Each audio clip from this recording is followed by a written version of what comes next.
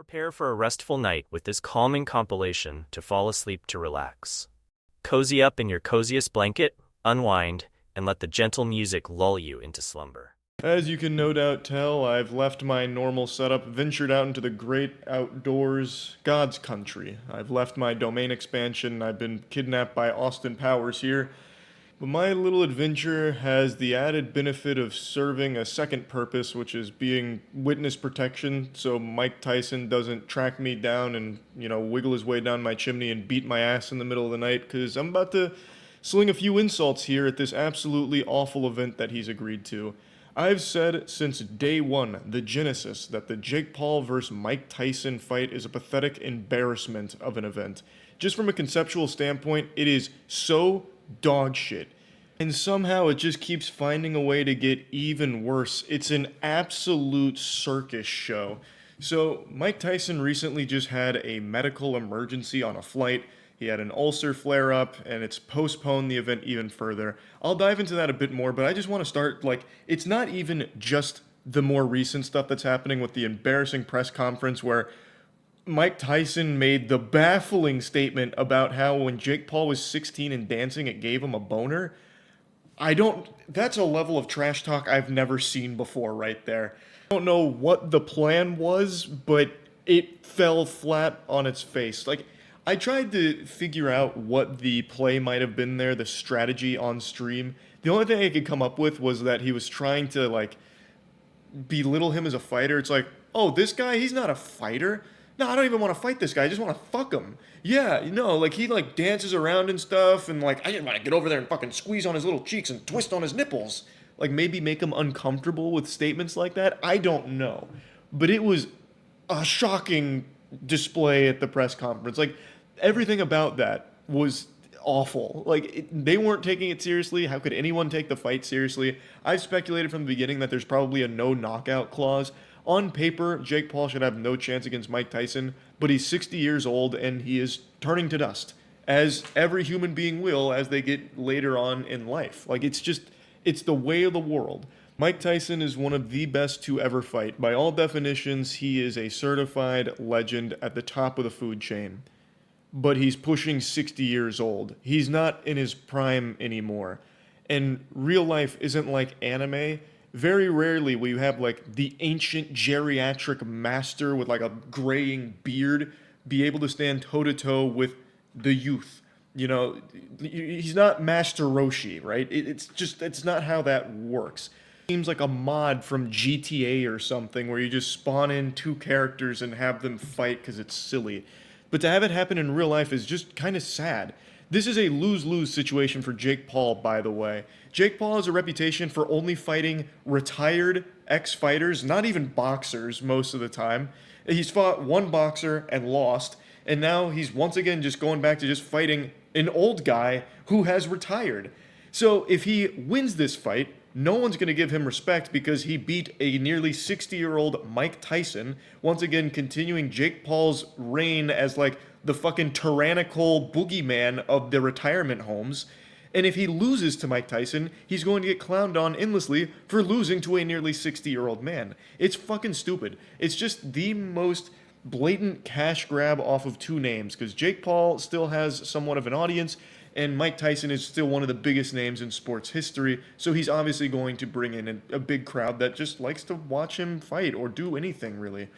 But beyond that, this isn't a you paid for the whole seat but you only need the edge type of situation, You're not going to be biting at your nails, jumping out of the chair at every thrown jab or anything, because it's just kind of like a pathetic little whimper of a cash grab, really. Mike Tyson has fought legends. Jake Paul fights to get out of his brother's shadow. They're not the same. This isn't a real match, no matter how hard they try and market it as such. The press conference really set the tone of the whole thing where they're both laughing back and forth. This isn't a real thing. They're just both getting paid a bag to do it. And that's it. Anyway, I'll talk about the most recent blemish on this event. Mike Tyson had a medical emergency while on a flight. It was identified as an ulcer flare-up, and he's been advised to avoid heavy training for a few weeks. So, in response to this, the event has been postponed to later on in the year, people who had previously purchased tickets are still going to be able to have those tickets honored for the new date and all of that. Or if you can't make it, you get a refund. I don't even know why I'm bothering to cover that component of it. I don't fucking work for SeatGeek, but I figured I'll just give you the entire kit and caboodle here of the situation. So it's been postponed because of Mike Tyson's ulcer flare-up.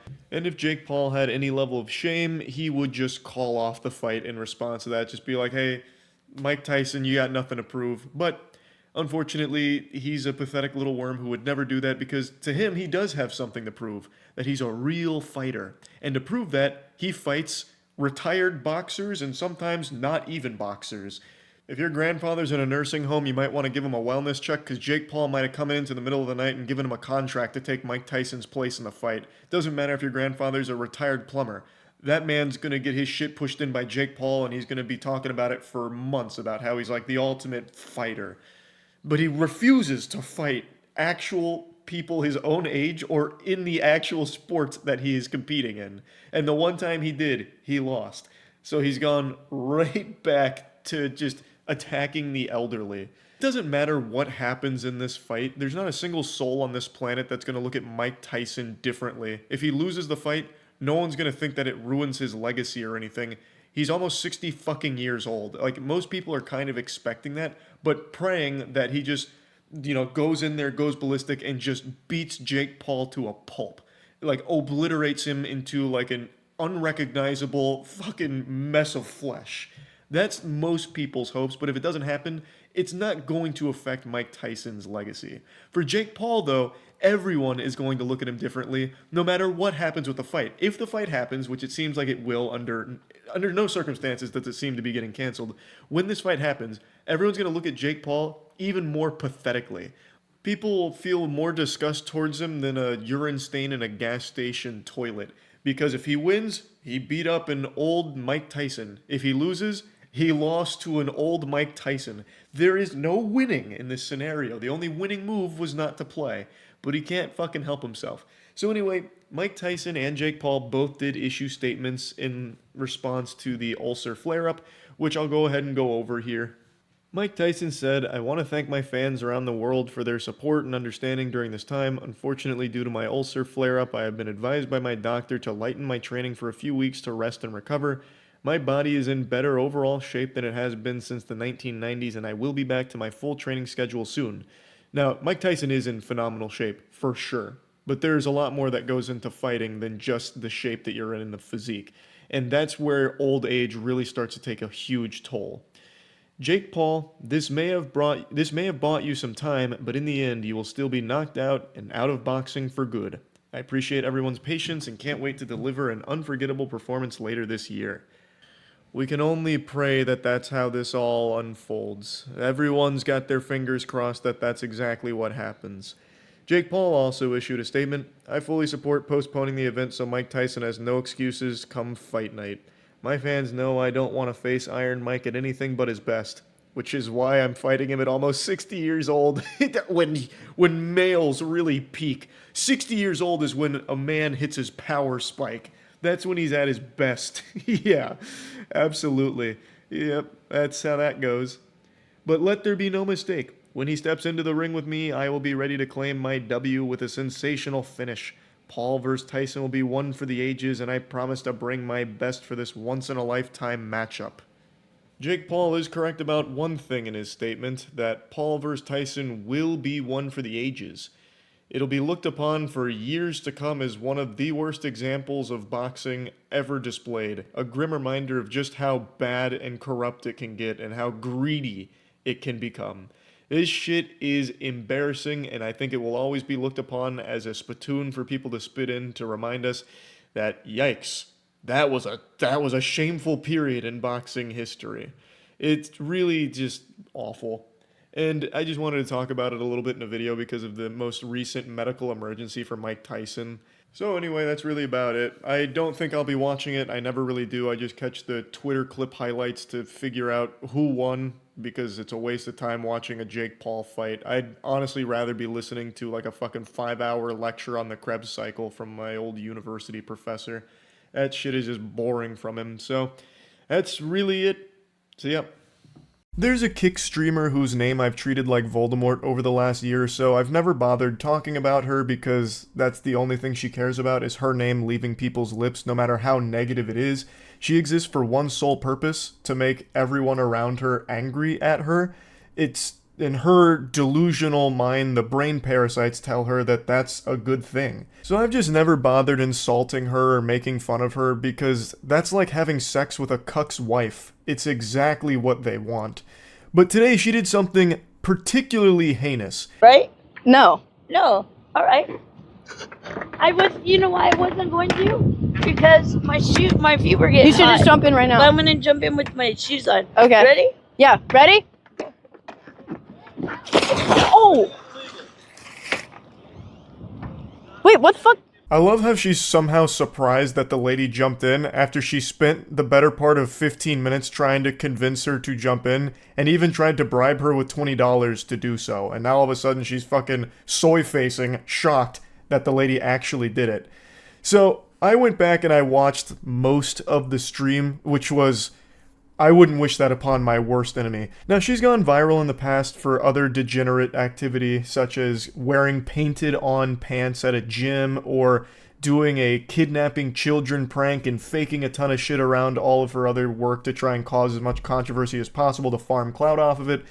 But this one is a little bit different. So, the lady she had jump in is someone who apparently cannot swim. She said that she can only float and can't swim. And I initially thought that this was just more staged, phony baloney, garbage. But from a couple of the articles I read, they're reporting that the fire department in the area really did pull a woman out of that lake on this day. So it does seem like it's real. Yeah, do you want to have a play date?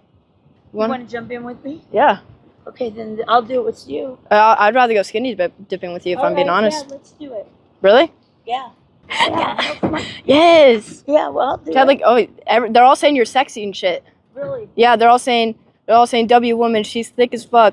You should jump in the water to find it for me. Well, why don't you jump in with me? I'll give you $20. $20? Yeah, that's a W. No, come That's on, a good deal. jump in with me. $20. Hot. Yeah, so you go No, in. you gotta go in. You with go me. in. You try to find the You scanner. said you're gonna jump in with me. I'll jump in after you.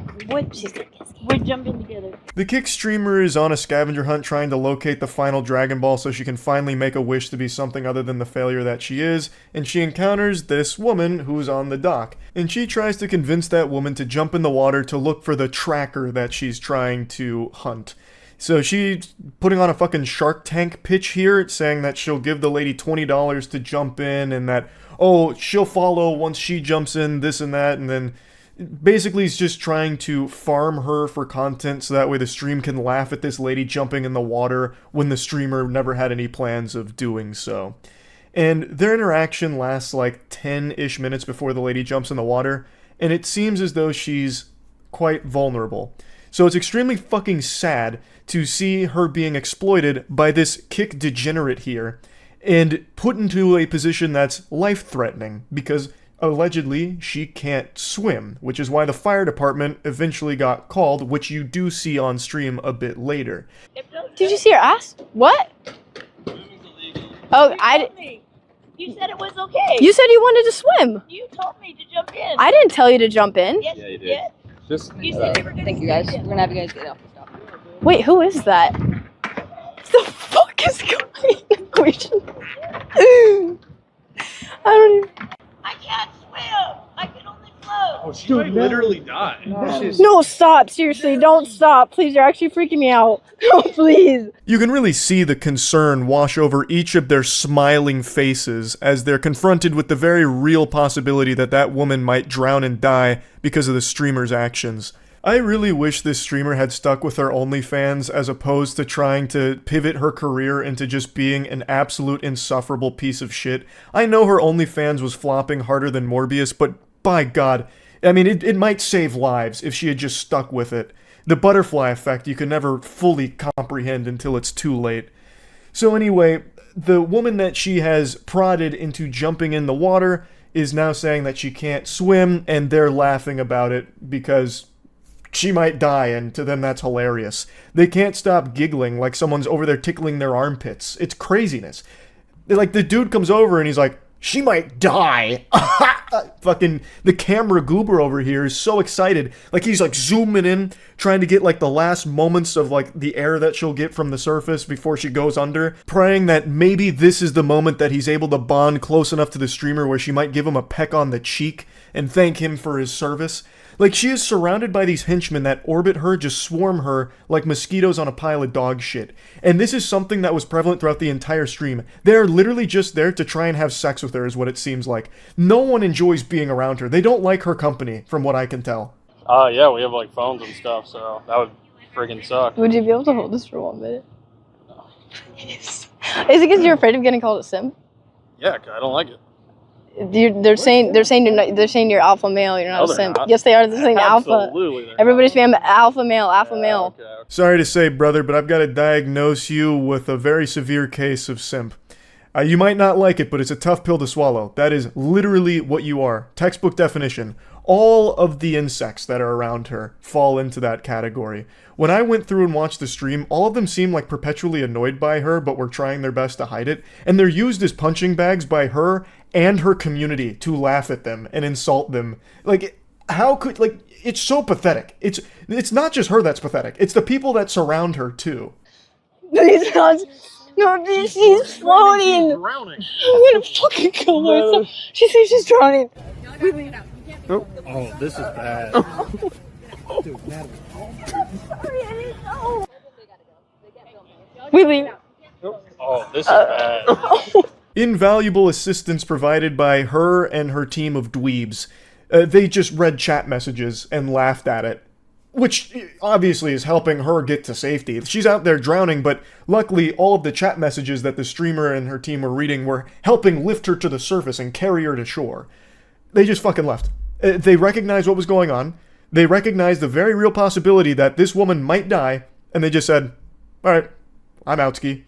Time to bounce. We're gonna scram now. Good luck. And they just leave her there. That's fucking insanity. And they laugh about it because people like her don't treat the other human beings around them as if they're real people. To her, everyone else is just an NPC, a prop that she can use for content and nothing else. That's the extent of their presence in her world. And once they've outlived their usefulness, she doesn't care about them, which is why she clearly doesn't give a fuck that that woman might drown out there, because she doesn't even view them as a person. That was just a piece of content for her, so she has no qualms about just leaving. She says she's drowning. She says she's drowning. I think you literally just murdered a lady. No, I didn't. I swear. I think you No, I didn't. Let's go. Dude, she's drowning in the lake. God, there's a fire truck. Nah, this is bad. Like I said, I was initially skeptical when I saw this clip blowing up on Twitter because she has a history of faking shit. So I thought this might be another scripted thing just to get some, like, rage clicks to her stream, which I always think is a dumb fucking business decision. But when I went back and watched all of this happen as it unfolded on the stream, this does seem very real, because that fire truck does show up at, like, a very quick time from the second that she gets in the water and other people are, you know, catching on to what just happened, to them telling the streamer and her friends to leave. The fire truck pulls up only a matter of minutes later, so I'm guessing they must have called 911. They sent out the emergency response team to save this lady who can't swim. So it all does seem real. This doesn't seem like it's all just a bunch of fucking smoke and mirrors here as some kind of, you know, ingenious supervillain play from this kick streamer to try and get a couple extra viewers. She is just a piece of shit. She actually would have killed that woman if there weren't others around to call 911. That's unfathomable to me. Not only did she not do anything to help, but the dudes that are with her did nothing to help. All they did was laugh at the situation where someone's life was actually in danger. That's so fucked up. I did not know she was mentally ill. I thought she was just trying to have fun. I thought she was drunk or something. I don't know what you guys are talking about. What? Wait, why is she just here though? If she's like mentally ill, does she just like roam around the like area? Of course this happens like what? 30 minutes of my stream? Like I spent time convincing someone to jump. See, now she's just floating in the water. I think she's on drugs. I just had to toss this little turd nugget in here as a little bonus clip. This is after she convinces the woman to jump in the water and she leaves the dock. She tries to, like, play the victim here, where she's like, oh, of course this happens 30 minutes into my stream. This selfish, mentally ill woman comes up to me and, well, I have to try and exploit her for content, so I convince her to jump in the water, and it turns out she's mentally ill. What's she doing here? You know, getting me in potential trouble 30 minutes into my stream. Oh my goodness gracious. Playing the victim is her bread and butter, by the way. That's her signature anime finishing move. She always defaults to playing the victim in every situation that she causes. If I had to give her like one compliment, I'd say that she's talented at being a professional victim. She always does shit like this. So even in this situation, where she even knows she is 100% in the wrong, she goes on Twitter after this all blew up and said, "The lady wanted to swim. They told me to leave and stop filming. That's why we left. And she got the help she needed and is fine. Stop dragging me. Allah." What she did is indefensible, and she knows that. I watched the stream. She mentioned it and wrestled with it in her fucking empty little noodle multiple times about how she might have killed that lady. And she just doesn't care that much about that. All she cares about is whether or not it's going to lead to a viral clip and maybe a couple of extra viewers. That's it. And then she goes on Twitter and is like, oh, actually, everything was totally fine. We couldn't help because they told us to leave. They told you to leave because you weren't helping. You caused the problem and then did nothing to actively try and help in any way. So obviously they would want you out of there. You could have still done something to help. You could have called 911. Them telling you to leave doesn't just fucking, launch an EMP that disables all your electronics where you can't dial 911. You could have called for help if you didn't want to actually get in the water and try and help her yourself. Like, it's so stupid. It's a terrible, terrible, terrible excuse. It's not something you can ever possibly make an excuse for, but she still tries to get a couple, wah French cries in here, trying to drum up some sympathy for herself, even though she is just a piece of shit. Plain and simple. All she cares about is making people mad, so that way maybe people find her fucking awful streams. That's it. So I bet she is smiling right now. And in fact, I know she is, because I was watching her stream as I was making this video. She's live again. She doesn't care. This is a good thing for her. I think she's seeing more viewers than she was previously, so I bet she thinks this whole thing was absolutely fucking worth it, because she's not going to face any repercussions for this. It doesn't seem like anything's going to come from it, like on a legal side or criminal side or anything like that. So to her, this was just a smart play. Almost killing a woman on Kick for some extra viewers. So yeah, this lady super sucks. I think she is fucking terrible. That's really about it. So yeah. I insult mainstream journalism more often than 50 Cent insults P. Diddy. I am constantly clowning on mainstream journalism. If the clouds are out, you can bet your sweet bippy I'm going outside shaking my fists at them, screaming my opinion of journalism at them. I think that industry has gone in an unforgivable direction. Like, I challenge any one of you to open an article on your phone. It'll be the last mistake you ever make, because you'll probably end up throwing yourself down the staircase in frustration because you won't even get the article. You just get inundated with ads. Auto-playing video ads, jump scare sound ads, banner ads all throughout the page covering every single pixel. It's just ads out the wazoo there. They don't even use punctuation anymore, like periods and question marks to finish a sentence off. They just put like an ad there. You get maybe 2 tiddlywinks of information about whatever topic you clicked on, and the rest is just ads. It sucks. Or they just straight up paywall it and you can't read it without giving over a subscription fee. It's downright diabolical. It's tacky and I hate it. It's just an industry that I think is going in the worst possible direction.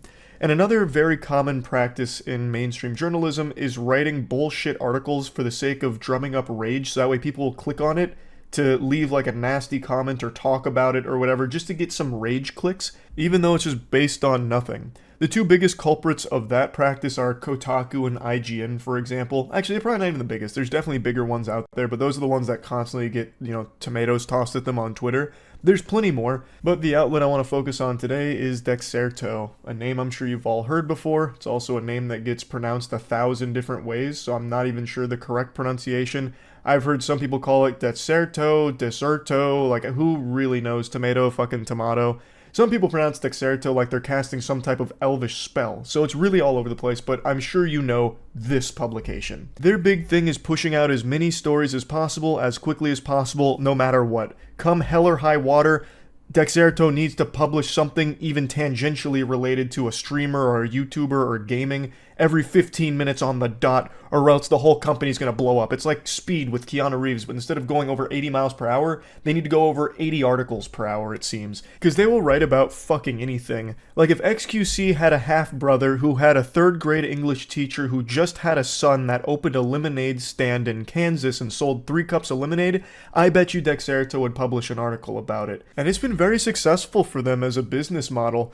Oftentimes when a big story breaks, it's the Dexerto articles and headlines that are getting pushed around the most, like they're the center of fucking mosh pit here. Those spread the quickest because they're really a concise breakdown of like the main points, like a bare bones synopsis of whatever the topic is, so it makes it easily digestible and people share those the most. And since they write about everything, they always will be there for the bigger stories. Oftentimes when they do like the smaller niche things like, oh, did Tim the Tat Man leave a Hershey stain in his boxers? Look at his britches at, timestamp hour 22 of his Call of Duty Warzone stream from last night, and they'll write a whole article about it or whatever. Those kind of just wither and die, but they still publish them. But sometimes they don't. So that's what happened yesterday. Dexerto published an article about me. And I use this phrase a lot, but I mean it. This is the truest sense of a nothing burger.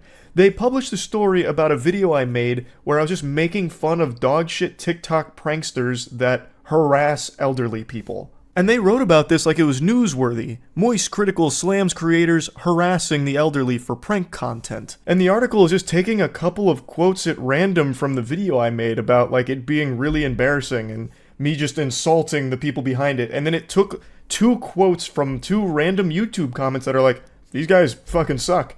It's like, why is that an article? This isn't anything noteworthy whatsoever. This isn't some grand, controversial, brave statement or anything where the Dexerto author was shocked, mouth agape. Oh, he did what? No one's ever thought to go after TikTok pranksters. What a pioneer.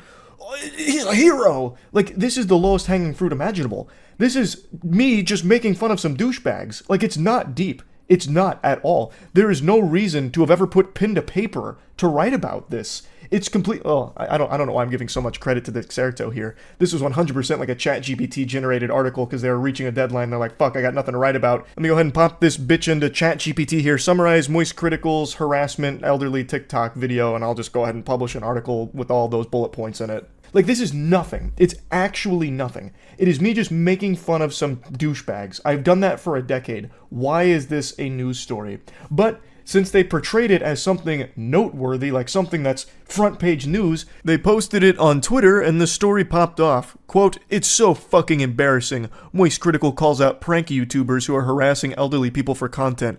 Man, this guy, wow. He took up the sword and did what no one had the courage to do.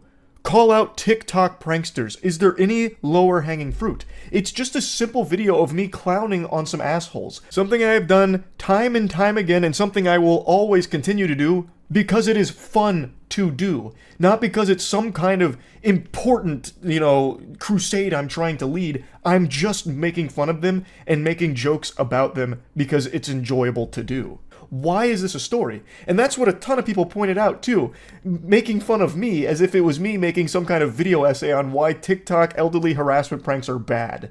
When that is not at all what I was doing, I was just making fun of them. Like, that is it. Like, it's about as like lowbrow as those 3 farts. Like, my little ass trumpet right there is about how deep that video went. I wasn't making big statements or anything. I was just making fun of them. There was no reason for this to be a news article. And they do this all the time for everybody. Like, here's another one I remember. Moist Critikal slams creepy alpha male dating coach charging $3,000 for advice. Again, it's me making fun of some loser. Like, that's it. Like, this isn't a story at all. They're just seemingly picking videos at random and just, like, giving a brief summary of that video and portraying it as if it's me making some kind of, like, grand stance here. And when they post it on Twitter, that's what people think I'm doing, which I'm fucking not. Like, I'm not making anything deep about elderly harassment pranksters. Everyone knows they suck. Everyone the people themselves are, like, shameful little worms, and I know when they have moments of self-reflection, they look in the mirror and they're not happy. Like, everyone knows that they are objectively worthless losers. Like, I'm not doing anything brave. This isn't news when I make fun of TikTok harassment pranksters, or the TikTok love guru who's selling you the 888 get pussy now service for 3,000 clams. Like, that's nothing to write about. I'm on the edge of my seat waiting for their next banger article. Moist Critikal makes strong stance against animal abusers. Fucking flames coming off their keyboard as they type about it. Whoa. It's just super dumb. It's really dumb. They've been doing this for actual years, by the way. Some of my favorites include this one about me insulting the Modern Warfare 3 campaign, calling it objectively bad, which it is. That shit blows ass. It is terrible. Boo! Boo! I'll say it a million times. Modern Warfare 3's campaign was unforgivably cringe, worthless, trash. Why would that ever need an article, though? Pretty much everyone with eyes agrees with that take. There's nothing to write about there. They're just summarizing my review of the Modern Warfare 3 campaign. What is the point? And speaking of what is the point, here's one they made about me being elated with YouTube streams after I moved away from Twitch. And then right before this one, they made an article saying Moist Critikal suffers major YouTube stream issues after Twitch contract ends. These are two videos I made. One of them with the major issues was about how I accidentally locked my streams to 720 on YouTube for the first stream, as well as like not figuring out how to change the title or put like a custom thumbnail or whatever. Like, it was all just like in jest, like it wasn't a big deal or anything. I was just explaining like, damn, this is like a lot different than I thought it would be. And they wrote a fucking article about it as if it's some kind of big breaking story, and then a month later they're like, wow, Charlie's happy with streaming. Cool. Who gives a fuck? Why are we writing about that? Why would anyone at Dexerto even think that's worth writing about? I am confident that AI plays a huge role in their topics for Dexerto. Like, it's literally just taking random videos and portraying them as a news story. And they just, like, summarize in, like, 2 or 3 paragraphs what the video says at random sometimes. It's fucking stupid. It's a complete waste of time. I could go on and on with so many examples here, but there's no reason to. It'd just be super redundant. You get the point.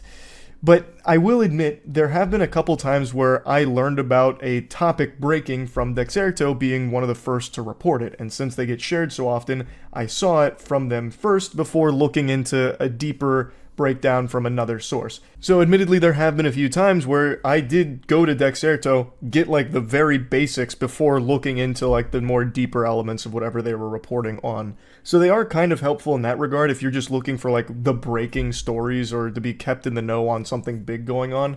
But all like the actual stories they cover are surrounded by these like fluff nonsense about nothing. Like actually nothing.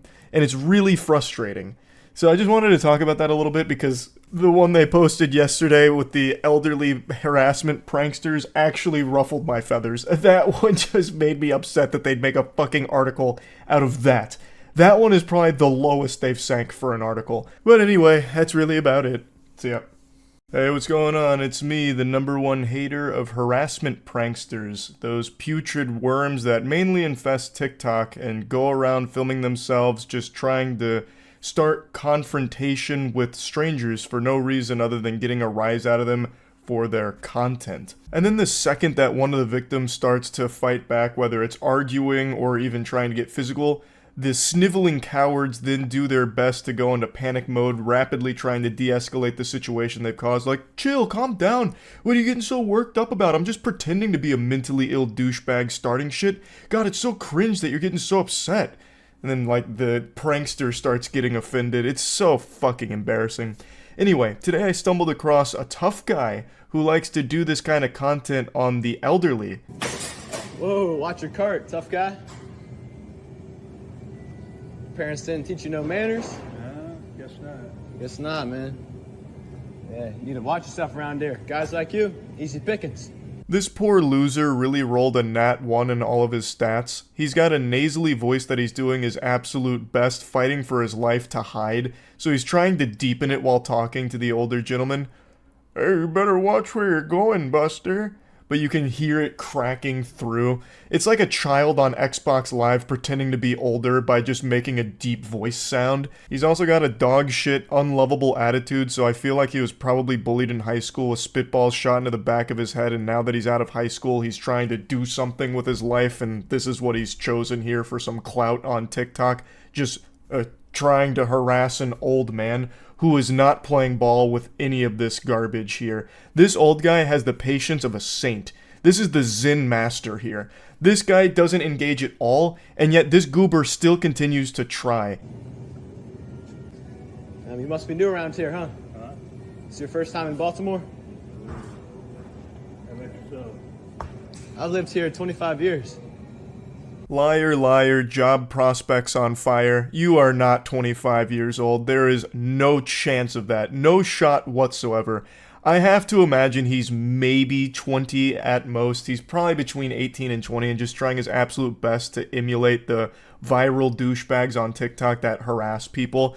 But he's so much of a little pussy that he's doing it to an elderly gentleman. Someone he knows is not going to fight back, because if he did this to anyone else in his age bracket, I bet he would have been fucking snapped in half. He sounds like a dweeb.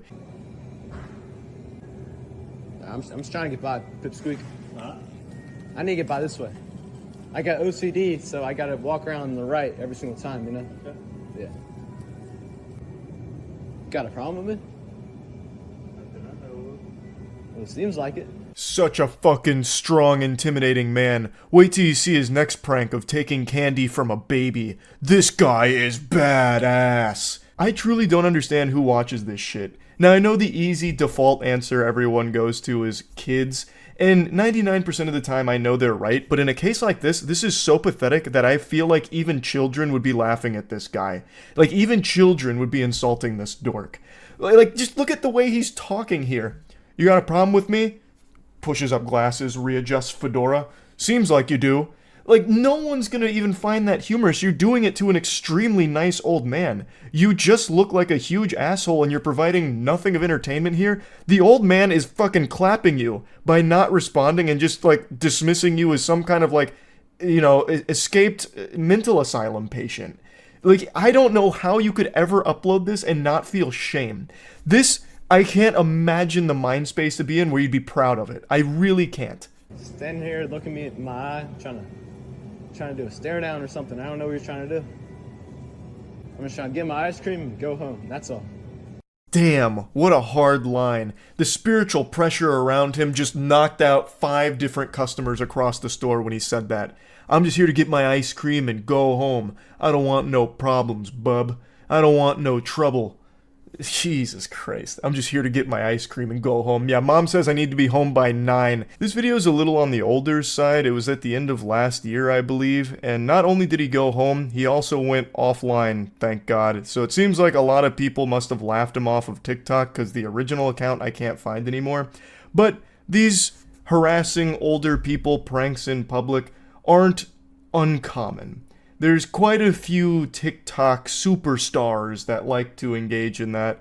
One of them that blew up a while ago, also on the other side, is the one where people would just grab a hose at Home Depot or Lowe's and just spray random old people as they walked by. This way. Oh, huh? Oh, how do you turn this off? Oh, snap. Oh, shoot. Oh, snap. Whoa, whoa. Oh, snap. Oh. I'm sorry. I'm trying to turn it off.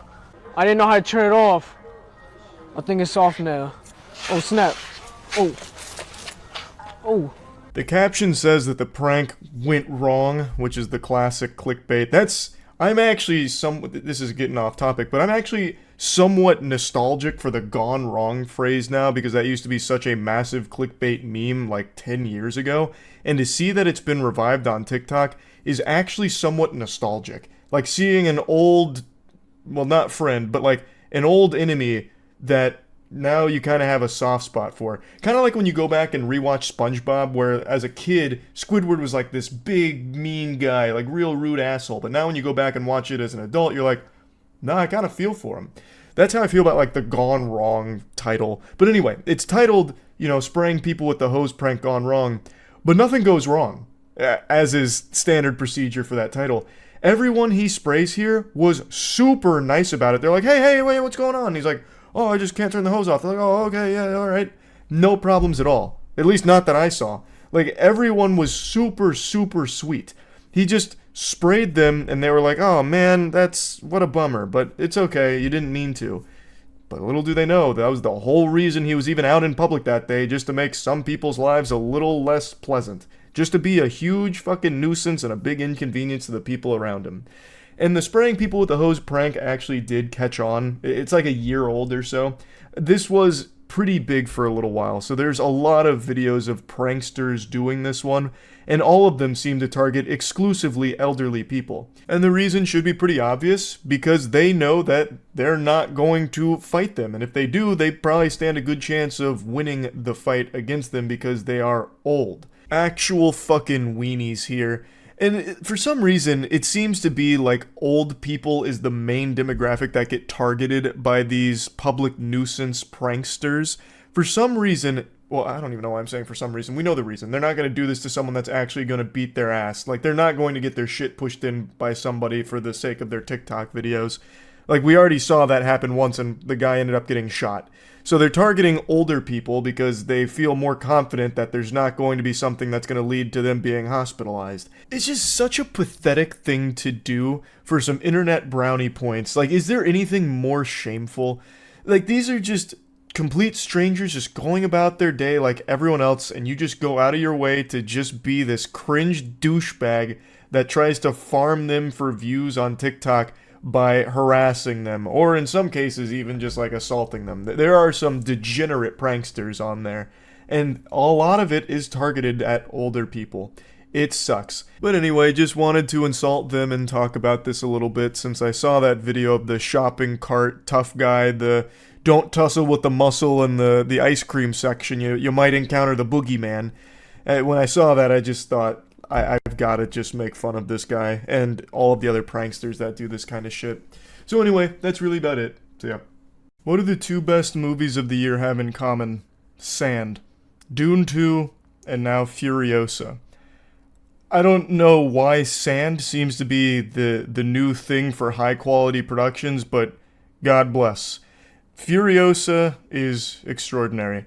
I am a huge fan of Mad Max Fury Road. I think it is a masterpiece that will probably forever stand the test of time. I think that movie will always be good, even 100 years from now, no matter what the standards are then. When our fucking existence is just like little brains in a jar, we'll probably still be highly entertained by Mad Max Fury Road.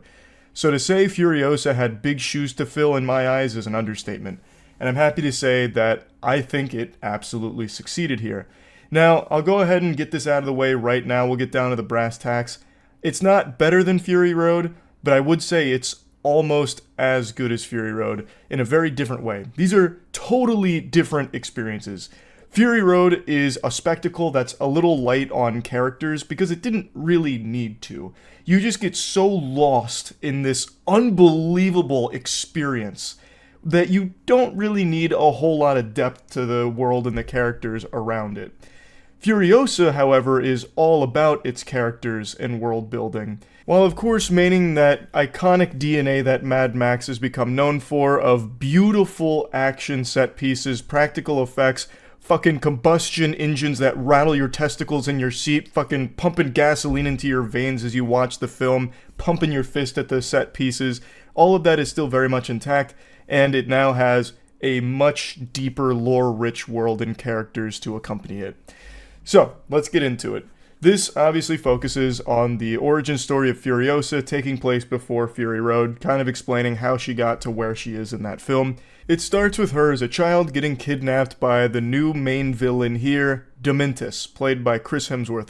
I love the name Dementus, by the way. It's very reminiscent of old George Lucas Sith Lord ideas with Darth Insanius and Darth Yucky. I love that name. Dementus is so good. Now, I initially thought he'd be like a diet great value Immortan Joe, but he's not at all, just completely different.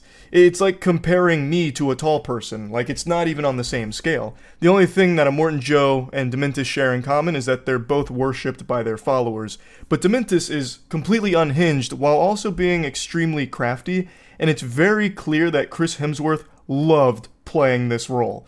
Every time he is on screen, it just seems like I'm watching him like have the time of his life. I'm not kidding when I say I half expected him to bust out some of my dog shit dance moves when he was going into like a villain speech that he was given. I thought he'd be hitting him with like the "Where's my hug at" when he's threatening Immortan Joe or something. Like he is just, it's hard not to be entertained when Dementus is on screen. I'm trying not to get into any like spoilers or anything, but I love the way that he approaches this world. He knows that he is an evil piece of shit. He's well aware of it, and he just tries to have fun with that. I'm talking about Dementis the character now, not just Chris Hemsworth playing him. So, like, for example, when he goes to try and strike a deal with Immortan Joe, he has a hostage, and he has this weapon that's attached to the hostage that he's, like, holding back, and he's got little nipple clamps attached to it at the same time, so that way if he lets go, it's gonna rip his nipples off. For no reason other than he likes having his nipples clamped and thought it'd be fun. Like, I don't know, like, how can you not enjoy that? That's so fucking good. So I am a huge fan of Dementis, and I am glad that it's not just doing the Immortan Joe character again. They made a completely unique one here with Dementis, and I think they crushed it, and Chris Hemsworth nailed the performance of it. And I also think Anya Taylor-Joy did an amazing job as a young Furiosa here. She doesn't have very many lines, but the lines she does have are very powerful. When she uses her voice, it is a big deal, and it carries a lot of weight. She's also extremely badass, so she's like a one-woman army, just like fucking slaughtering tons and tons of people, but she's so far from invincible. She gets beat up, she loses more than she wins. Try not to get into spoilers, but she suffers great loss, like, physically, emotionally, obviously. Like, she is not, some superhero, but she does what she needs to survive, and she is great at that. But anyway, switching gears back to the overall story, the narrative. After kidnapping Furiosa, Dementis does something unforgivable, and Furiosa dedicates her life to revenge. She will do anything she can to get the chance at killing Dementis for what he has done.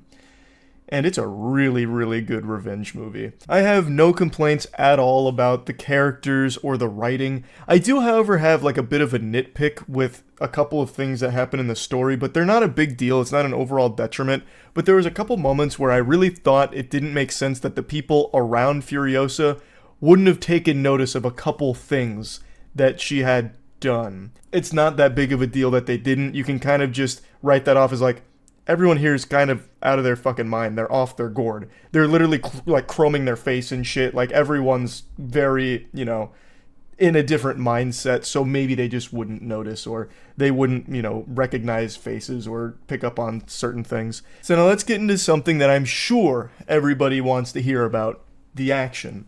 Mad Max Fury Road became very, very well known for its practical effects, using all real stuff, stunts, actors, cars, vehicles, all of the explosions, all of it being very authentic, very little CGI. There is CGI in the movie, contrary to popular belief. There is CGI in Fury Road, but it's used to enhance a lot of the practical effects to make them even larger than life, and it never really feels like there's CGI there when it is there. Furiosa does have more CGI. And Furiosa's CGI isn't used in the same way it was in Fury Road. What I mean by that is there's a couple of scenes that it's very clear they're in front of a green screen. It is still majority practical effects. Like, don't mistake me, this isn't like a fucking Marvel movie level, CGI out the wazoo or anything here. But there is noticeably more here, and it does stand out, especially because I went in expecting there to be pretty much none, like there was in Fury Road, where it's, it's sprinkled in here and there for some flavor. But in Furiosa, there are entire sequences that definitely have a lot of CGI elements to them. It's not horrible CGI or anything. We're not talking like it's Beast Wars from the 90s or anything. It's not looking like Jimmy Neutron. But you just do notice them because everything else is practical effects for most of the scenes. So when there are scenes that are a lot of green screen, you're like, that looks super different than what I just saw. What kind of fishy business is afoot here? Now, I understand it's a much bigger movie in terms of like scale than Fury Road, so it's hard to expect all of it to be practical, but it is definitely worth noting that there are some scenes here where it does stand out. Like, I hate to just keep comparing it to Fury Road, but it's super hard not to. So like when you had the big CGI moments in Fury Road, like the storm, that shit still looked like amazing. Like that looked so like vivid, like it really felt powerful. Like that CGI was there to enhance and bring more flavor to everything we were experiencing, like physically, like all the practical effects. The CGI here it doesn't really do the same thing. And I know I already mentioned that, but I wanted to give like a direct example, like with the Storm and Fury Road. But overall, I was still very pleased and highly entertained by all of the action sequences. It is so fucking incredible to see like the war boys jumping down, slamming the explosive sticks, throwing the explosive sticks, and they had like some paramotors going and dropping more explosives on the war rig. Like, it was all so good. So fucking good. And one thing that I have to mention here is I just love the world. Like, I love all of like the silly character costumes that George Miller comes up with. They're so good. There's just nothing else really like it. It's just so fucking unique. I'm a huge fan, and I really do think Furiosa is a great film. I don't have any like major complaints. Like, even the CGI thing that I harped on a little bit, to me, didn't ruin it. It didn't take me out of it. It wasn't even like really disappointing or anything per se. It's just something that I noticed where I was like, oh, Fury Road I do think was definitely better in that regard, but Furiosa is still better than the vast majority of things that come out in terms of its action and its practical effects usage, as opposed to putting all of the budget, all their eggs in the basket of CGI. They say, fuck it, we'll do it live. We're going to do it with real actors, real stunts, real environments, real vehicles. Fucking run it. And it's still so thrilling. And it just breathes so much life into a film like this. So, Furiosa, I definitely think, is a must-watch movie, especially if you like Mad Max Fury Road. I imagine you probably didn't need my seal of approval on that. If you liked Fury Road, I guarantee you are going to see this no matter what. But plugging Furiosa into the moist meter, I'd easily give this a 90%. It's still a very, very, very good movie. It's about 2.5 hours long, and it tells like 5 chapters. And I don't think it feels 2.5 hours long. Like, this was a like full throttle, just blast. It was great. So yeah, Furiosa, absolute banger. It slapped. That's about it. So yeah.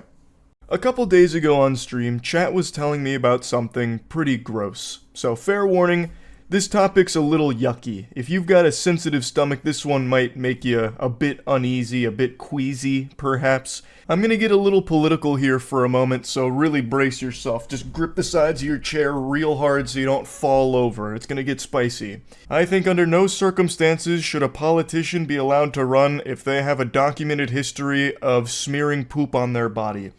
And you know what, that may have angered a few people out there, but you know what, you sensitive souls, I'm gonna go even harder on this. You can't stop me, I don't care who it offends. I think if you have a documented history of eating shit, that should also disqualify you.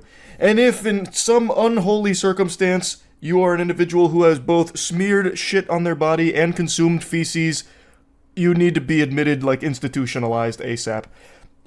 I'm talking about a German politician who went viral like a week ago, and I just learned about him like 3 days ago. His name's Martin. He had videos and photos of himself come out where he covers his whole body in shit. Apparently he even covered a dildo in poop and started inserting it into himself. He put a bunch of poop on his mustache and gave himself like a Hitler stash of shit. And then his videos that he posted went viral where he went into a public bathroom and started licking the toilets. Like, not just the toilet seat. He was licking crusty urine out of the toilet bowls and then like licking the toilet brush as if it was a lollipop. It is revolting. Absolutely revolting. Now, some of you may have seen this floating around on Twitter because a couple of the infamous rage bait Twitter accounts were saying shit like, why are all lefties like this? And then posting the video of the guy like licking the toilets and shit. Martin is, I suppose, I don't know if he's like excommunicado, like it's something out of John Wick here, a candidate for the Free Democratic Party, or FDP, which I'd never heard of, so I looked into it a little bit, and from what I've read, they've got pretty much every label under the sun. Like, it started as a liberal party, but in modern times it's more leaning towards center-right because it's conservative fiscal policies. Like, it's all over the place, but regardless, it's fucking cringe to be using this very unhinged individual to represent, like, oh, look at, this is all of them, all poop eaters. Like, it's so fucking lame. This is an unhinged maniac that I think has transcended party lines, where it's a bipartisan perspective where no one's going to like this. There's not going to be many people championing for the toilet licking goofball. But anyway, I want to show you the videos. I can't show you the poopy pics, but I will talk about those in a bit more detail after I show you the video. So here's from the stream when we watched it. Did you see the video of the German politician licking a public toilet? Bro looked really into it. Licking public toilet seat or like the actual toilet bowl itself? Let me take a peek. I did not see it though. A German politician filmed himself licking public toilets for God knows what reason. Well, we don't need God to tell us the reason. I'm sure this guy did, right?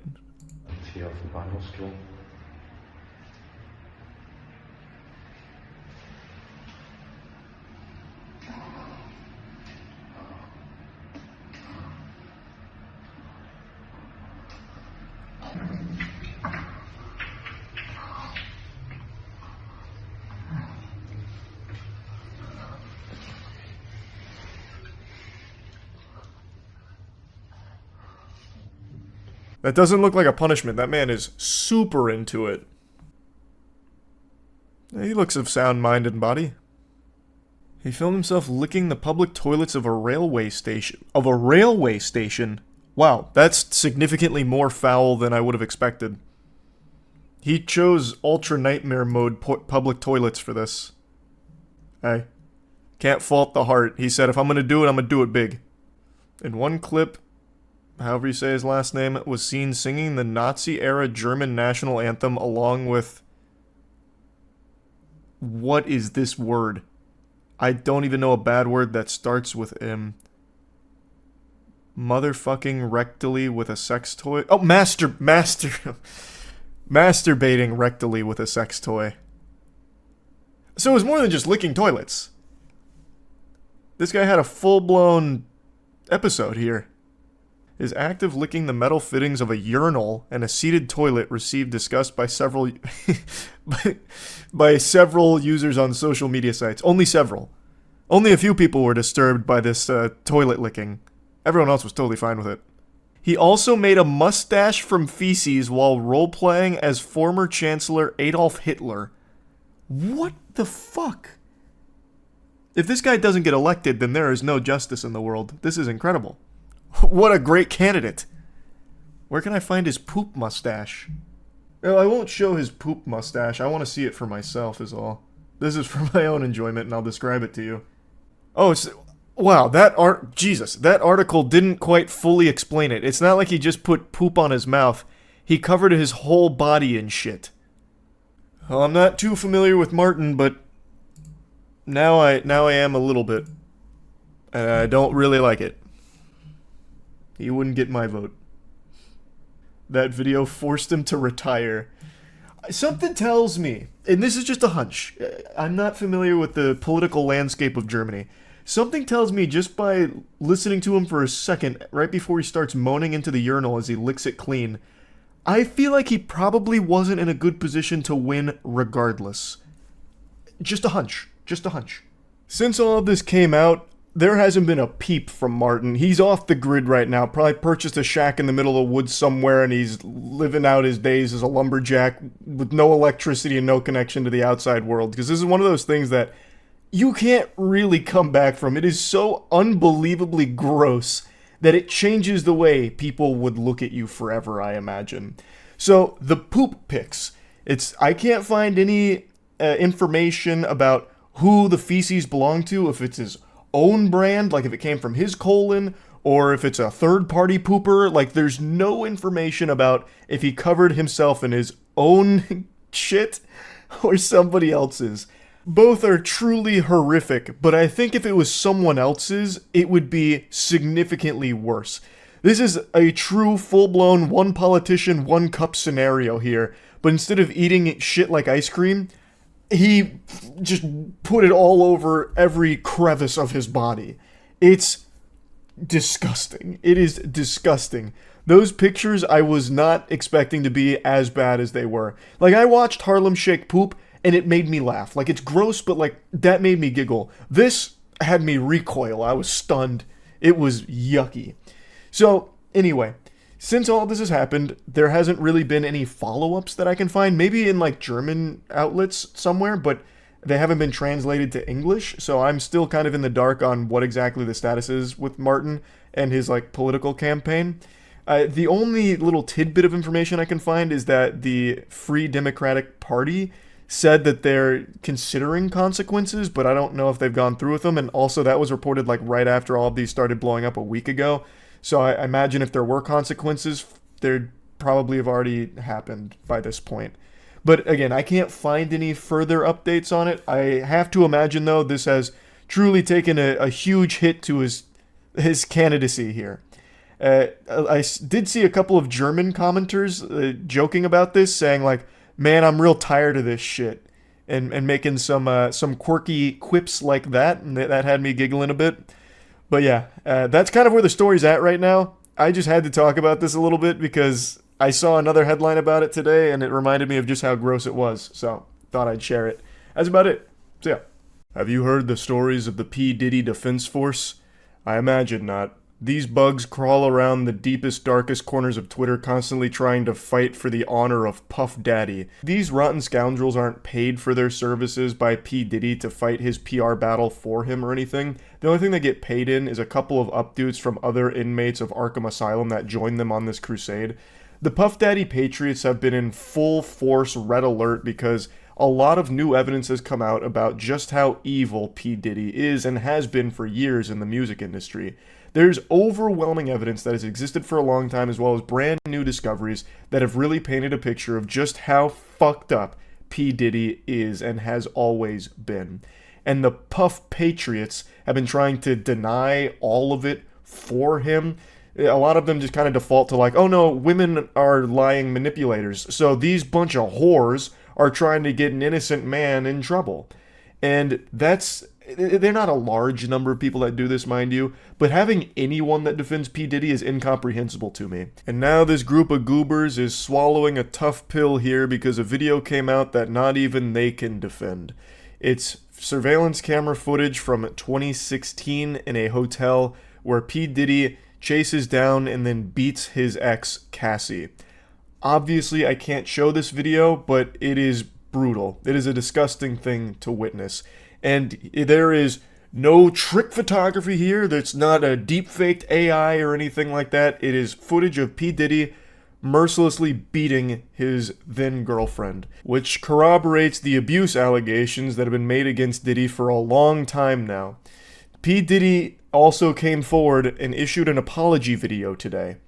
He actually sat down and did a fucking YouTuber apology for this. Let's go ahead and take a peek. It's so difficult to reflect on the darkest times in your life, but sometimes you gotta do that. I was fucked up. I mean, I hit rock bottom, but I made no excuses. My behavior on that video is inexcusable. He hits rock bottom, he hits women, he hits crack pipes. There's nothing this guy won't hit. The way he immediately starts this apology video is so fucking phony baloney. It's so difficult to reflect on the dark times, but I've got the strength to do that because I'm built different, so I'm going to reflect on the most painful moments of my life. When it comes to strength, I'm like a Super Saiyan being able to sit down and talk about this. Like, and then he goes on about how, like, it's inexcusable, he's not gonna make any excuses. Brother, your whole fucking career is built around making excuses for your abusive behavior and all the really fucked up shit you've done. And you are still constantly doing that. Even if it's not you directly making the excuses, you hire your fucking team of lawyers to do it for you to keep yourself out of jail.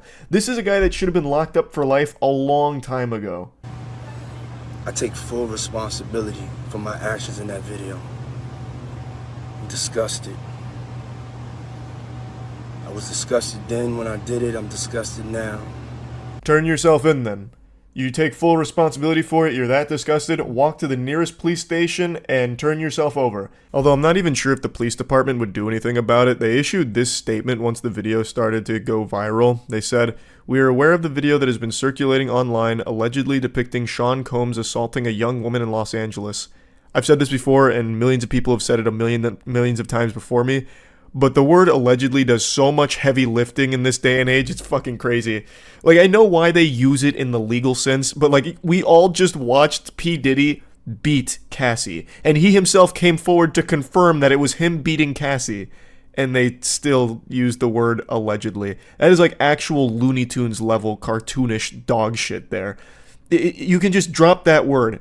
The video has been circulating online depicting Sean Combs assaulting a young woman. Like, there's no gray area here.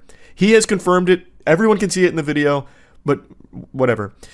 We find the images extremely disturbing and difficult to watch, and the office added that it would not be able to take action against Combs. If the conduct depicted occurred in 2016, unfortunately, we would be unable to charge as the conduct would have occurred beyond the timeline where a crime of assault can be prosecuted. As of today, law enforcement has not presented a case related to the attack depicted in the video against Mr. Combs, but we encourage anyone who has been a victim or witness to a crime to report it to law enforcement or reach out to our office for support from our Bureau of Victim Services.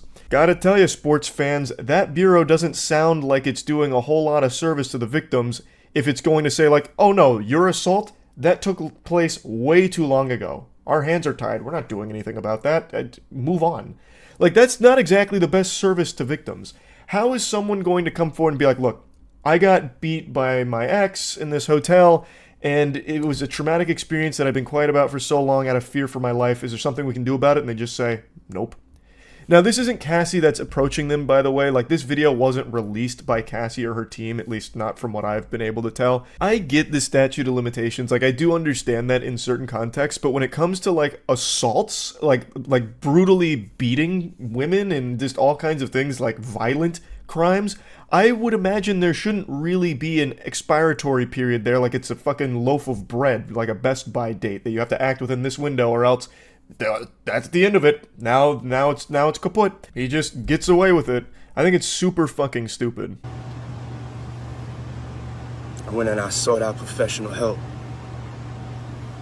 I had to go into therapy and go into rehab. Oh boy, I'm starting to tear up now. Yeah, this is some heavy stuff here, P. Diddy. This is tough. Would you like a side of French fries with that? Like, what the fuck, man? Why is he trying to summon the wambulance here? He tries to tell his own little sob story here about how it was so hard for him. Wah, wah, wah. I'm the real victim here, actually. It was tough for me, too. I highly fucking doubt he's done any therapy or any rehab or anything, because he has decades worth of allegations against him for these type of violent, abusive tendencies. And the allegations are backed by mountains of evidence and continue all the way to present day. So I highly doubt at any point in his life he's ever sought professional help for him being a violent maniac. Had to ask God for his mercy and grace.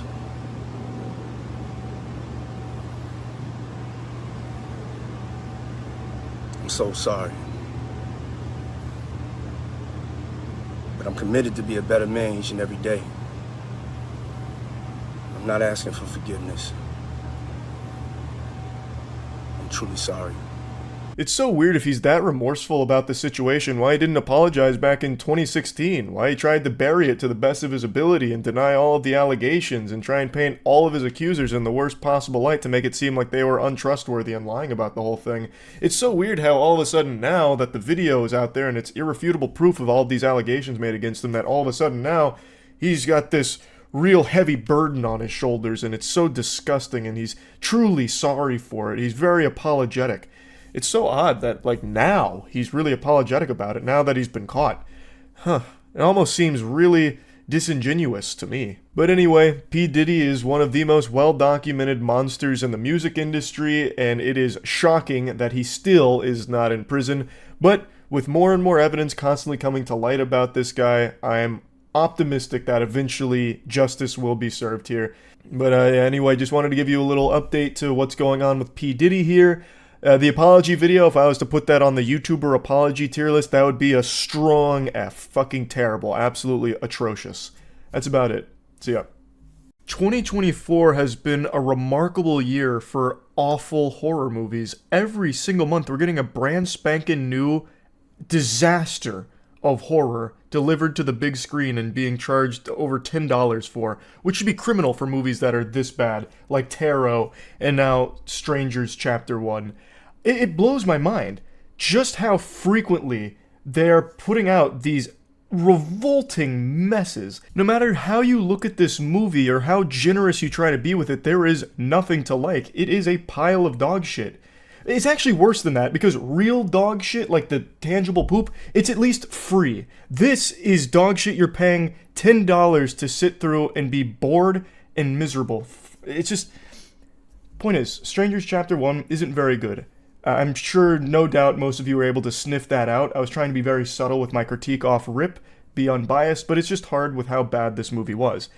And it's made worse by the fact that I really like The Strangers, the first movie from 2008. I actually think it's a classic. The second one, I didn't like nearly as much. I actually forgot it existed until I went back and saw that they actually had one from 2018. And I was like, oh, that's interesting. I must have missed it. And then I watched the trailer and I was like, nope, I saw it. I remember this now. It like opened up a repressed memory. Anyway, though, Strangers Chapter 1 is far and away the worst in the franchise here, and one of the worst horror movies of the year.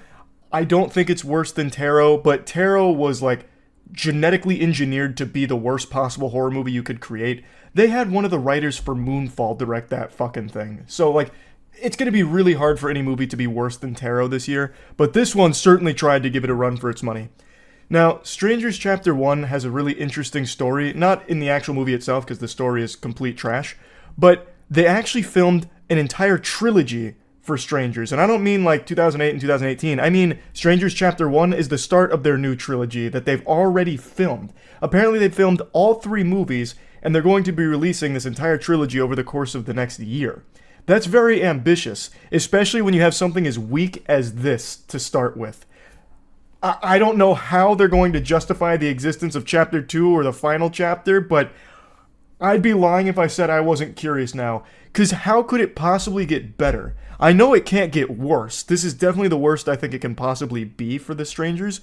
But what could they do to make it better? I don't know. The film ends with a to be continued, and nobody wants to continue this. But now I have this morbid curiosity with where this might go.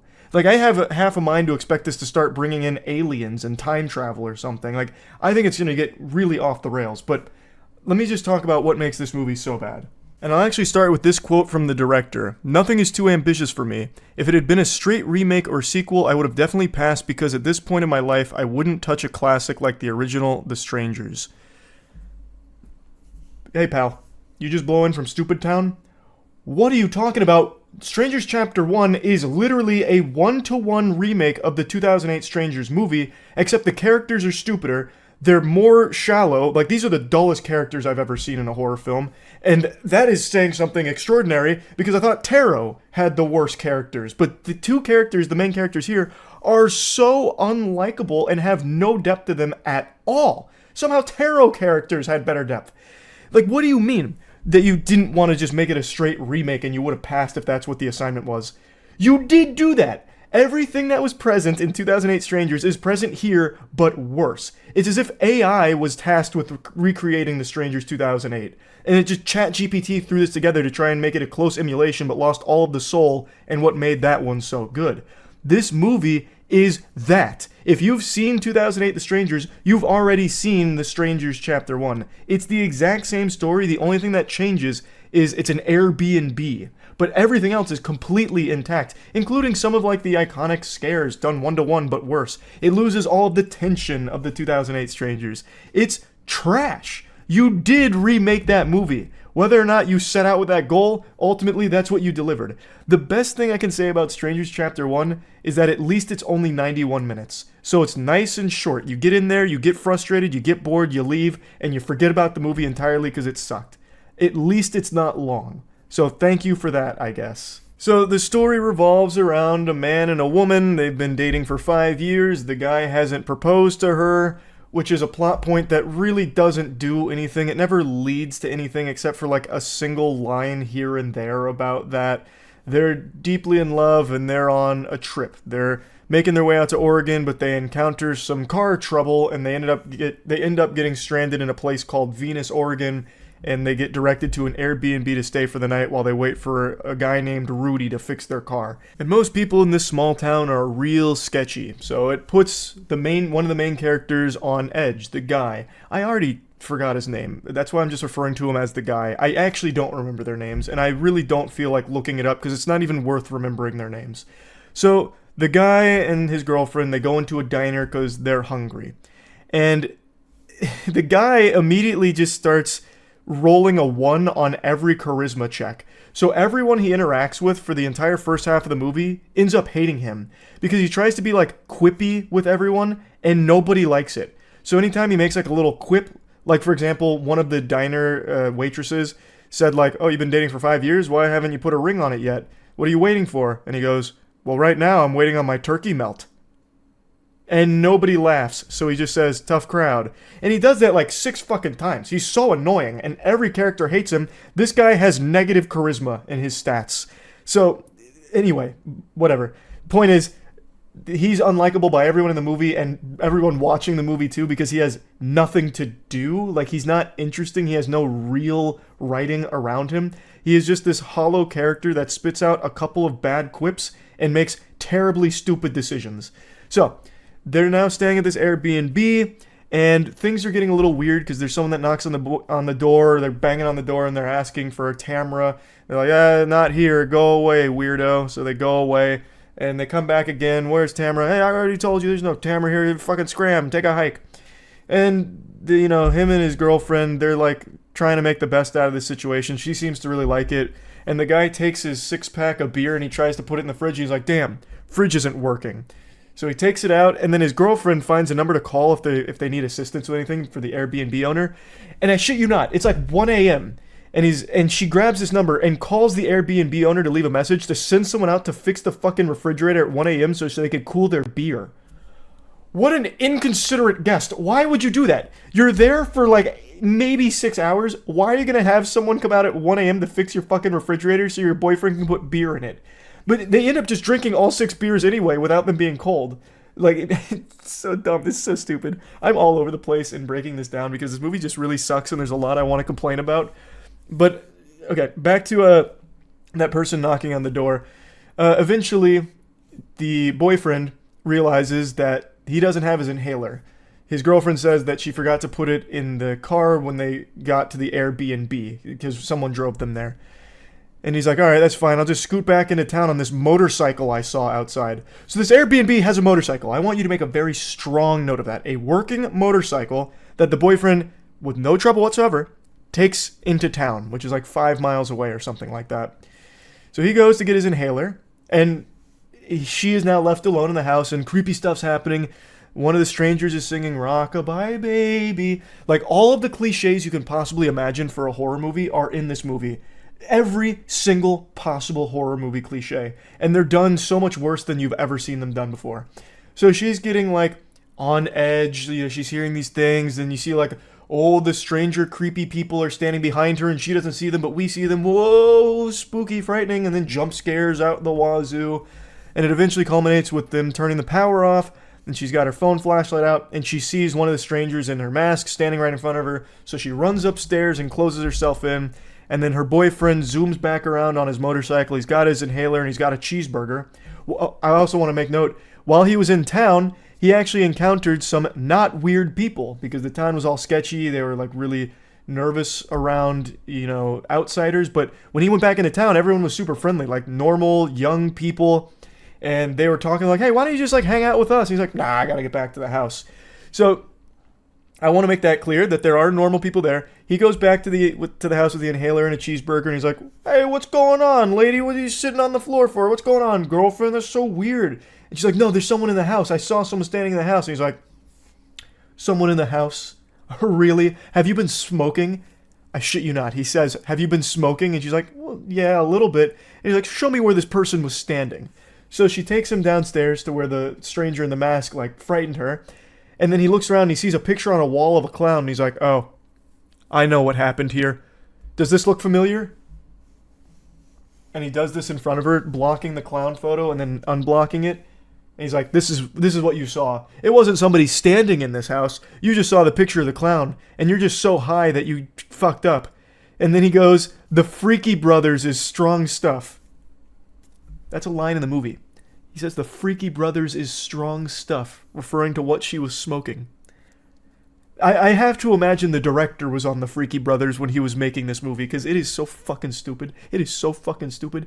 How in the world would you be like, hey, listen, it was definitely this picture you saw, not a human being standing here. That makes a lot more sense.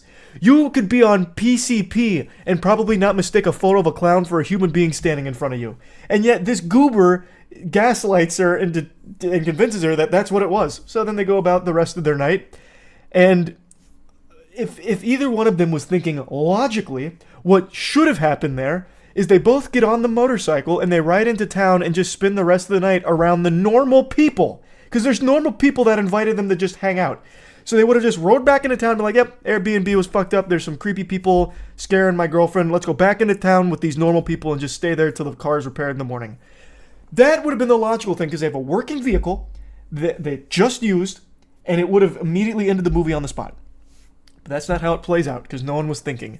So instead, they just sit there, they listen to some records, and then eventually one of the strangers wearing the mask, like basically the scarecrow mask out of Batman Begins, slams his axe through the door, and that's when it hits the boyfriend like, oh, my girlfriend's not crazy. Oh, we're in danger. So they run into one of the rooms, duck and cover, and just wait for everything to blow over, where one of the strangers with the axe just busts through the door, looks at them, and then walks away. And immediately after he walks away, like maybe 5 seconds, the boyfriend goes and he's like, all right, they're gone. We're safe now. It's actually like an NPC out of an Oblivion or something, where the second you break line of sight, they're like, oh, must have been the wind. Just cease to exist. So the boyfriend and the girlfriend are like, okay, we need to get some weapons. We need to prep just in case they come back, because fucking obviously, it's not like they just vanished. So they start looking around for weapons to no avail. Eventually, the girlfriend busts off one of the grates, and there's another thing I want to point out. The room they were ducking and covering in, there was a window right behind them. They could have just went through the fucking window and then just taken their chances in the forest. But they don't do that. Instead, I also skipped something. When they do get out of the room, they immediately go to the motorcycle. Way too fucking late for that, because now all the strangers are there, and the motorcycle blows up.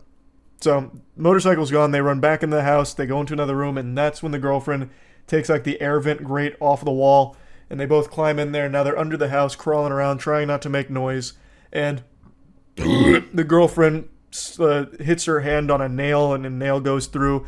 A scene that we saw 1-to-1 and done significantly better in A Quiet Place. So now she got a nail in her hand and she can't scream because obviously the strangers would hear them. So now she has to deal with that. He takes the nail out and they crawl around under the house and eventually make it to this little door that opens up under the house. And they open it up, get outside, and immediately start talking at full volume. What the fuck? They've only gone maybe a couple of feet. And they just start talking at full volume. And obviously the strangers can fucking hear that. They just recognized that they needed to be quiet. They couldn't make a peep. She couldn't even scream with a nail going through her hand. And then 2 feet later, it's like, okay, now we can just use our outside voices. It's so dumb. They're so stupid. But what's even stupider is, now they're outside, they could just run through the forest, and their odds are pretty decent there since there's so much land. It'd be hard for just 3 strangers, to locate these 2 individuals who are both in fine shape to be running. But instead of just doing that, what they decide to do is go to the shed next door, which is something obviously the strangers are going to be checking for. The shed, right? But whatever. Stupid decision. Number 20 already. They go into the shed looking for a weapon. I don't know why they thought there would be a weapon there, because obviously if the strangers are there, they probably would have gotten rid of the weapons, or at the very least been guarding them. So they go into the shed, they start waiting, and the guy goes upstairs and finds a fucking shotgun. So the strangers are stupid too, because they clearly know the property, and there is a stranger in the shed who keeps stalking them, watching them pick up the shotgun and everything, just lets them have the shotgun, and then the guy starts blasting at some of the strangers, of course missing every shot because it's a horror movie, so they can't have good aim. And now the boyfriend and the girlfriend start having a little more confidence, so they're wandering around, they're creeping around the house, and they hear someone banging on the front door. They're like, okay, we've got the jump on them. We flanked him, and we've got a shotgun now, so the boyfriend says, stay here, I've got this. So he turns the corner, and just like out of Gears of War, he pops out of the corner and fucking blasts him. Literally, like, blind fires the guy, and he's like, I got him, and the girlfriend goes over and looks and is like, damn, that wasn't one of the strangers, you blasted Joe, the owner of the Airbnb. You remember earlier when they called about the fridge? Well, Joe got their message, scoots out here at fucking 4 a.m., starts banging on their door ready to fix a refrigerator, and gets hit with a shotgun in the face. Literally just blows his brains out. And then the guy's like, oh no. Oh, Joe, I'm so sorry, Joe. She's like, no, don't worry, you're trying to protect us, I get it. It's okay. And he's like, wait, his keys. He drove a car here. So they get into Joe's car over his lifeless, dead, fucking cold corpse and start trying to get out of there with the car. But one of the strangers happens to be in his truck, and he starts hitting their car with his truck, and then he pins that car against the tree in his truck, and he keeps hitting it. And then the guy's like, go, save yourself, girlfriend. Go, lady, please, save yourself. I've got this. I'll be okay. And then he remembers that he has a shotgun in the car because he took it with him. And then he gets the shotgun out, and he's ready to shoot the guy, but the stranger's gone. Because he fucking waited until he stopped moving, like he stops hitting his car with his truck to get the shotgun out. Why wouldn't that be the first thing he would do the second he got hit by that truck? The shotgun is next to him. Literally, like, as close to me, as close as I am to my mouse is where the shotgun was. And he gets hit by this truck like 20 times. He just backs it up like the scene in Austin Powers, backs it forward into his car. Lets this happen like 20 times, and he's like, all right, just get out of here, girlfriend. I'll, save yourself. I'll sacrifice myself for you. Grabs the shotgun, and then when he's finally ready, obviously the stranger's gone because it's been so many hits, and the stranger got bored. But if he had just done that, like maybe 10 seconds sooner, he could have just easily had the cleanest shot ever and killed that guy with the shotgun. So anyway, eventually he crawls out of the car. The lady's running through the forest. She, like, buries herself under some sticks to hide. Then one of the strangers looks down, doesn't see her in the sticks, so the stranger walks away. And like immediately after that stranger leaves, de-aggroes, she gets a cell phone out and calls the police. While the stranger is still, like, maybe at best 5 feet away. She would hear that. But whatever, she gets the call off to the police and then starts running through the forest again, but now the stranger sees her. And the guy's wandering around the forest with a shotgun trying to find the girl. Actually, the guy flanks one of the strangers, puts the shotgun to the back of her head and says, where's my girlfriend? Drop the knife. So the girl drops the knife, doesn't say anything, just starts laughing. And he's like, give me one reason why I shouldn't kill you. And she just keeps laughing and is like shoving the gun in her face. And he doesn't fucking shoot her! This dude just blasted an innocent man in the middle of the night who was coming to repair a refrigerator, and he won't shoot the fucking people that are trying to kill them. It's painful. It's painful! So, he doesn't shoot her, and instead he gets knocked out by the guy. The girl gets knocked out by another one of the strangers, and then the strangers end up just stabbing both of them in the house, and then the police show up, and the girl survives and gives us a to be continued for chapter 2. It's so bad! It's so shitty! It's so shitty. There's like so much more I'm sure I could vent about if I really like stopped to think about more of the scenes. But it's just not worth it. It's just bad. And to think that they filmed 2 more of these, that's crazy to me. So yeah, anyway, can't wait for Strangers Chapter 2. If I was to plug this into the moist meter, I'd probably give it like a 15% maybe. Like even that feels a little high for this film, but whatever. It's just not good. That's about it. See ya. Good morning.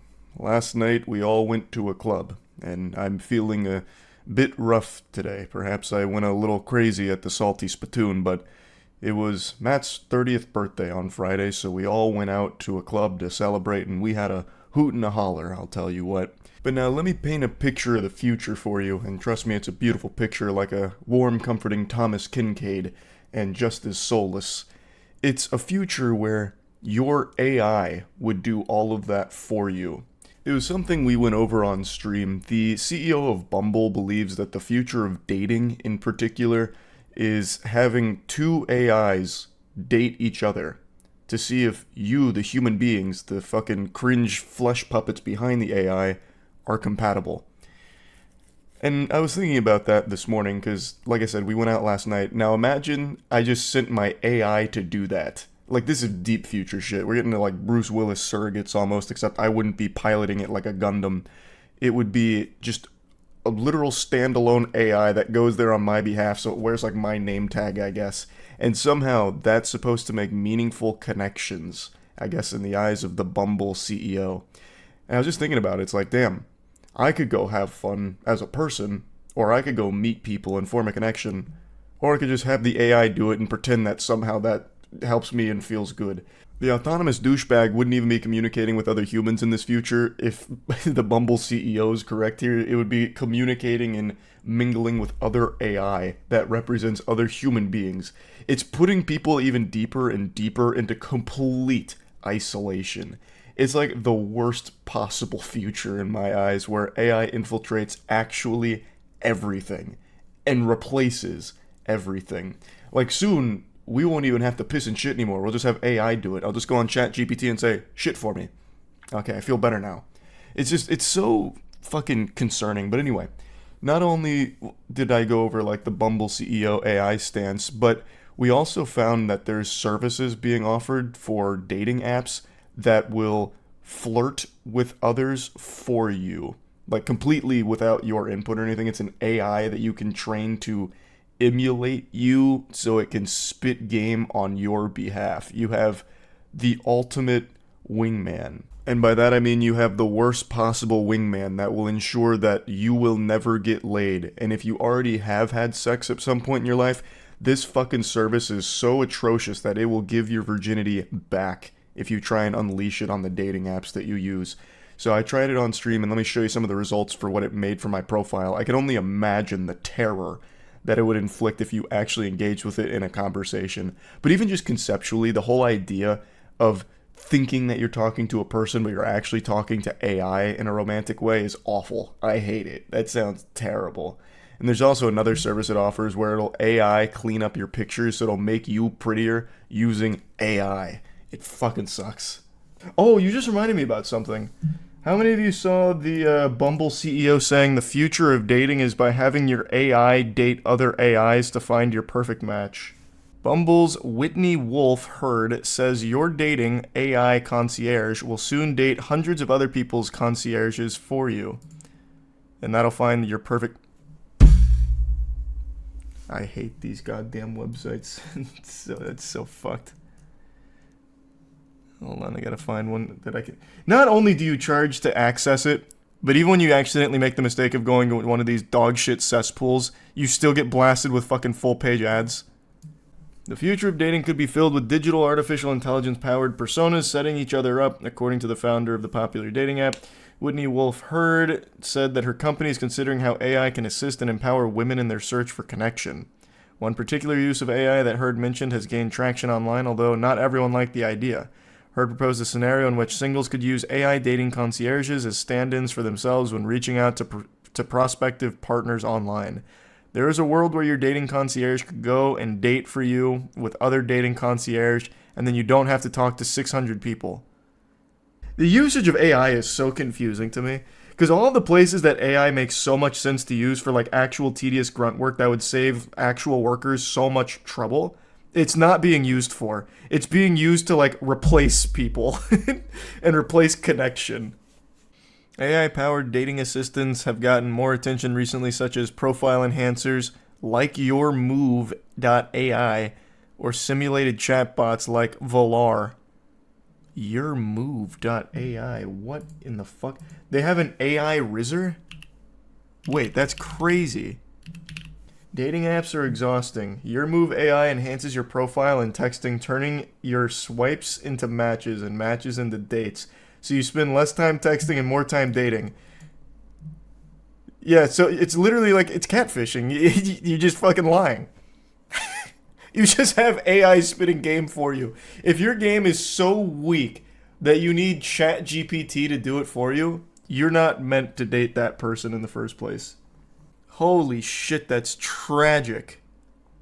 I want to see, you know, let me see what kind of profile it makes me.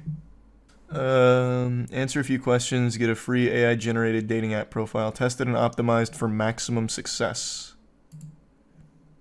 Let's do it for Bumble since they love AI there. I am a man. I'm looking for something casual. What do I enjoy doing in my free time? I enjoy playing Magic the Gathering, basketball, watching anime, playing video games, eating bananas. What else do I like doing? That about covers it. If they can turn this into something that gets 1,000 matches, then, man, it's worth every penny. Because this is doomed for failure. What characteristics are you looking for in a partner? Anyone with a pulse, really. Not super picky. That's fine. What unusual skill do you have? I can eat onions like apples. I can juggle. Moderately. I can win big prizes at carnivals with the stand-up beer bottle game. I can do the SpongeBob. What's one thing on your bucket list? Get 1,000 matches on Bumble. Let's see if I can make that happen. What do you enjoy talking about? Oh yeah, garbage trucks is cool. I like talking about garbage trucks. Brendan Fraser, true. Well, actually, hold on. I'm not gonna. No. That's too easy for it. That's gonna make me fucking awesome on there. Yeah, aliens is good. Flat Earth theories. That's probably fine. Pick your writing style. Flirty, for sure. Okay. Oh, okay, bud. Okay, bud. Thanks, YourMove.ai. What a waste of my fucking time. Hey, thanks for the free profile write-up. I just have to give you my credit card first for this first one to be free. Love that. Love that for us. Oh, wait. There's a no thanks option. Onion enthusiast seeking someone who can handle a tear-free dinner date. No crying about it, just love for a good meal. Brother, they're gonna turn me into a fucking Reddit thread and make fun of me for that kind of profile. Are you kidding me? YourMove.ai, more like no move. Stay lonely and a virgin forever. Are you kidding me? That's their opening line for my fucking profile? They focused on the onion eating? Are you... Actual psychopath AI. Full-blown cock block. Oh, wait, you're right. I can just re-roll. I'm the guy who will win you a giant stuffed animal at the county fair and probably get us kicked out of the photo booth for making too many silly faces. Jesus Christ. Oh my god, it thinks I'm a Discord mod. Jesus. If you're okay with a life of upscale carnival dates and occasional public embarrassment, I'm your guy. On weekdays, I'm stuck behind a screen, but on weekends, I'm all about the thrill of the midway. I'm all about the thrill of the midway? Motherfucker, what? I'll never get laid again. Are there people that actually use this, you think? I feel like it's a lie. I feel like no one's actually using YourMove.ai. I just don't believe it. There's no way this would actually spit game for you in an effective way, unless you're also talking to another AI. Oh, now this is fucked up. Wait, AI enhanced photos. Oh, Jesus Christ. They're monetizing professional catfishing. Banana enthusiast seeking someone to share peels with. I'm noticing a trend here. This isn't the most advanced, sophisticated AI. It's pretty rudimentary. When I'm not working, you can find me gaming or rewatching anime. Hopefully you can appreciate a good potassium-filled joke. Why is it rewatching anime? That makes me sound like even more of a loser. Enthusiast is the only thing it knows. No, it knows two things. I'm the guy that does the guy. I'm a man of particular taste and my stomach don't... What? It's giving me IBS now? If you're okay with the occasional waft of onion breath, we might just have a connection. Is it getting mad at me? These are just getting worse and worse. I'm not entirely sure what's more ambitious, getting 1,000 matches or actually going on a date with one of them. Either way, I'm hopeful you can help me solve this It's just insulting me. It's actually just insulting me. Like, directly to me. These aren't profiles, it's speaking to me. Click the drop-down button. Oh, that's the about me. Let's see, I'm known for making bad decisions, eating onions like apples, and winning your heart maybe with my sweet SpongeBob moves. Swipe right if you're not super picky and can handle a partner in crime who's a little rough around the edges. Why am I rough around the edges? My bio was pretty put together, actually. What the fuck is this? Maybe it's because of Bumble. Maybe on Tinder it's more unhinged.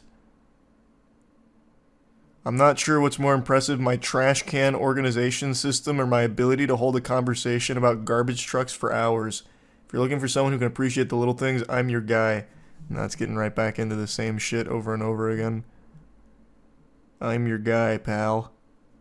There was an issue with our AI. Please wait a few minutes and try again. Well, the issue is it sucks, man. That's the issue. If you pay for that, you deserve to be alone. Bro got rate limited. True. And they said, oh my god, he's way too desperate. Cut him off quick. Throttle him. Or simulated chatbots like Voller. I don't really care to look at Voller. I already know what that's going to be. It's just like an AI talking companion to like test your moves on. The rise of generative AI can learn to mimic particular people has led to plenty of speculation around how it can be used in the romantic arena. Particularly, some people have growing disillusion with and given up on dating apps. There's some healthy skepticism over whether AI is the answer. A clip I've heard at the Bloomberg Summit gained over 10 million views where people expressed uneasiness with the idea of an AI-based dating scene. Some compared it to episodes of Black Mirror, a Netflix series that explores dystopian uses of technology. Others felt that the use of AI in dating would exacerbate the isolation and loneliness that people have been feeling in recent years. You don't say. Heard said that she wants to use AI to teach people how to date better and create more healthy and equitable relationships. She suggests AI dating concierges can help people unpack their dating concerns and give tips for communicating with new matches. It just does it for you. That's not teaching them anything.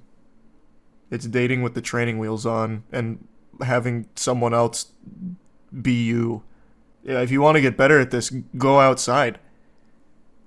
The last thing you want to do is stay even deeper inside and have an AI impersonate you. We will not be a dating app in a few years. Dating will be a component, but will be a true human connection platform. This is where you will meet anyone you want to meet. A hiking buddy. I still never learned how to say that word. Buddy. Whatever you're looking for. I think it's mahjong. I think is how you say it. When you think of dangerous items at airports, you undoubtedly go to the obvious answers of, you know, a gun, a bomb, a sledgehammer, these biceps. But what if I told you one of the deadliest weapons that you could ever smuggle into an airport, at least in New Zealand's eyes, is an apple?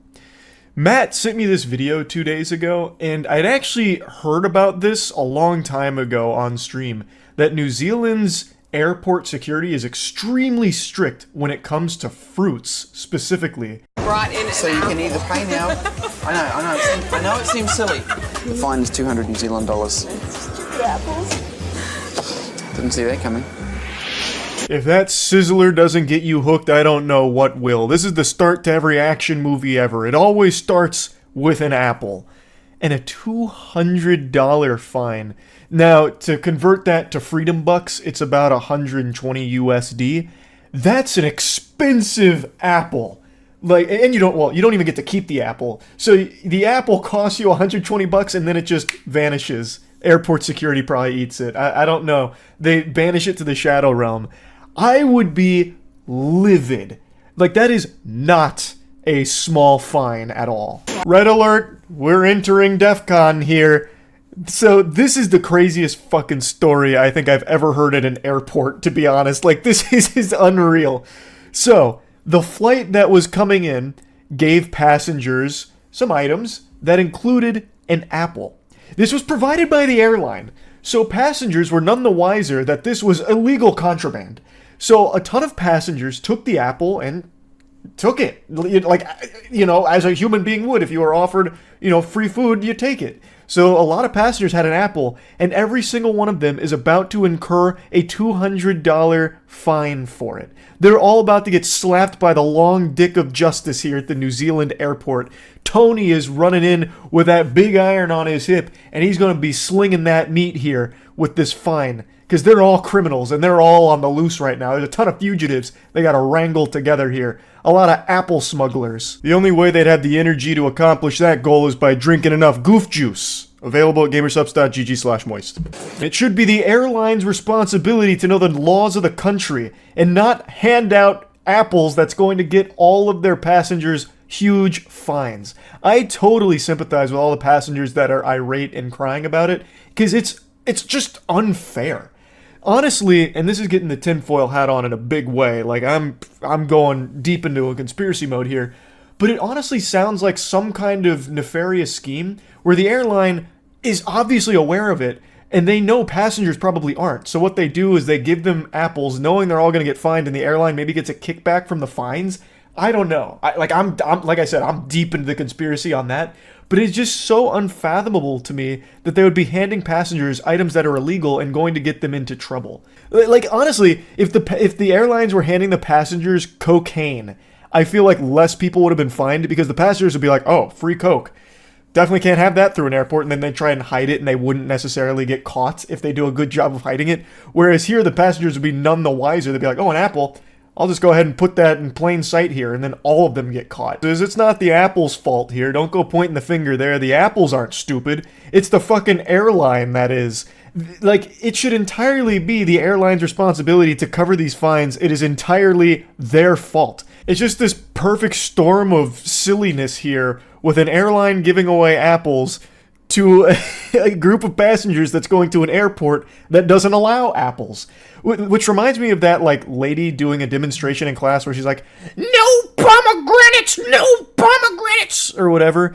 Like, that's this New Zealand airport here. This is no mercy. This is cutthroat. This could have easily been a warning. Like, hey, look, apples, we don't like them here. That's an evil that we must purge. So throw your apples away here and you won't get a fine. I know it's not your fault. We understand the airline gave them to you. So please just toss your apples here at the gate and go about your business.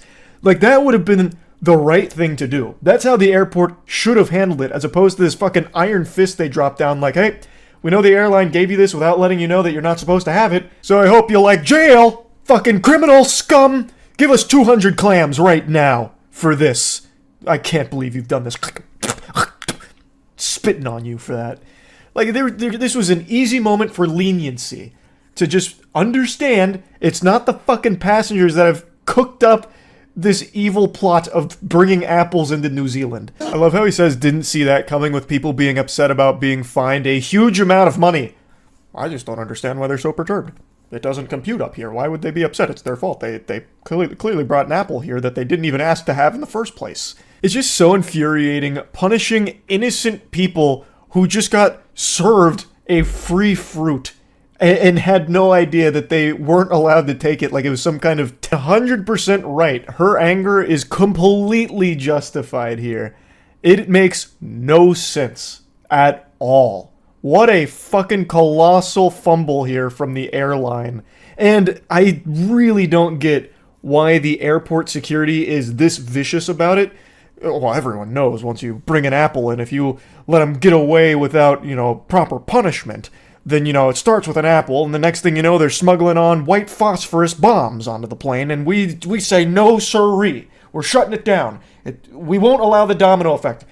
The apple's just the gateway. To the choir, I believe the airline should 100% cover these fees and more, because not only are they being charged a lot of money in fines here, but it's also just a colossal fucking headache. Like, time wasted in the airport as well. This could have thrown people's entire schedules off, having to go to the side being treated like some kind of fucking terrorist for having an apple that the airline gave you. Like, the airline should absolutely be forking over a lot of cash here to cover this problem that they caused. They could affect our country. Australia would have been burned to the ground, nothing but soil and ash if they allowed apples to go through from this flight. So, actually saved the entire nation there, no doubt.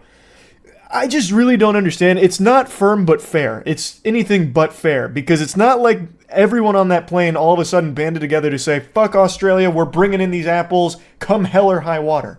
The airline provided them with it. This should be an extenuating circumstance where there's leniency. Again, it makes no sense because it is not firm but fair. The passengers didn't know. They didn't bring the fruit themselves. It was the airline that was at fault here.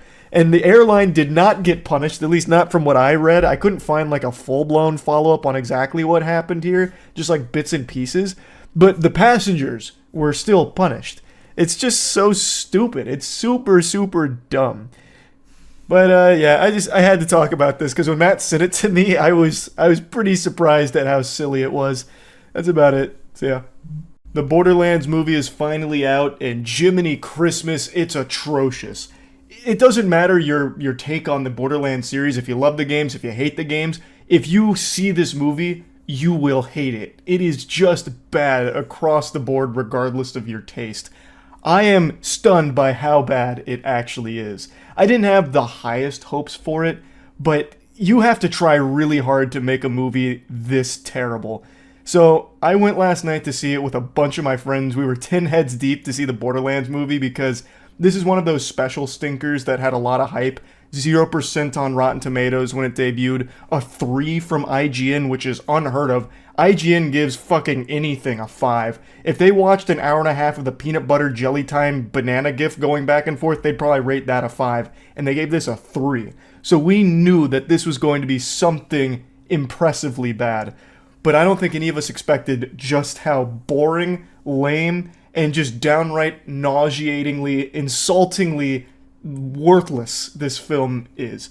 I have nothing good to say about it. I'm going to go ahead and play clips from when we were kind of debriefing after witnessing this war crime, but I'm going to speed run like the basics. I'm not even going to bother talking about how unrecognizable this movie is from the source material.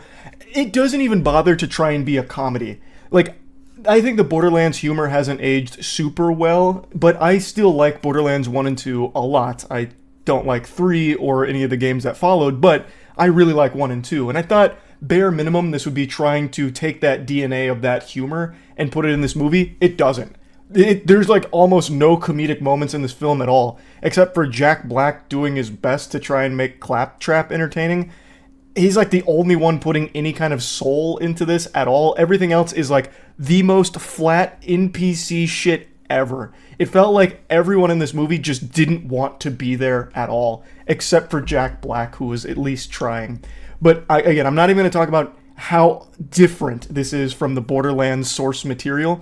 I just want to talk about how bad it is just from a movie perspective. This movie had an over $100 million budget, and I don't know where the fuck that went. They need to be investigated for money laundering because there is some fishiness afoot here. Something has gone awry.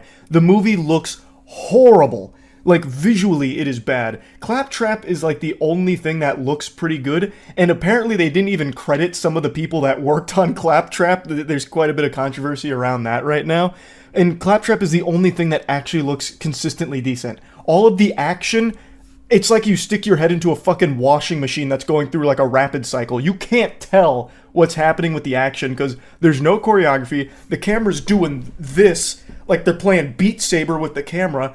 It's terrible. The action, they don't even use the core component of Borderlands, which is the guns. The guns aren't here. They only use like the most basic guns, which is an assault rifle and a pistol. Now they do have the infinity pistol, but they don't explore that being cool at all. It's fundamentally still just a normal pistol in this movie. They don't do anything cool with the guns or anything. I know I said I'd not like talk about how different it is from the IP, but I think it's important to mention this for the action. The guns basically are non-existent here. Don't even go into this thinking that that's going to play a role because they don't. All of the action is for the most part shoot, shake the camera a lot when someone's doing like melee, hand-to-hand, close quarters combat, and then go to the next scene. And it's all so meaningless. There is at no point in this film any resistance per se. Everything goes exactly how it needs to without any like emotional stakes, without any kind of like actual obstacles. They forgot like a core component of the film is something that needs to be overcome, you know, like this big moment doesn't exist here. Everything is just this fucking cakewalk with characters that seem actually bored. Every character seems truly miserable to be acting in the film. And I don't blame them because the material they were given was 100% spit out by ChatGPT. I'm tired of using that criticism, but it's becoming so apparent when AI is used here, and I am confident that all of the attempts at comedy were AI-generated jokes. I wrote down a couple of them, and you'll see that in the debriefing, but they used some of the most cliche lines we've all heard a million times unironically in this movie. It's so baffling that this actually hit the big screen. There is not a single audience I could imagine latching onto this and liking it. Fans of the game are gonna hate it. Fans of movies are gonna hate it because the movie's shit.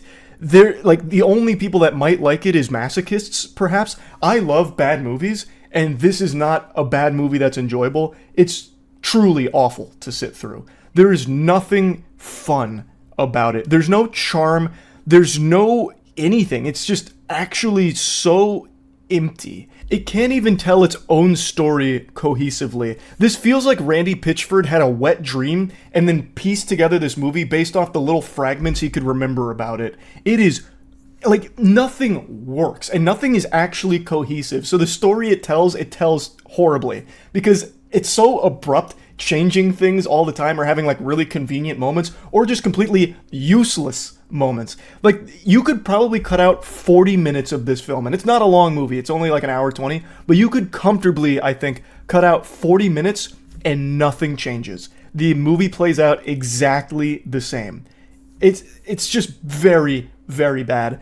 So here, I'm gonna play clips from when we were debriefing. We saw Borderlands. The hype was there, 0% on Rotten Tomatoes debut, 3 from IGN, which is very rare. That means it almost doesn't function for IGN to go that low. And they were generous. Yeah, that movie super sucks. Temperature, how's everyone feeling? I want to die. I'm maybe the biggest Borderlands fan that I know, and that made me hate the franchise. Yep, that sounds Which makes right. me very sad. Aaron's puking in the bathroom. Danny slept through. I was telling them, I have literally never in my life fallen asleep in a movie theater before until this movie. I slept for maybe an hour of the hour and 20 minutes at that runtime. So was. that was truly the worst movie I've ever seen in my life. And not fun bad either. No, it was very not just fun bad actually bad. So I took notes. And that's rare. Usually I reserve this for only the biggest stinkers. I think comfortably that's the worst movie of the year. It's worse than Tarot. So when Danny fell asleep, I made a timestamp mark when I noticed. You fell asleep about 24 minutes into the film. That sounds about right, yep. And I honestly think that you experienced it the best. Like, I think if you're forced to go see Borderlands, you did the right thing and just slept through most of it. Because it is insufferably bad. So let's talk about what makes it so bad, huh, guys? What makes it so bad?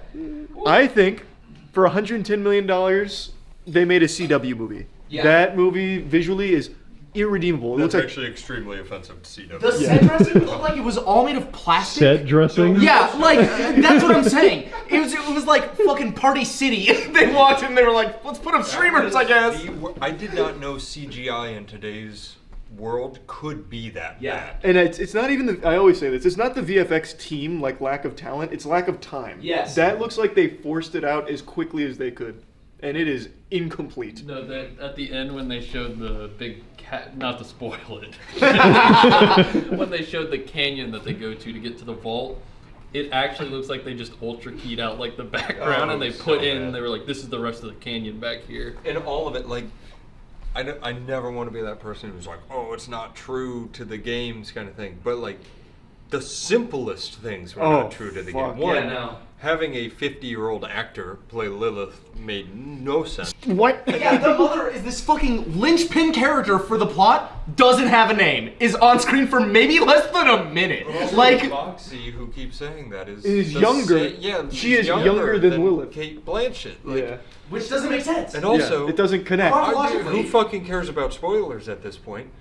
Lilith, towards the end, it's like, oh my god, I'm chosen. I'm a siren. And she learns it, which in the time frame of who's in the movie makes no sense No. at all. Like, it doesn't add up. It's fucking insane. But it led to some really cool moments where when she realizes she's the chosen one, she sprouts wings and she just does this a lot.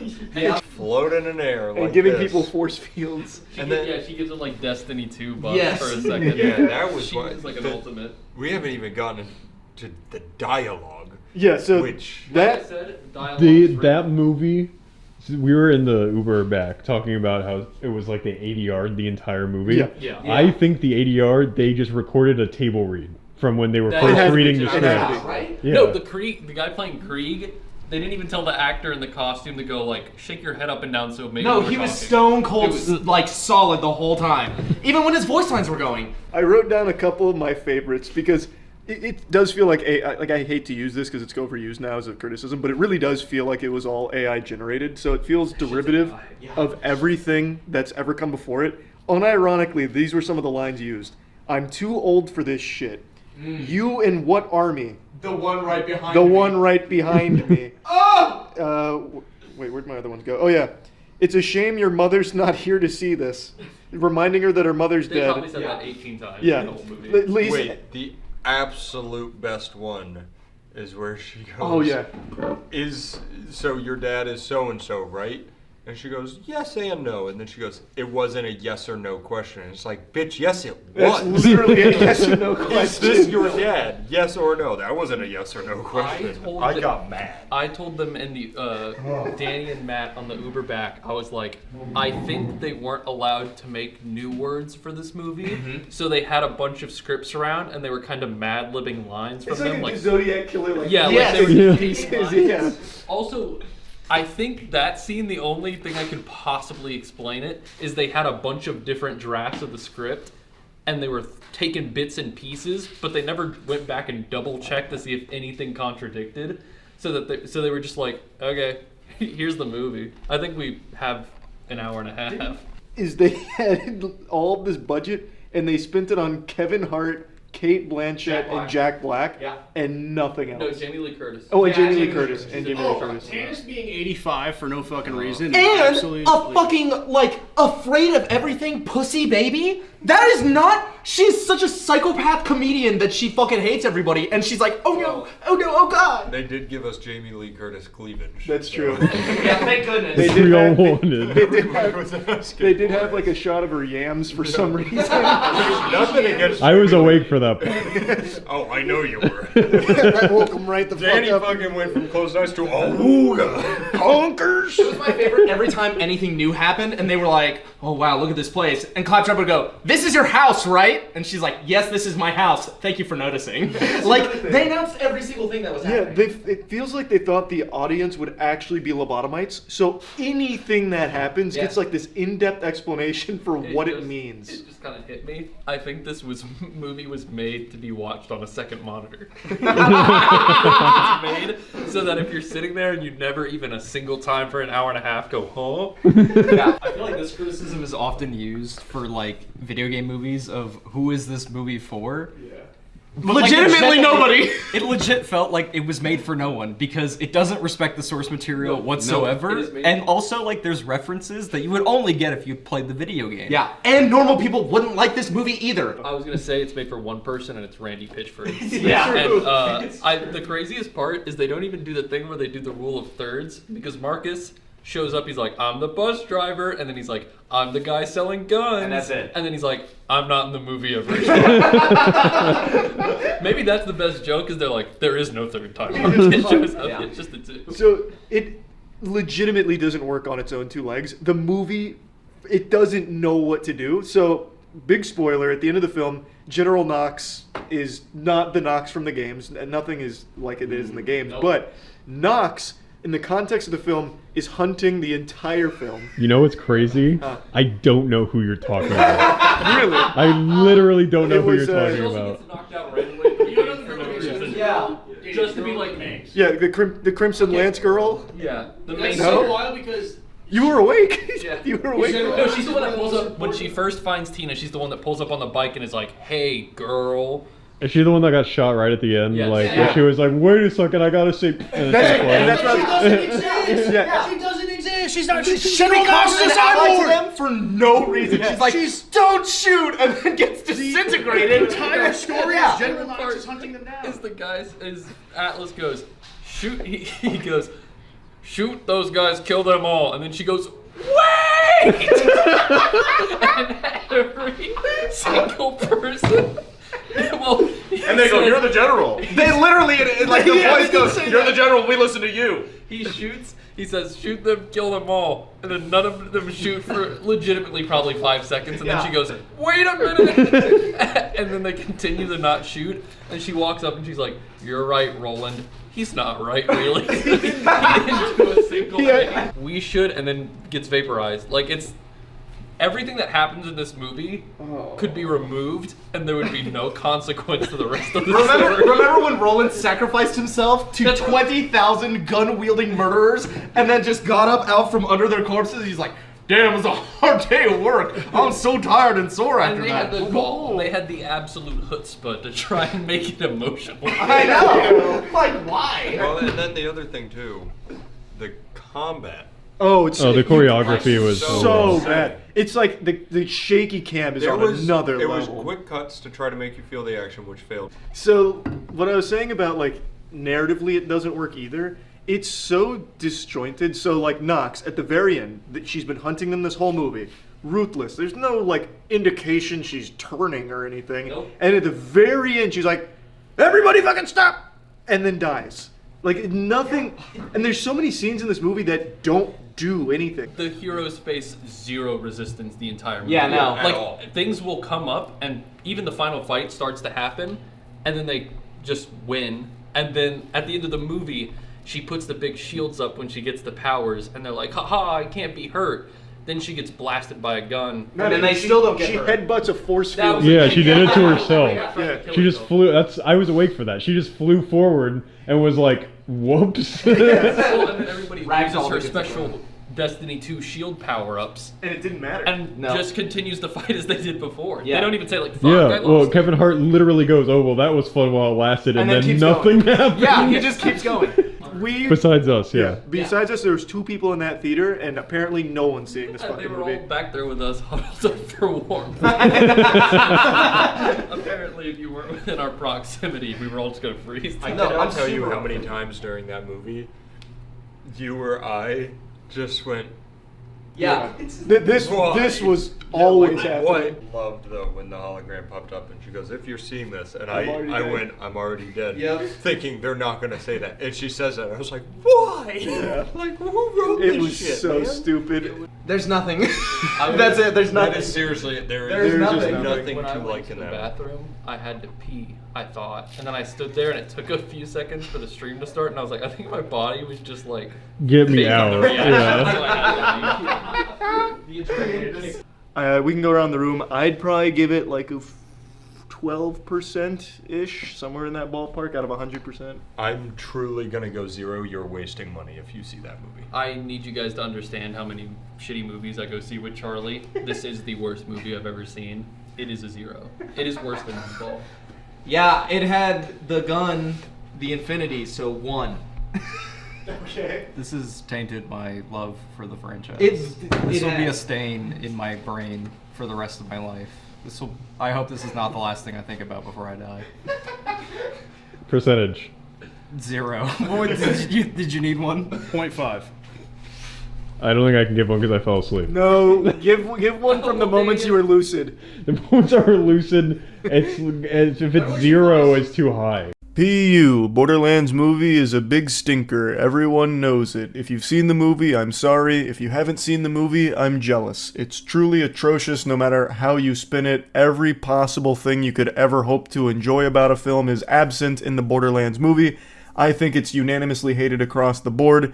If you find me one human being that says it's a good movie, I'll find you a liar. But I'm not here to just shit on the movie again. I did plenty of that yesterday. I cleaned out my whole colon on Borderlands yesterday. Today I want to talk about the Take-Two CEO's response to the criticism, because it's not getting stellar reviews. There's not exactly glowing reviews. There's not a whole lot of enthusiasm. behind what people are witnessing. And I'm using the word witness instead of watched because when you witness something, it's usually something traumatic, like some kind of tragedy, and that is very much what this movie is. So no one's happy about it from what I can tell, for good reason, it's just bad. And now good old goober Strauss Zelnick has spoken out about this, urging people to give the film a chance. Yeah, it may have debuted at a 0%, then finally up to a 3%, and then eventually even a 6%, really fucking shooting to the stars there. But hey, don't let that cloud your judgment of it. You know, as Darman taught us, you can't judge a book by its cover. Go give the film a chance. Go waste your money on this movie, says Strauss Zelnick. Now, Strauss Zelnick is the Take-Two CEO, and he's no stranger to putting on the squeaky nose. But god damn it, this clown always finds a way to surprise me with just how delusional he is. When asked if the film's success or failure will make any meaningful impact on Take-Two, Zelnick said no. Financially, the film won't make a dent. And then he dropped to his knees in his private jet saying, "Give the film a chance." Let's give the film a chance. A lot of people worked really hard on it. The underlying intellectual property is phenomenal. The cast is amazing. I think the look and feel is really terrific. So let's see what audiences have to say. But to answer your question, no, the performance of the film wouldn't have a financial impact on us or on the franchise one way or another. I am certain Strauss Zelnick has never touched Borderlands in his life. If he ever even held a game controller, I bet that shit would burn his flesh like a vampire in the sunlight. The guy is just a corporate drone. He is this husk that has human flesh grafted onto it. He's just this being of greed. He doesn't know Borderlands. I doubt he's ever touched the game, and I'm pretty confident he hasn't watched the movie either. In fact, I'm more confident that he hasn't seen the film than I am confident that the sun will rise tomorrow. I also love how he mentions the cast being terrific. How out of touch can you fucking be? That's one of the biggest complaints about the film from everyone with eyes. The casting in this movie makes no sense at all. It's clear the bulk of the budget went with just getting A-list celebrities on board. And they probably had to pay out the wazoo for it because none of them really seem like they want to be there at all. So they probably had to fucking fork over fat doubloons like Scrooge McDuck here to get them to put their name on this pile of dog shit. It is an embarrassing movie, and the actors seem embarrassed to be in it. So they spent all of their money getting Kevin Hart, Jamie Lee Curtis, Cate Blanchett, Jack Black. Jack Black being the only one that tries at all in this film. Everyone else just like fucking sleepwalks through it. That is not something to highlight. It's very clear that the entire strategy for this film wasn't to make a good movie. It was to just try and sell tickets by having big names attached to it. It's the worst tactic ever. It's a certified how many times we have to teach you this lesson, old man moment. There are so many video game adaptations that have come before this that have proven infinite number of times now that this formula doesn't work. If you make an adaptation that doesn't pay respect to the source material and just doesn't even try, it doesn't work. It flops financially. The reception to it is bad. Like, look at the Halo show which recently just got canceled, or the plethora of old video game movies we can all point to over the last couple decades. I don't know what puppeteer is behind the scenes, the goddamn Illuminati over there, that keeps, infecting the brains of these Hollywood suits that are convincing them that the way to make adaptation successful is just by getting big name actors on board. It just doesn't work, and they keep doing it. It's actual insanity. They spent $90 million on this star-studded cast for this $5 fart of a film that they produced here. It makes no sense. If you make a bad movie, it doesn't matter how much star power is behind it, it's not going to succeed. I don't know how that lesson hasn't been learned yet. Strauss also reached deep into his bag of tricks here to try and get more asses in the seats by playing the classic, come on guys, people worked really hard on this film, we should all support it. There's a bear shit in the woods, obviously there were some hardworking people behind the scenes on this film.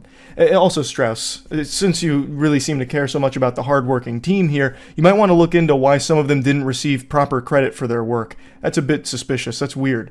But anyway, yes, there were people that worked hard on this movie, no doubt. But that doesn't mean that all of a sudden it's immune from criticism. It is not a good movie. And I would wager a guess that a lot of the people that worked hardest on this film were not the ones that were behind the scenes lobbying and pumping their fists saying, we need Kevin Hart in this movie, we need Cate Blanchett in this movie, pay fucking hand over fist amount of money to get Jamie Lee Curtis in our Borderlands movie. I imagine there was quite a few people that were actually passionate about Borderlands that were probably fucking crushed with what they had to do on this film, because it's not like they were at the top of the food chain putting together these awful decisions. And I also imagine the VFX department was dreadfully overworked, like Hollywood has become so accustomed to doing here, because ultimately the visuals are really rough. And I never blame the VFX departments for that, because now I've become very well aware of just how cruel the industry is to that entire sector, and my heart actually breaks for them. So I imagine all of the hardest working people were the ones that Strauss doesn't know a single name of. It's so silly to try and deflect by calling in the wambulance about, like, come on, someone worked really hard on this, you can't be mean to it. Like, it doesn't make any sense. It costs $15 to $20 per ticket to see this movie. That's a lot of fucking clams. And it's not worth it at all. And there's nothing wrong with talking about why it's not worth it. He then has the nerve to say that Take-Two is really selective about what games it turns into films, and says that the company doesn't want its imprint on anything unless it's superb.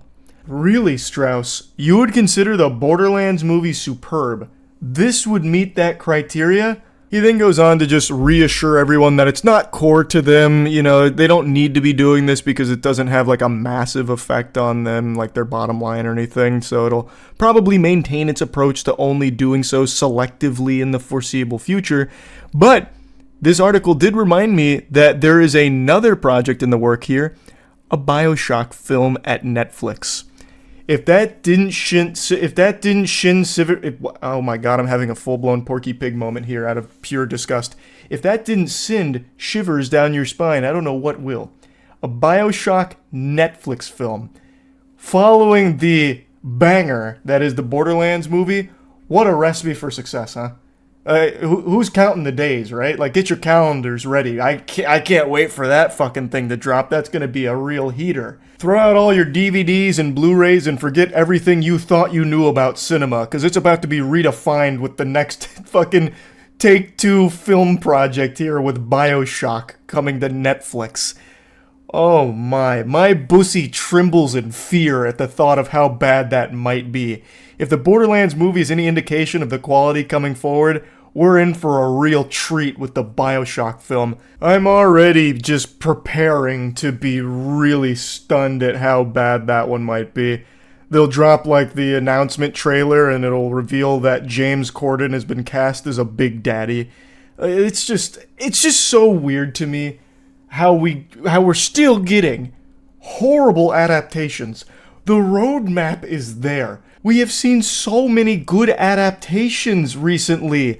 Like, you can see that all of the success is right there, and they just out of spite choose not to follow that and instead just be like, no, we know better than fans of the property that we're adapting. In fact, we know the direction that people actually want to see it to make it accessible to all audiences. And then they do what they did 20 years ago when every adaptation was trash. Let's all point and laugh at the absolute floundering it's doing in the box office right now. It's open to $4 million so far. On a $100 million budget, that is super rough. Unsurprisingly, people aren't just blindly going to see it because of the A-list actors in it. They're not just zombies flooding in the door to watch this pile of shit just because those names are attached to it. It seems like you actually have to make a pretty decent movie too to get people to get in the seats. What an absolute clunker. $4 million is significantly lower than I would have ever imagined for this film, and I'm actually super proud that people aren't just going to see it just because of the title of it or the actors in it.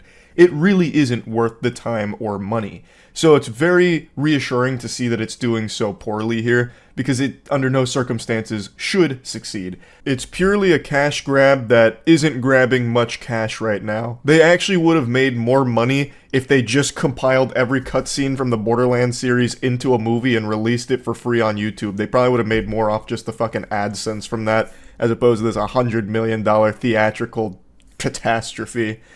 But yeah, don't listen to Strauss. It's not worth giving the film a chance. The movie's just bad. That's about it. See ya.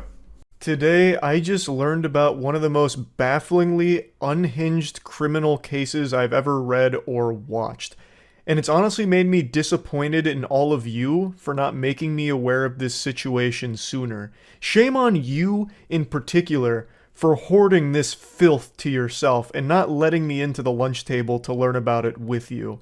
I'm talking about the wild case of Nicholas Alaverdian, otherwise known as Nicholas Rossi, aka Arthur Knight. This man's got more names than a phone book. He goes by many different gamer tags. I wouldn't be surprised if more aliases come to light and there's shit like Dark Ruler 52XX or something.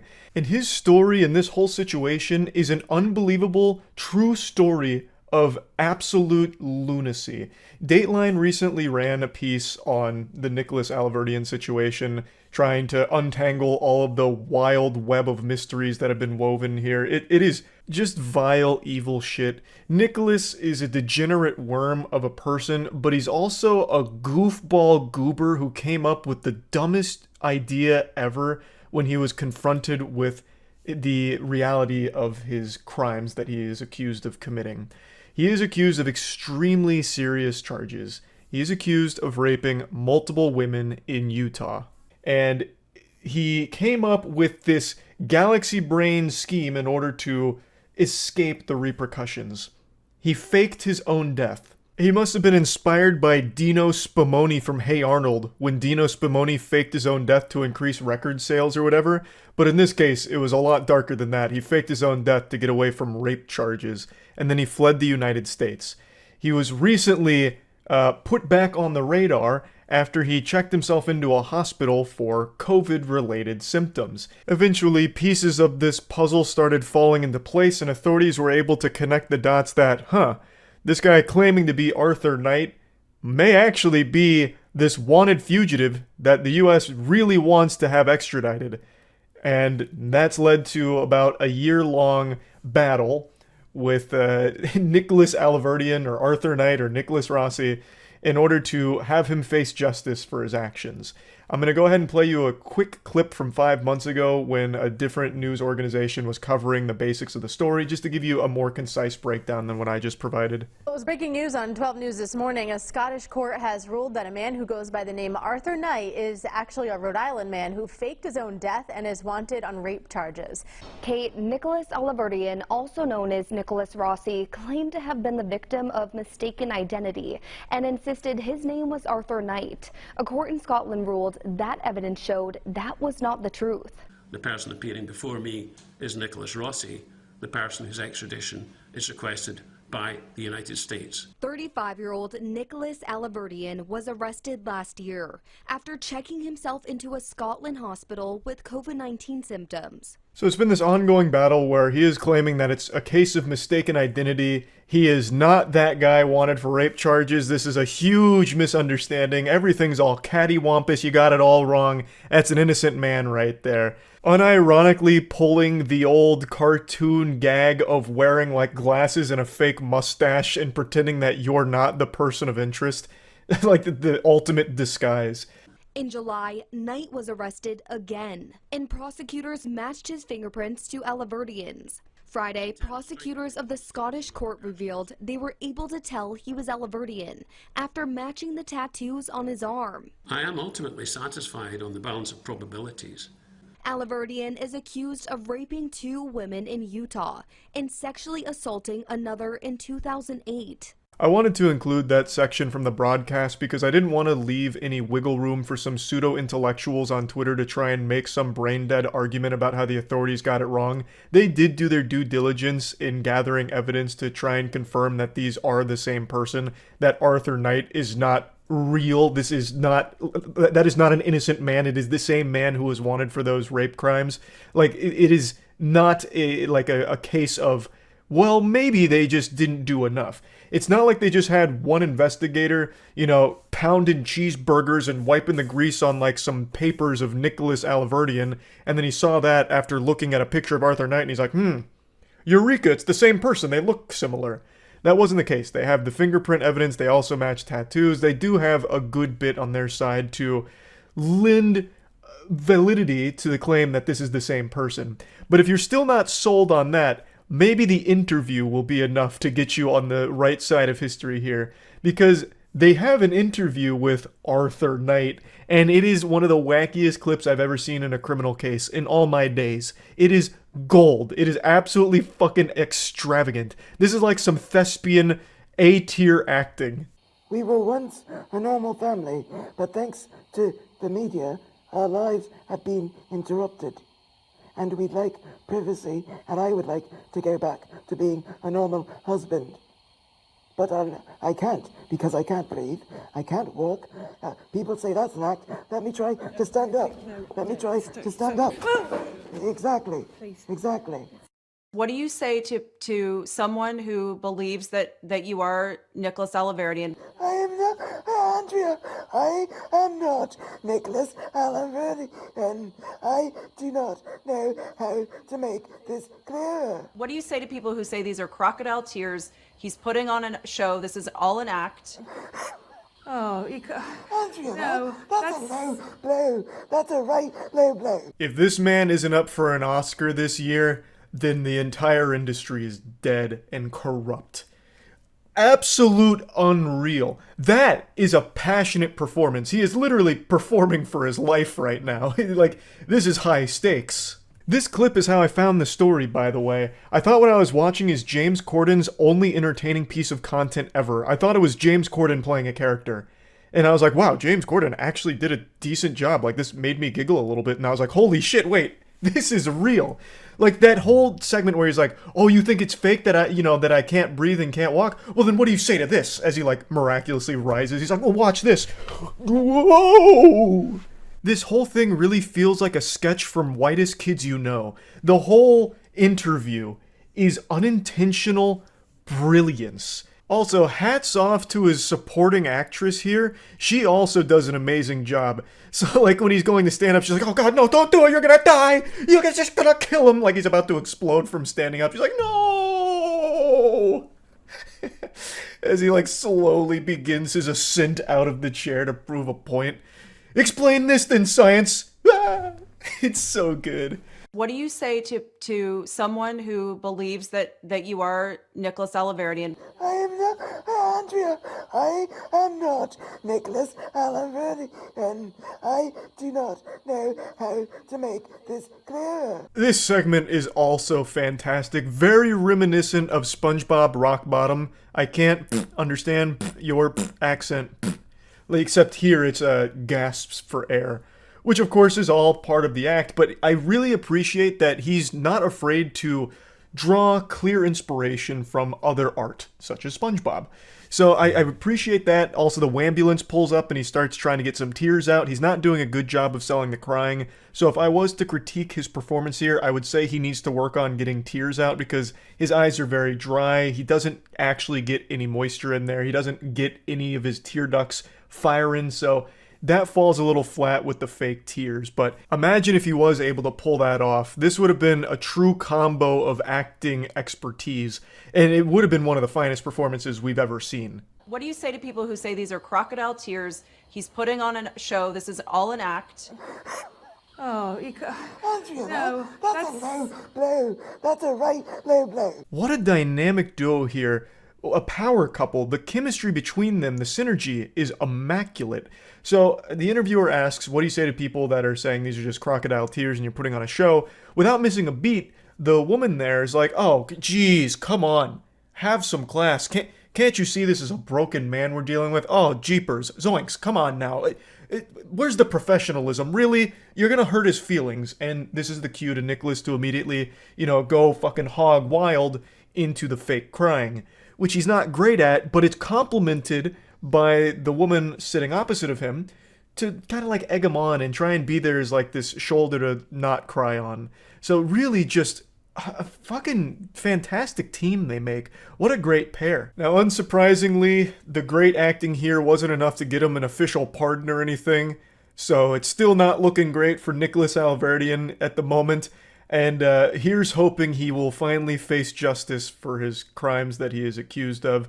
This is just an incredibly wacky fucking story, and one that's been, like, many years in the making. Like, I'm shocked I've never heard anything about it, because this really feels like a pretty high-profile case, but maybe I've just been oblivious to it, or it just never really got the mainstream attention, which is just surprising, because it is really weird. The whole thing is very weird. So yeah, I just wanted to talk about this a little bit after finding the clip and kind of going down the rabbit hole. That's really about it. So yeah. I have sworn multiple times that I would stop talking about EDP445, but just like most people's New Year's resolutions about going to the gym, I'm going to have to break it. Every few months for the last couple of years, like clockwork, he will try and come back to the internet after his historic fall from grace after being caught in the now infamous cupcake sting operation that outed him as a predator.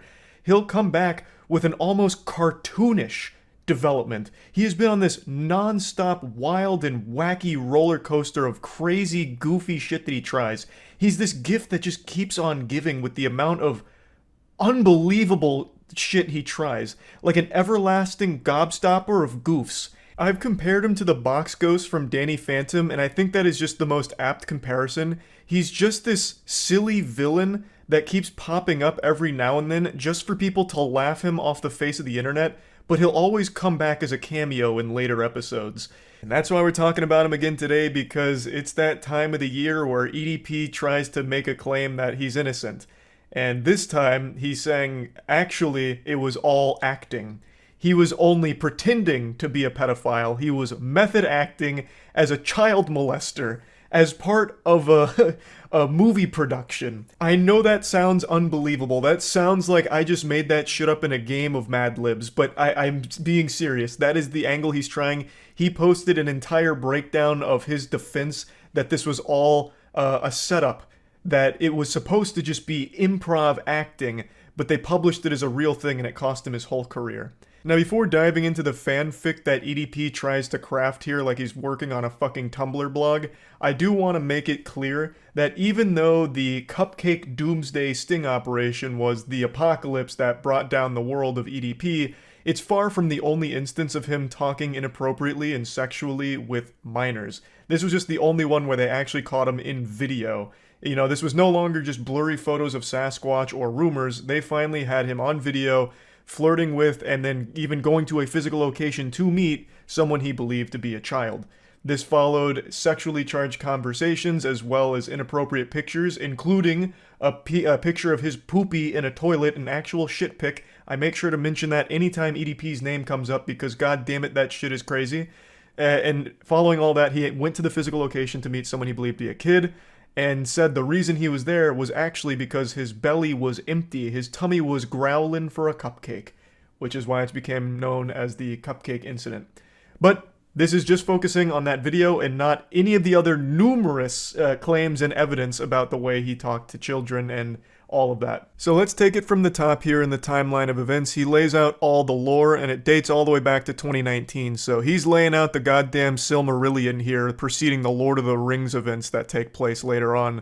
So in 2019, he flew out to Philadelphia for the world premiere of Maybe Next Year, which he was featured in. I suppose this was his acting debut, and that's crucial knowledge here because fast forward to 2021, he received an email from Chet Goldstein, who was the person conducting the investigation on EDP at the time, and he's claiming that in 2021, Chet Goldstein reached out to him, letting him know how impressed he was with EDP's performance in that documentary, saying that he was impressed with his work from Maybe Next Year and wanted to give him a shot for a different part in a film that Chet Goldstein was working on at the time.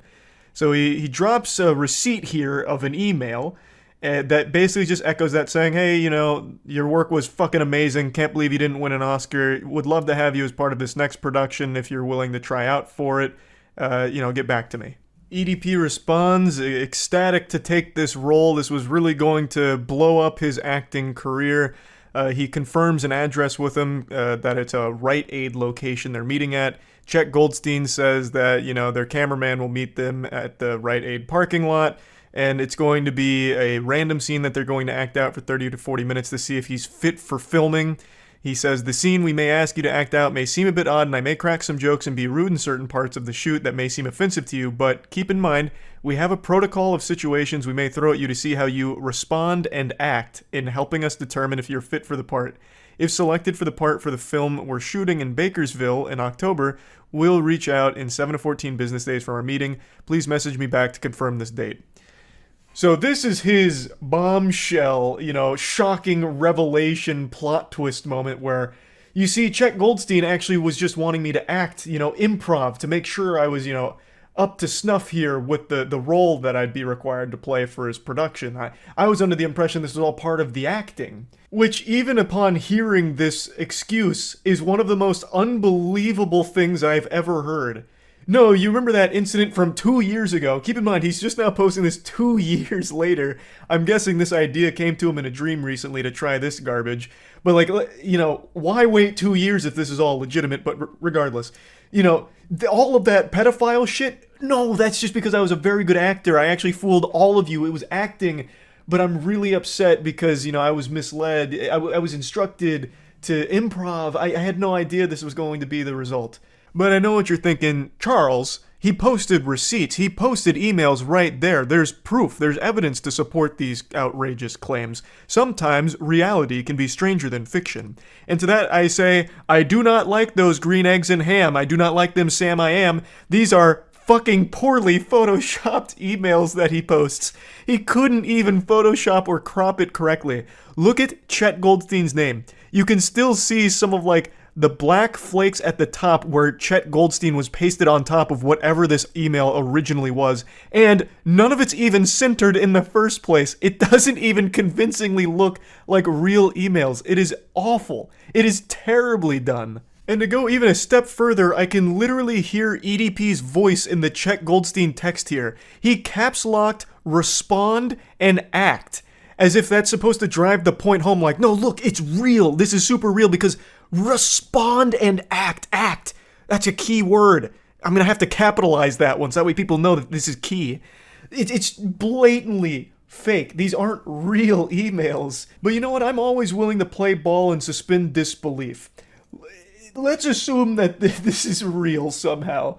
And the odds of this being even remotely real are beyond minuscule, incalculably low odds, but let's assume they are. It still doesn't explain away all of his other repeated behavior with the way he talks to minors or anything like that, and it doesn't even explain away the video itself. There's nothing in there that even gets corroborated with these emails he releases. Nothing checks out, even still, with the video itself and the claims he's making. He did an interview with an AI, I guess. I don't really know, but he's doing this interview with some kind of AI interviewer using some kind of fucking voice modulator. And the way he explains it is even more silly. He had his business card attached to the email. Okay, and that was shortly after the movie, maybe next year or so. You put kind of 2 and 2 together and everything aligned to this actually being an opportunity for you. Correct, yes. Okay, so Chet emails you and tells you to meet him at the apartment complex? I'm sorry, maybe I'm not understanding. Well, again, the original meetup spot was at the Rite Aid. In what fucking solar system would someone be so stupid as to get a random email from someone claiming to be a movie producer who just reached out to you with a cold call saying, hey, your fucking performance in this documentary was superb, spectacular stuff. Come meet me at a Rite Aid where I'm going to have you play a child predator. Would you think that that's a good opportunity? So let's assume he didn't know he was going to be acting as a pedophile. The second that they start spitballing this improv at him, okay, so all of these chat logs with this child, you're a pedophile. Why would he play along with it? What opportunity did you think this was? How would portraying a child molester be like this golden goose for you. You are already a successful YouTuber with millions of subscribers, but this was your ticket to the big time? You know, this role you thought you were playing, like the role of method acting a fucking pedophile? That makes no sense. That is inexplicably ridiculous. You know what I mean? And then the camera guy, Javier, he actually walked me over to the apartment complex. So in the fucking email, it was just, you know, boom, right here at the Rite Aid. And then camera guy is the one who walked me over to the apartment complex. This is the first time I ever seen this fucking apartment complex. You know what I mean? This does absolutely nothing to help proclaim his innocence here. If it was at the Rite Aid or the apartment complex, it doesn't fucking change anything. The clips he's showing, the Rite Aid only comes in the frame when EDP is leaving after they're talking about calling the cops and everything. That is when he is actually, like, making his grand getaway from this situation. He starts by going up to the apartment complex and then leaves going out by the Rite Aid. Do you have any indication on what you're walking into, what type of scene you're going to be acting out? He didn't tell me shit, basically. You know what I mean? He basically just said, hey, we got some chat logs here. We're going to improv this bitch. Go along with it. I'm just like, all right, cool. So... And then again, you know what I mean? It's like, how the fuck was I supposed to know this was a goddamn, you know, how the fuck was I supposed to know that this was a goddamn setup? Like, it's like, you know, you have fucking business cards, you have the official wavelength bullshit, you know what I mean? Motherfuckers is emailing you and shit. It's like, anybody in their right fucking mind would have thought that this was legit. I speak for every single living, breathing human being on this planet in saying that nobody in their right mind would have thought this is legit. At all. I will suspend disbelief yet again here to just toy around with this idea. Why the fuck would you even improv this kind of scene? Did you want the role of a pedophile?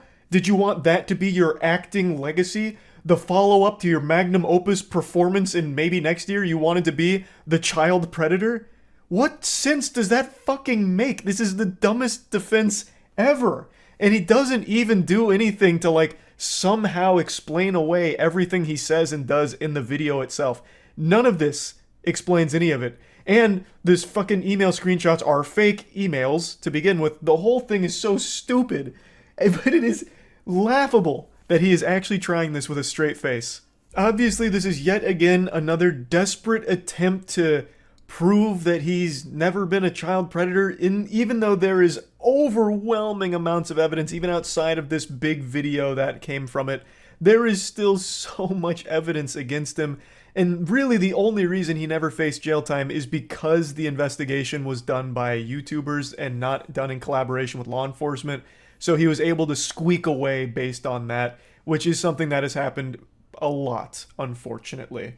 So it's crazy he's not even in jail, honestly. And he still keeps trying to come back to the internet. Even after all of this time and all of this shit, he still keeps doing ridiculously goofy shit, like what you just saw there, with trying to say, he's not a pedophile, he was only acting. Wild stuff. I just wanted to give a little update here and share that. That's about it. So yeah. Darkest TikTok iceberg. Why do people keep asking for that? Oh, I actually remember this story. I haven't seen his video on it, but I remember this was on Reddit. There was a random TikTok that was taken, well, at least this story, I guess the whole thing might not be connected. A random TikTok taken of a girl with like a black eye and shit, and then Redditors actually were the ones that maybe potentially connected her to a missing persons case. I don't remember the result. I don't know if it actually turned out to be true or not, but yeah, I guess we'll check it out, sure. We're doing it from most tame to most gruesome. This video gets really, really, really dark, and it sounds so ironic because it's TikTok, but you guys would be no, TikTok's a fucked platform. Also, I made Shit's this nutty. list. I hope you guys watch the whole thing. By the way, make sure to follow me on Instagram and subscribe to the channel if you are not already. Actually, don't subscribe yet. I'll earn your subscription by the end of this video. Hey. Without botting accounts. Like most social media, TikTok has underwhelming. Users that want followers can easily look Everyone up knows how to buy TikTok's TikTok botted the followers fuck. with Google. I don't know how lame you have to be to do that stuff. Hey, Jail fun fact. talk. That's how Travis Scott started. Travis Scott bought all of his followers on SoundCloud when he started. His manager came out and said that Travis Scott, paid him to set up a bot farm for his SoundCloud engagements, and then he was able to pitch that manufactured success to a record label. So yeah, that shit really works. Fetishization of murderers. TikTok True is crime. a place for anyone with any interest. That was big on It's how Tumblr. Some people are push the boundary a little when they begin romanticizing these murderers. Take Cameron Herron, for example. Oh, in Jesus, April yeah. of this year, this Fuck. 21-year-old man was sentenced to a total of 24 years in Actually prison forgot for about that. killing a 24-year-old mom and her baby during an illegal street race. Yet people on TikTok were begging for his freedom because he is quote-unquote cute. With dedicated fan edits, comments like, chances should be given and he deserves it. And he is innocent. Please let him go, or justice for him. They still exist. I see them on Twitter all the Writing time. these comments have no real All the sense of time. murder. And it's not only male murderers that are Exit simped tier for, 1 though. chaotic There's also the meatball, case of Reset Isabella kitten. Guzman, who in 2013 was the age 18 and stabbed her mother 151 times, killing her. Holy TikTok teens shit. began requesting for her freedom because 1, they just thought she was cool, and 2, people said that the only reason she killed her mom was due to being abused, though that was never proven, so people were just going off word of mouth. Jesus Fetishization of Christ. school shooters. Just like young teens simp for murderers, they also simp for school shooters. Most notably, Devin Erickson, which we actually What? talked about on this channel back in March. Who the fuck is That's that? exactly what you'd expect. Fan edits, comments saying he's hot, and I wouldn't doubt some asking for his freedom. Speaking of romanticizing school shooters, I remember FTP made a couple Wait, shirts who referencing who the fuck was that? I've never heard of that guy. He was a school shooter? Dude straight up had like cotton candy hair. I guess that's good that I have no idea that dude's name.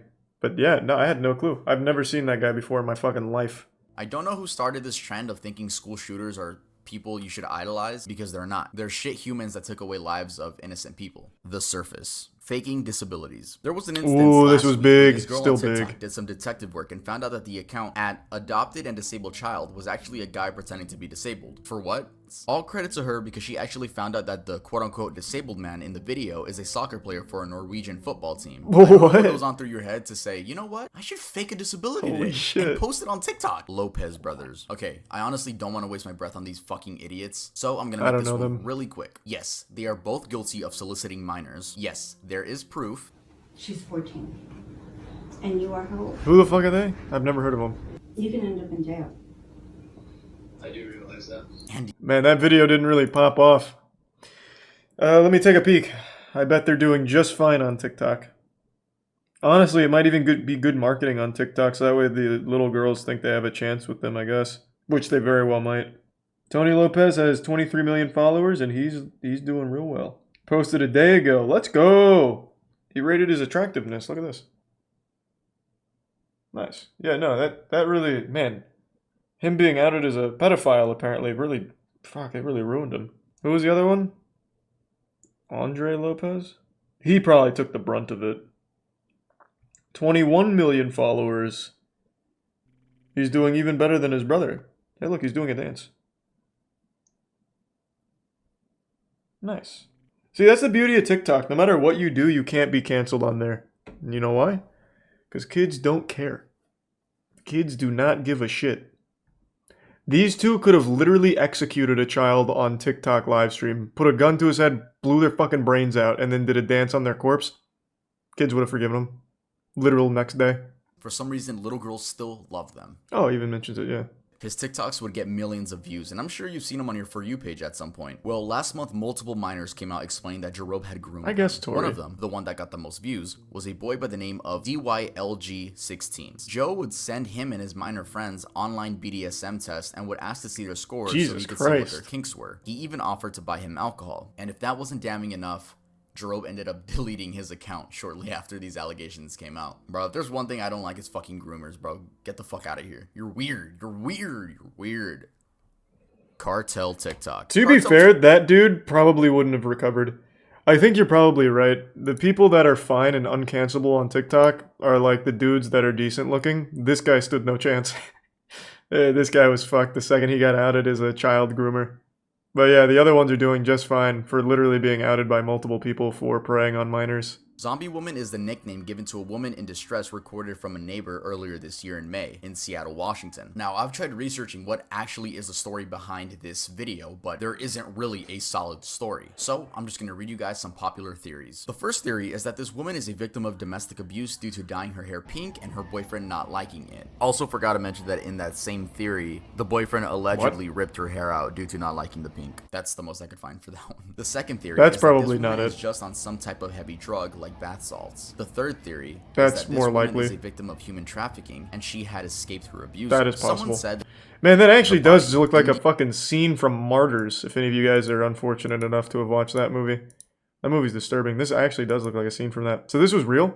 This wasn't like some theater promotion thing or something? Like some kids doing high school theater? Because the cops are actually here, so I'm guessing this was a real person. Damn, that is fucking sad.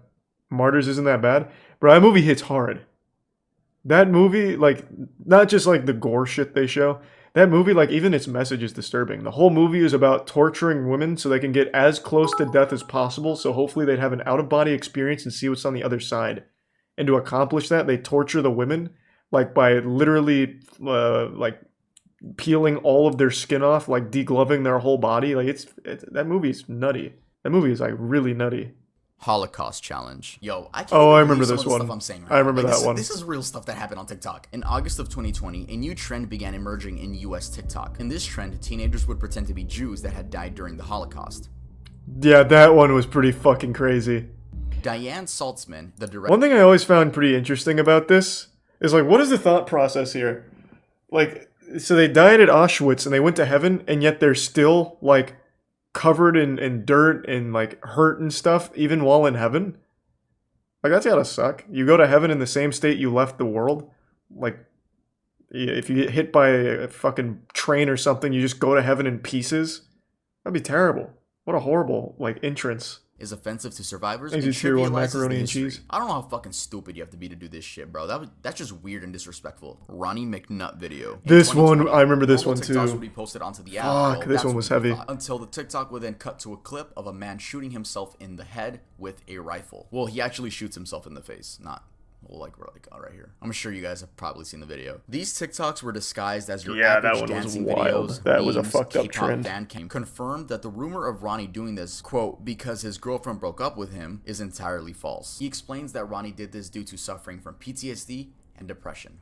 Oh, yeah, that one was super TikTok sad. beheading video. In the summer of That this one was year, really the fucking video sad. began Cassie Compton. In January of 2021, This one I remember a from video Reddit. posted on TikTok went viral due to showing a woman sitting in the backseat of a car. People compared this woman to Cassie Compton, a 15-year-old who disappeared from her home in Stuttgart, Arkansas on September 14th of 2014. Though, these were later found out to be two completely different people. And Oh, the it woman wasn't in the right? video was confirmed by family to be Haley Grace Phillips. She had been reported missing by a family member Oh, who saw the well, video. it was but right, though. on her own account, had just left home due to a falling out with her father. So, Oh. you know, she didn't think she was missing. She just, like, left home. And when asked about the black eyes, she explains that she had been jumped and robbed by two women when leaving the store. And the men in the car were friends of hers helping her track down the attackers. Many were still skeptical to if she was telling the truth or if her abusers were telling her. So Reddit was almost right, So we kind have no of. idea what the Austin 13. Austin Morosky was a TikToker with many followers who was accused of raping his 5-year-old sister. Yup, you heard that Jesus right. So basically, Christ. there is no hard evidence that I could find to this case. It's all just word of mouth from people that went to high school with him.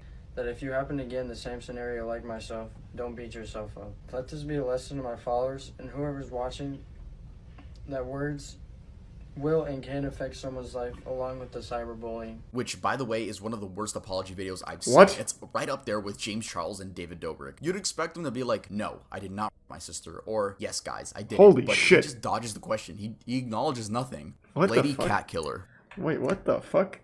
That was actually, like, his response? I imagine he's doing just fine on TikTok. He probably didn't even need to do that for his TikTok followers. They don't give a fuck. What was his name? Austin 13? He does not have a TikTok anymore. That's a first. Yeah, I typed it in right. The AWS. Yeah, I typed it in right. Oh, 316. Oh. Okay, hold on. No, still not. And it was Austin 13. Man, fuck you guys making me think I was wrong. On July 28th in San Antonio, Texas, this girl and her friends saw someone hanging from the railing of a drainage ditch. The 25-year-old man had just committed and instead of calling the police, well, one of the teens filmed the other one stealing his necklace. Yes, removing it from his lifeless body. To make matters even worse, they filmed it and posted it on Full-blown Snapchat. Logan I have Paul. no idea how stupid you have to be to film yourself committing a crime. I mean, because if you think about it, they could have gotten away with it, and I'm not condoning them getting away with it. But seriously, how stupid, like, just don't film Holy it. Again, shit. I'm not condoning what they did. Good that they got caught. I'm glad they were idiots and filmed it. When asked by the police why she stole the necklace, she says that it matched her fashion style. Honestly, I didn't expect any better That's a reasoning good from this point, girl. actually. The police, How are they doing on TikTok? What was her name? What was it? Bethany what? I'm sure if I type in how many people are actually fucking named Bethany in 2022, I'm sure it'll come up. Bethany 3160. I'm not falling for it twice. No, it looks like she has also been banned. Man, maybe TikTok actually does sometimes take action. Then why not for the other, like, predators? Yeah, it looks like she is also off. Her name was Bethany Martin. Zachary Lathan. Her account still exists. Often It's at dubbed 50K. the TikToker who killed his neighbor for clout. Thanks for some Zachary Dell Lathan stars. did just that. Eventually, the family's son and father confront Zach by going to his house, and meanwhile, Zach's wife is recording everything. Yeah, the dude had a wife at the age of 18. Anyway, Zach ends up going ape mode and stabs William in the armpit, puncturing his lung, killing him. People say this was an attempt to gain TikTok clout since the wife was recording, but I personally think it's just a man with mental and anger issues not knowing limits. Also, Jesus. the argument, the people came up to his side, and I'm not defending it again, that kid's a fucking idiot. But yeah, rest in peace to that man. Rest in peace. Joseph Jimenez. I'm assuming Another that recent TikTok event from guy's this in jail list is now. this. When explaining why he did it, he says that voices were telling him that by killing both of those two teenagers, he would be saving the world. Fuck, maybe, Jesus Christ, maybe that Reddit commenter really was real then. Fuck me, oh my god. What? Jesus Christ. Yeah, going out in public's scary, man. What's the name of that old song from Under Oath? It's dangerous business going out of your front door or something? The shit is super true. And it really feels like more and more people are becoming unhinged. I don't know what it is, but it just really feels like more often now than when I was growing up, people are becoming significantly more on edge and dangerous. Thanks to Tier 1 Dat Boy and the resub up down. It might just be like more access to information, but goddamn, this fucking scary. Claire Miller is a 14-year-old girl that murdered her disabled sister, Helen, that had cerebral palsy, a disorder that affects a person's posture, muscles, and balance. Claire hysterically called 911 and just admitted to murdering her sister, and when the police arrived, they noticed that she had tried washing the blood that was on her hands in the snow on the ground. So I guess there was just bloody snow everywhere. And they had found a knife inside of the older sister's neck. They are charging her for murder as an adult. She's not being charged as a minor. She's being charged as a full adult. So she's That's gonna good get these news. Consequences. God damn. Nicola Priest. This is by I think far as TikTok continues to grow, pretty much every criminal ever is going to be able to be traced back to a TikTok account. So literally every criminal from this point forward, I imagine, will be able to watch TikTok videos of them doing the Doja Cat dance or some shit at some point. Because it's just everyone has one now. So literally every single murderer is also going to be a TikToker by extension. That's a pretty wild future.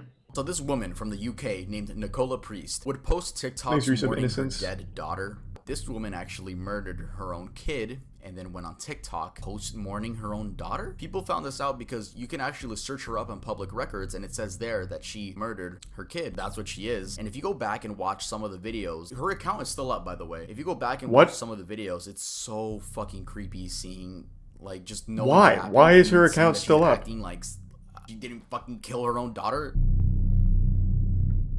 What? What was her name? Nicola Priest. How is she doing? No, it's down now. Okay, so it must have been up in August. It is down now. So far, almost all of them have been. I'm very surprised. Usually they're not. Why just 15 years? I have no fucking clue. I have no idea. I imagine, if I had to take a guess, I would say it's probably the UK. Let's see, in fact. Mom who killed 3-year-old for interrupting her having sex posts... What? Posts apology to her parents. And yes, she was from Solihull, England. She made a fucking YouTube apology video for killing her 3-year-old daughter. She was having sex with her boyfriend and got interrupted. And so she killed her daughter. What was the thought process? It's not like she was going to go back to getting laid after committing a murder in front of the boyfriend. Oh shit, the boyfriend is also implicated in this. The vomiting was the result of the severe beating you were both responsible for inflicting on her. No doubt you irritated by her crying, asking to be let out. It interrupted the two of you when you wanted to have sex. You lost your temper and you were joint participants in the assault. Holy shit. And they got 15 years. It's a fucking joke, man. That's a fucking joke. Yep, that should be life for both of them, I would say. And what's even wilder, she used it for clout on TikTok. All right, yeah, that was the iceberg. That was a lot of shit. Let me know if you guys let me know what you guys want to see. There's a shart trend as well. Now that just sounds like good fun. No one's getting hurt in a shart. Damn. Yeah, that was a lot of shit I'd never even heard of. Over the years, I've made fun of a lot of YouTube pranksters, but the truth is, they're risking a lot to make cringe. They really are putting their life on the line for the worst content on the site. There's already been like 5 or 6 major cases where YouTube pranksters have gotten themselves shot and killed. So it's like they're soldiers, but the only thing they fight for is clout. So I'm being genuine when I say that the bravery and commitment to put a smile on the face of absolutely nobody is admirable. And let me tell you, one thing I've learned about the YouTube prankster douchebags is no price is too high for them in the pursuit of attention, because they use mommy and daddy's credit card to buy everything for them for their content, all the gear they need. But one thing that's always sanded my ass is the fact that the pranksters themselves always seem extremely sensitive. So when they're doing their dog shit pranks and someone responds aggressively to it, they immediately fall back onto, it's just a prank, bro. You know, we're just goofing. Why are you getting all mad? You're overreacting, that kind of shit. They literally become a Pokemon and the only thing they can say is, it's just a prank, bro. And then they start to, like, try and shame the person for being upset. Even though some of the pranks are just downright crimes, like the fake stabbing prank where they go up to someone with a knife and pretend they're about to kill them, literally murder them. And then when the person gets like panicked or fights back, they're like, what are you doing?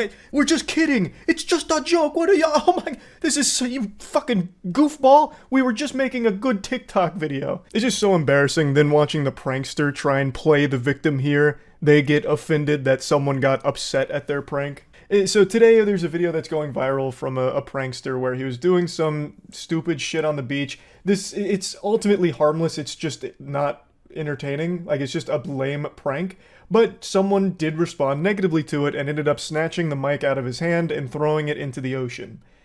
And the prankster got so butthurt about it that he called the police, and then the police took the guy's side who threw the mic, so then the prankster and his friend got trespassed, and he still won't stop fucking whining about it. Sorry, I just seen you over here, and I just thought I had to stop and just ask you if I could get your phone number. Sorry. That's my husband.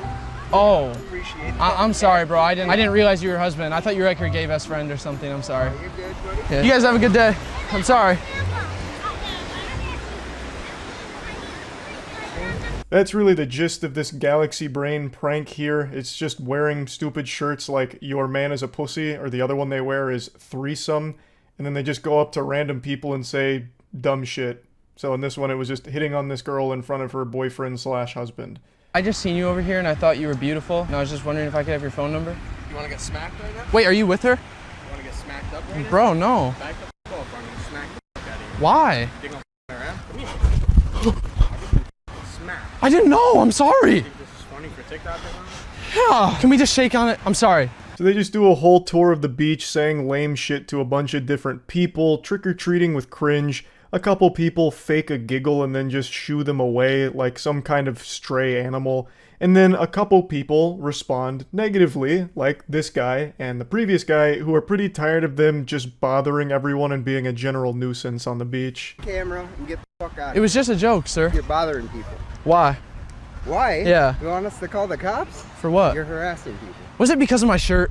No, dude, get out of here. Hey, you can't.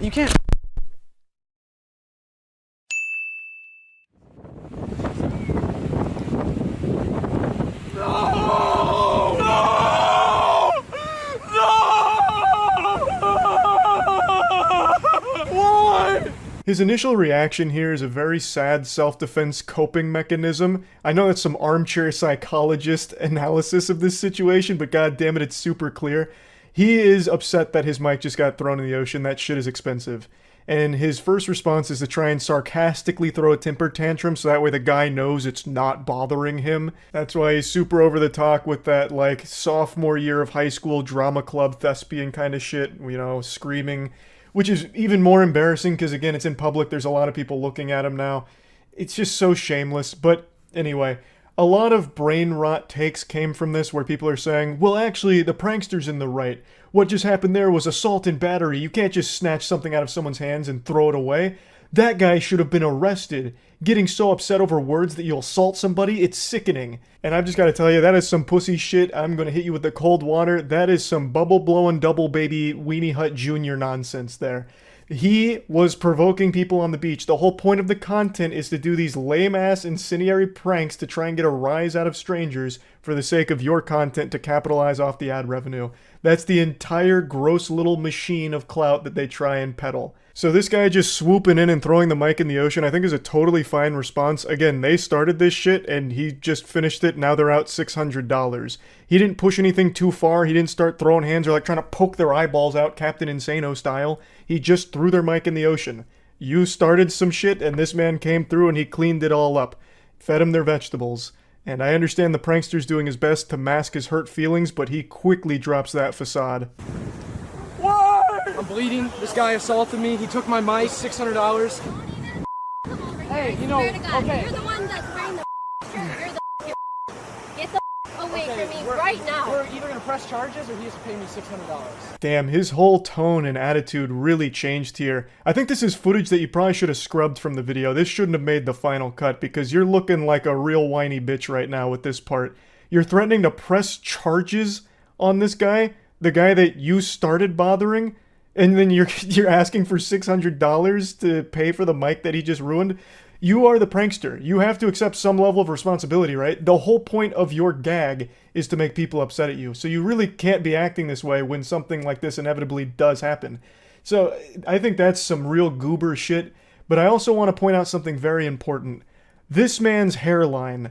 Now, he himself points this out in the beginning of the beach section, so he tries to wear his insecurity on his sleeve, but I'd like to really call attention to it real quick. The thing that I hate about the beach, I don't have the best hairline, so me and the beach don't always get along, but ignore that, okay, guys? How am I supposed to ignore this when I can hear the agonizing cries from your permed hair, screaming out in pain from all the heavy lifting it's doing, trying to hide your 40-year-old receding hairline?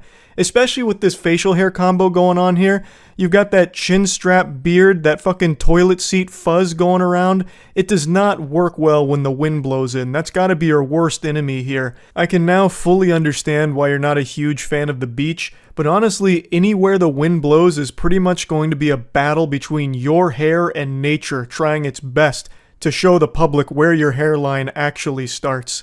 So I don't know if he treats the outside like a vampire refusing to go out in the sunlight because there might be a gust of wind that blows by, but goddamn. Now I know many of you might think I'm being awfully harsh here, but I truly think it's an invaluable service to insult people that do this kind of content because it's just lame and unacceptable.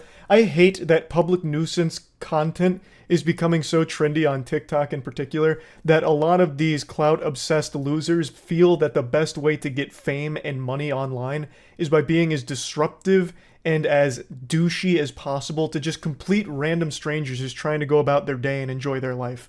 I hate that kind of content, so I really do think that insulting it is legitimately doing a good deed. Especially because it's so saturated when it comes to shit pranks that it's become a bit of an arms race where a lot of people just keep amplifying the danger of the prank, which is why people are getting shot doing them. In order to stand out, they have to be getting more and more extreme, which is leading to more and more dangerous pranks. So I really think this shit deserves to be insulted.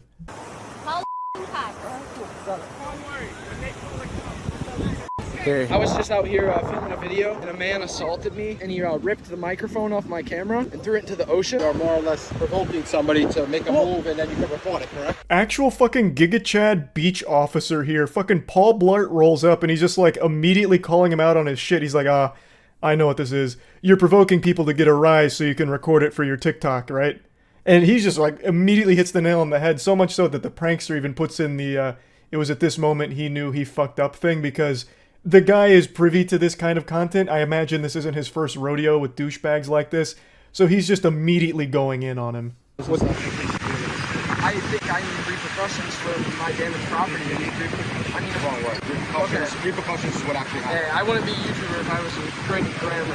Okay, so it was just supposed to be a joke, and it got taken too far. I guess he got offended. You guess he got offended? God, that's so pathetic. Yeah, I guess he just got offended. Which is why I called the cops, like a little hall monitor. Yeah, you lost a $600 mic, and it's your own fault, so take it on a chin like a man and move on.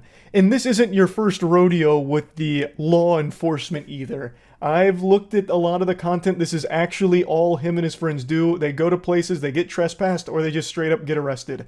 In one of the videos, they got wrestled down by mall security and like roughed up.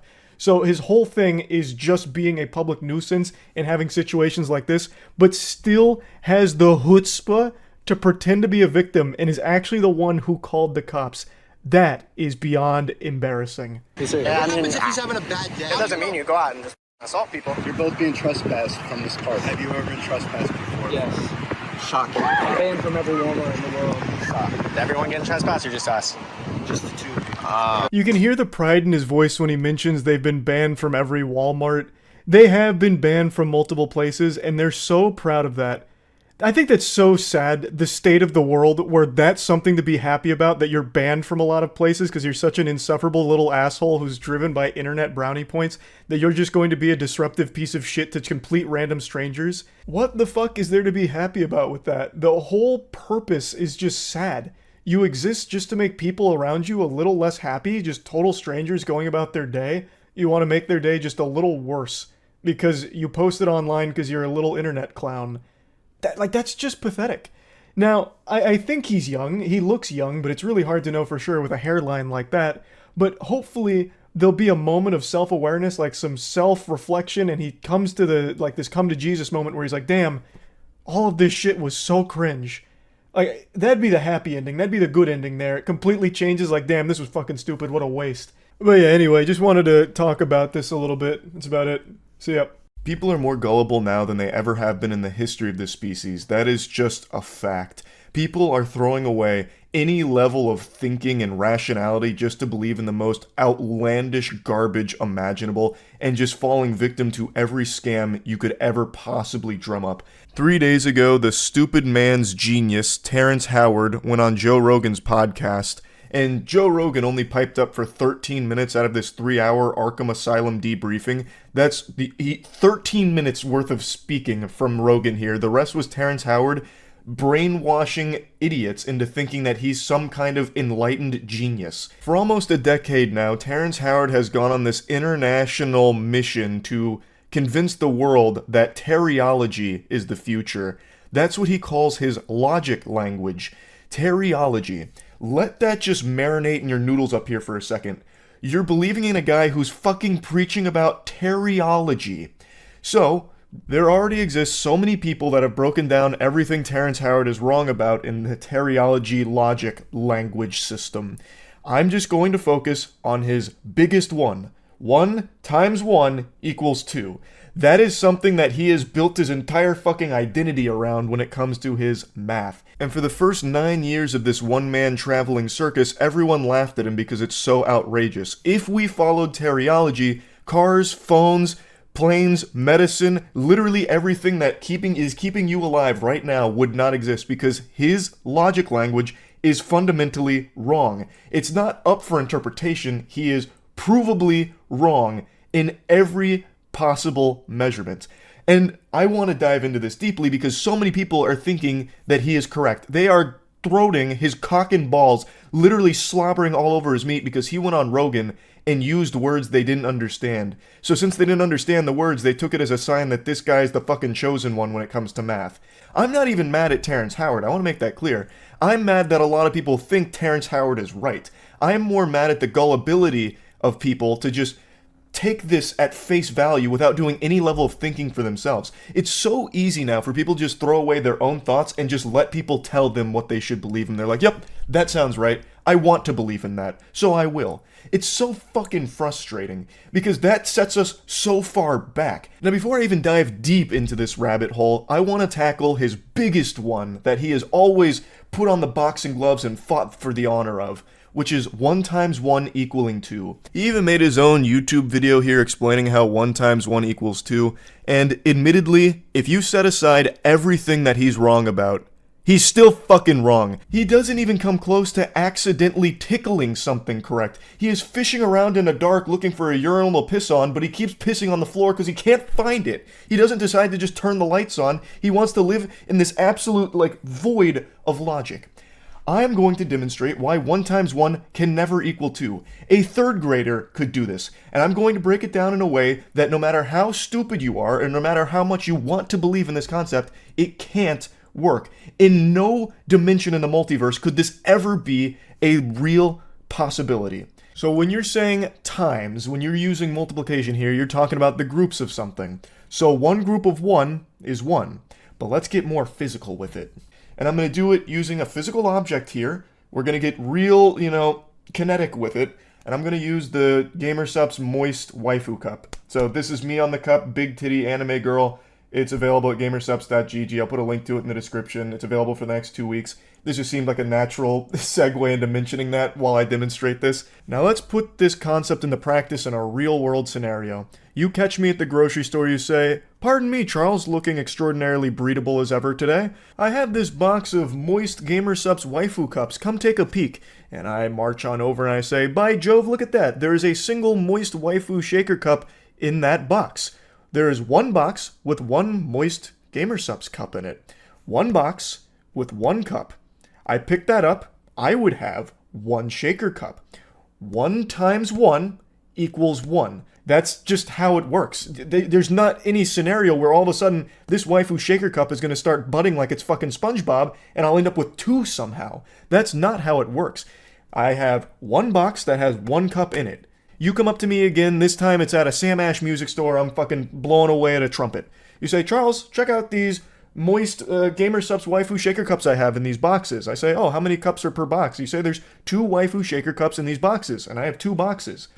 2 boxes of 2 waifu shaker cups, that's 4 total waifu shaker cups. 2 times 2.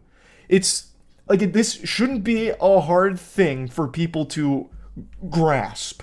These aren't hard to understand, but when you have someone like Terrence Howard preaching just completely incorrect things, it's able to mislead people who want to believe in something different, that want to have this big paradigm shift in mathematics, which I don't really get. Why do you want mathematics to change? The only reason you're alive right now is because of that. You would have likely already been mauled by a bear, died from an infection, died from dysentery, wouldn't have made it past the Oregon Trail, way before you even made it to whatever your current age is, if we didn't have math. We wouldn't be where we are today. You wouldn't be watching this. You would likely be out there hunting and gathering and probably dying in the process.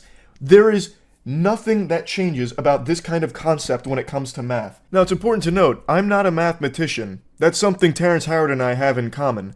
But I think if I was a mathematician, most of you would trust me less. You'd think I'd been indoctrinated by big math or something to keep the genius revolutionaries like Terrence Howard down when it comes to these innovative concepts of new math.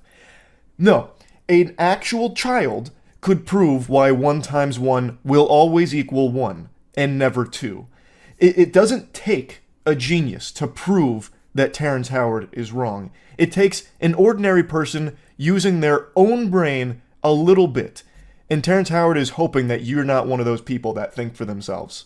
For some reason, we've entered the age where people don't trust experts anymore. The individuals that have dedicated their lives to a certain subject like math now have the most scrutiny from the average ordinary person, thinking that they're wrong and evil. There must be like a puppet master behind the scenes controlling the experts. Instead, the average person would rather put their faith in someone that has never studied math and never done anything properly in the subject that they're preaching about, like Terrence Howard.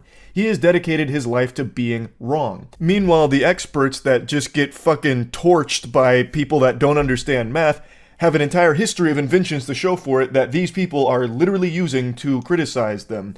These inventions that they take for granted is the product of that math, not Terrence Howard's teriology math. If teriology was the correct mathematics, where are those drones that he was talking about for Uganda? Where is all of the potential huge breakthroughs using teriology? Where are those inventions? Now, over a year ago, I did make a video on Terrence Howard going over some of his more ridiculous and embarrassing moments. I'm not going to really harp on those here because a lot of people went from Joe Rogan to that video and said that I was just attacking him on like a personal level or something, which I really wasn't. I was just explaining why a lot of this is so silly, and I was making fun of it, as everyone used to do back when we used to think for ourselves instead of just be spoon-fed all of our opinions. So, what I did talk about in that video is something I'm going to briefly mention though. He tried to scam all of Uganda by promising them these drones that literally just don't work. I'm just going to play you a clip from that again to remind you that Terrence Howard uses this math in pretty nefarious ways from time to time, like in the case with Uganda drones from the hydrogen proton geometry. Was there for 2 years until I saw that there was an inconsistency with the math there. And so I went out to explore a new way of understanding how the universe works, and I was able to define the grand unified field equation they've been looking for and put it into geometry. Once again, just a friendly reminder, there is nothing more consistent than 1 × 1 = 1. To represent it one more time, I have one box with one waifu cup in it. 1 × 1. The total waifu cups is 1. One box has one of these in there. There is one of these in total. And then with that geometry, I was able to put props on that. And what I'm saying is now we have invented a new form of flight that I would like to bring here to Uganda to replace the drones, to replace the helicopters, to replace the planes. Now, this is the geometry of hydrogen. Of hydrogen. Hydrogen. This is the proton itself. So any bond that hydrogen can make, our linchpins are able to make. It's been 2 years since this, and it doesn't seem like Uganda's any closer to having those Terrence Howard promised hydrogen proton geometry new flight machines that reinvent flight as we know it. But maybe it's just a project that takes a long time. Maybe he's at Area 51 right now cooking that shit up with the aliens. Who's to say? There's just no updates on it. So I'm excited to see Terrence Howard's update on these hydrogen proton geometry flying machines. But let's be fair here, let's take a peek at both sides. Terrence Howard actually did publish something trying to prove that 1 × 1 = 2 and that the world of science and math is wrong. You can read through the whole paper yourself if you'd like, and hopefully you'd come to the obvious conclusion that he is still incorrect in everything that he's breaking down here. He's using all these incredible leaps in logic to get to his conclusion. What I want to highlight, though, is in his own paper here, he has a whole section dedicated to the Anunnaki Sky People. Some call them the Anunnaki, the Sky People, whoever they were that gave naive generations some 6,000 years ago a multiplication table and a flat view of universal geometry. They gave that poor, misguided people a false axiom upon which to build their world. In a paper that's supposed to all be about logic and math, where the fuck did the Anunnaki Sky People come from here like a jump scare? What in the world? That should immediately trigger your bullshit alarms. That is unhinged to include in this.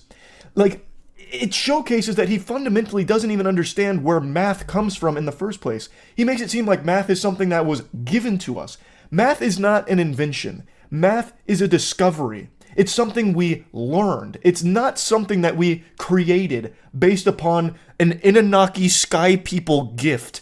A ruse from the Anunnaki. Also, I love how he can just slide in whatever nonsense he wants without any type of citation or proof behind it. Oh yeah, this is all based upon what the Anunnaki gave us 6,000 years ago. Well, trust me, I know. I was there, actually. I saw it. Terrence Howard, I'm immortal. I saw it. I was actually there during the trade of the Anunnaki geometry and the naive generation 6,000 years ago. That's how. That's my proof. That's my evidence. Like, people just take what he says and just run with it. Like, oh, that's great. And like, they ignore it. Like, on Joe Rogan, he had a whole section dedicated to how he can remember his birth. Legitimately not possible. There were some doctors that weighed in on this because a lot of people were like, this is incredible. He truly is like this super genius. He even remembers being in his mom's womb. You can't. You actually can't. You don't even start storing memories in your brain at those stages because it is still developing. So they're not fully developed. Thus, those parts that are responsible for memory storage and memory retrieval aren't there yet. You can't. And you certainly wouldn't be able to recall them.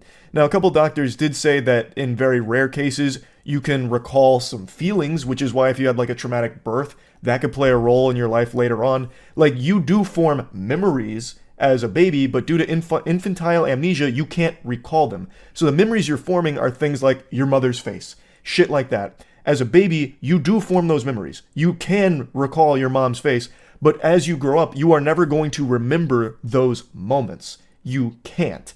except in like extraordinarily rare cases which don't have a ton of documentation surrounding or proof around, but there are a couple of cases where people do claim that they can. But in Terrence Howard's case, not even those extraordinary circumstances go as far as him, where he's remembering in the womb and saying to himself, don't forget, and then giving a name to his hand. That's just ridiculous. And then he says that the proof of this on Rogan is that when his wife was pregnant, he'd shine a light on her belly and then play music. And he did that for like a week, and then he stopped shining that light and playing the music, and then the baby's hand pushed on his mother's stomach.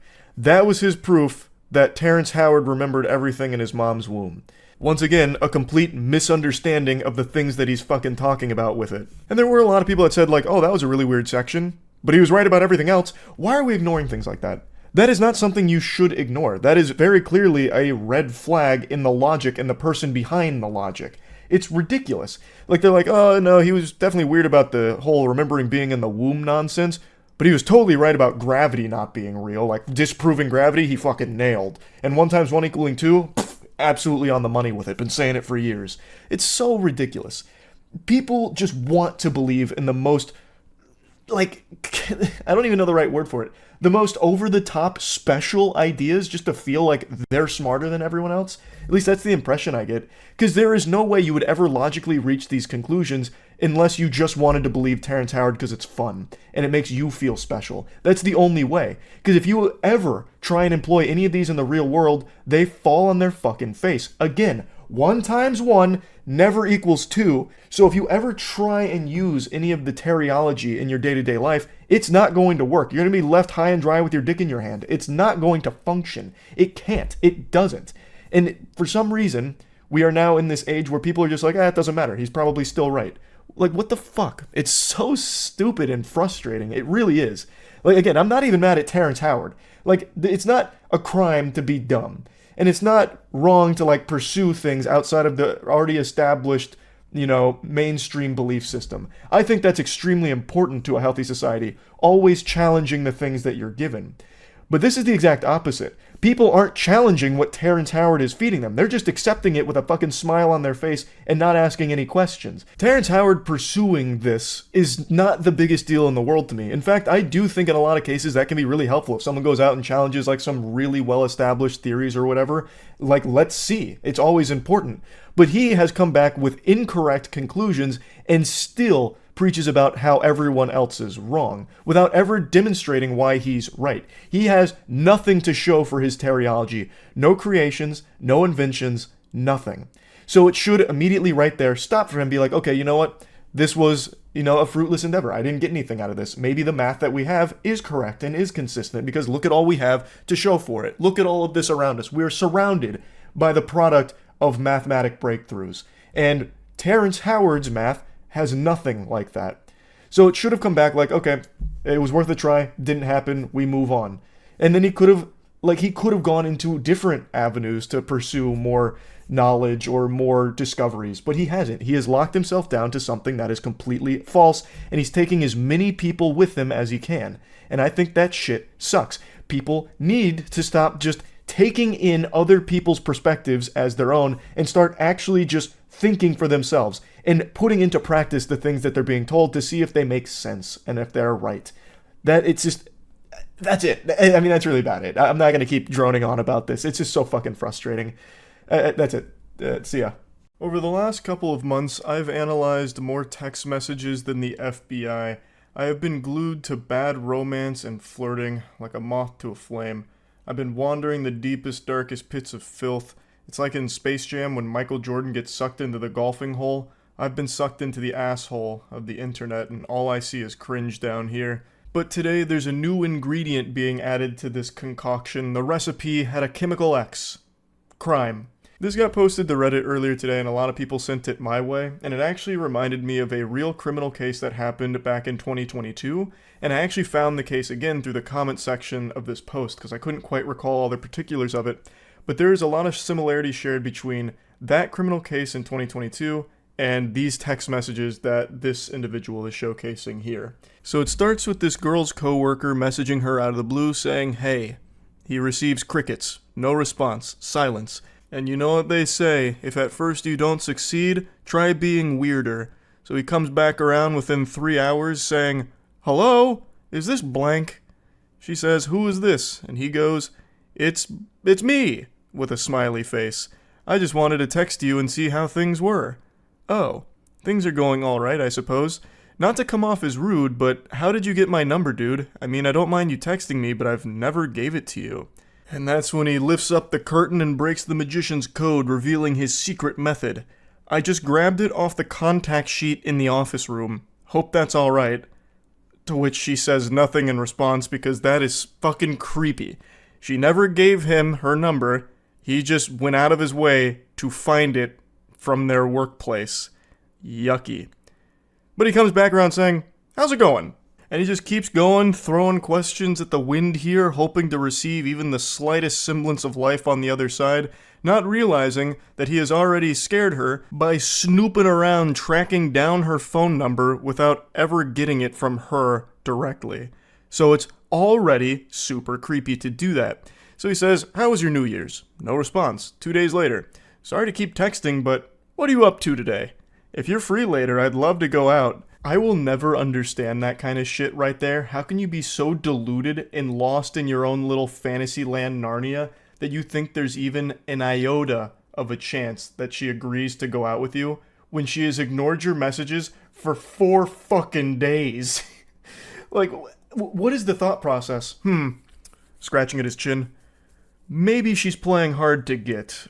Perhaps she's just been truly swamped and has been really wanting to reply to me but just might be a bit shy and doesn't know how. I know.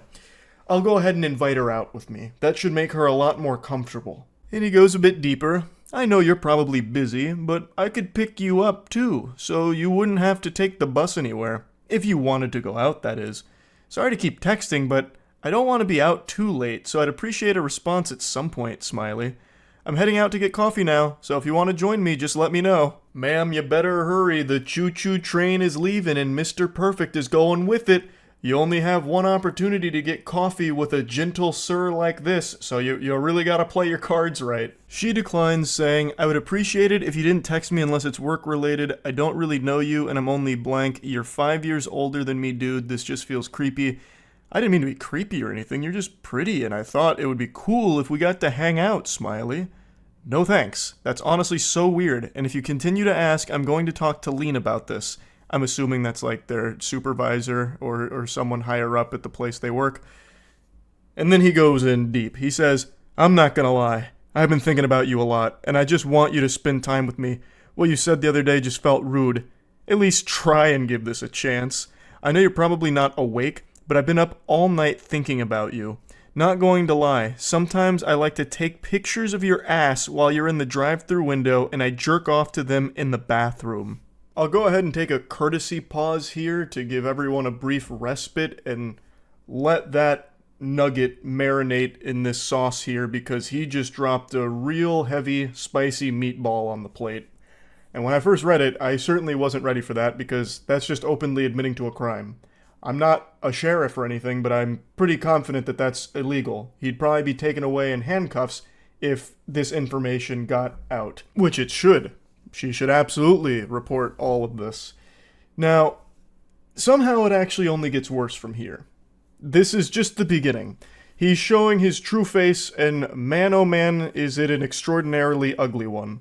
I know that's messed up, but imagine if we fucked in the work bathroom, or if we went out in public. I honestly just love the idea of having a little helpless bitch under my control. I know you're so much younger, but you should give it a shot. Older men can be so much fun to be with. No one at work would have to know. Hello? Sorry for calling, but I'm really lonely and you haven't replied to me at all. Since the text messages are going unanswered, I guess he's resorted to actually just calling her, which is also being ignored, obviously, because that's the safest thing you can do is ignore it.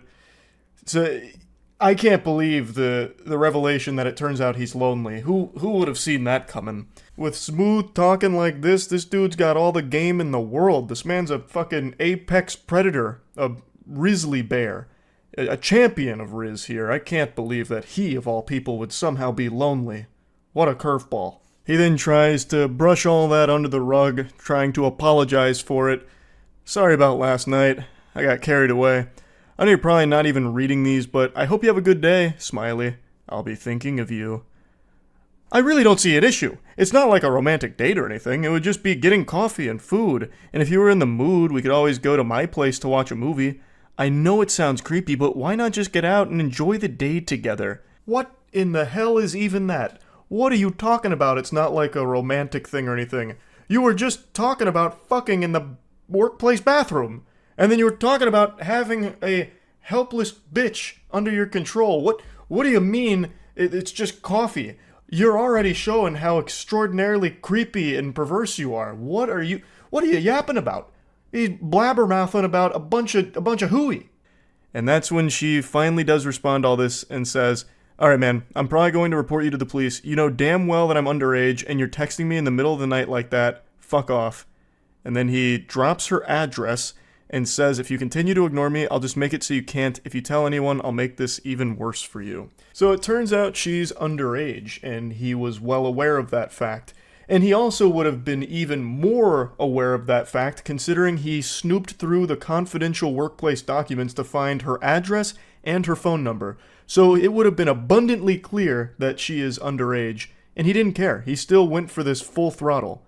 So he's also a pedophile on top of all of this. Now, he concludes their conversation by dropping her address to obviously try and scare her, letting her know that he knows where she lives and he can always pay her a visit. And a lot of people in the comments, and I think a lot of people in general, would assume that that's just supposed to be like some kind of scare tactic to get her to not say anything.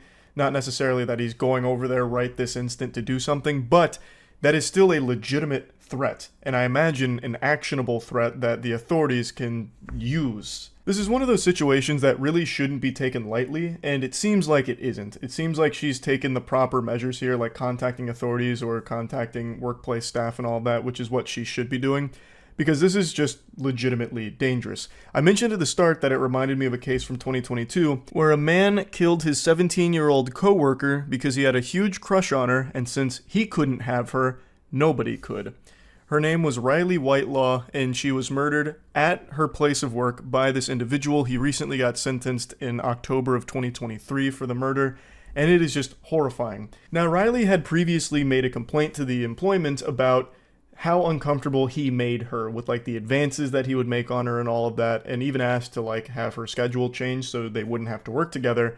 And despite all of that, they still worked together. The place of employment did not change her schedule around to get her away from him or anything like that. They continued to work together despite all of her complaints until it eventually culminated with him killing her. It's a tragic story. Fucking horrifying.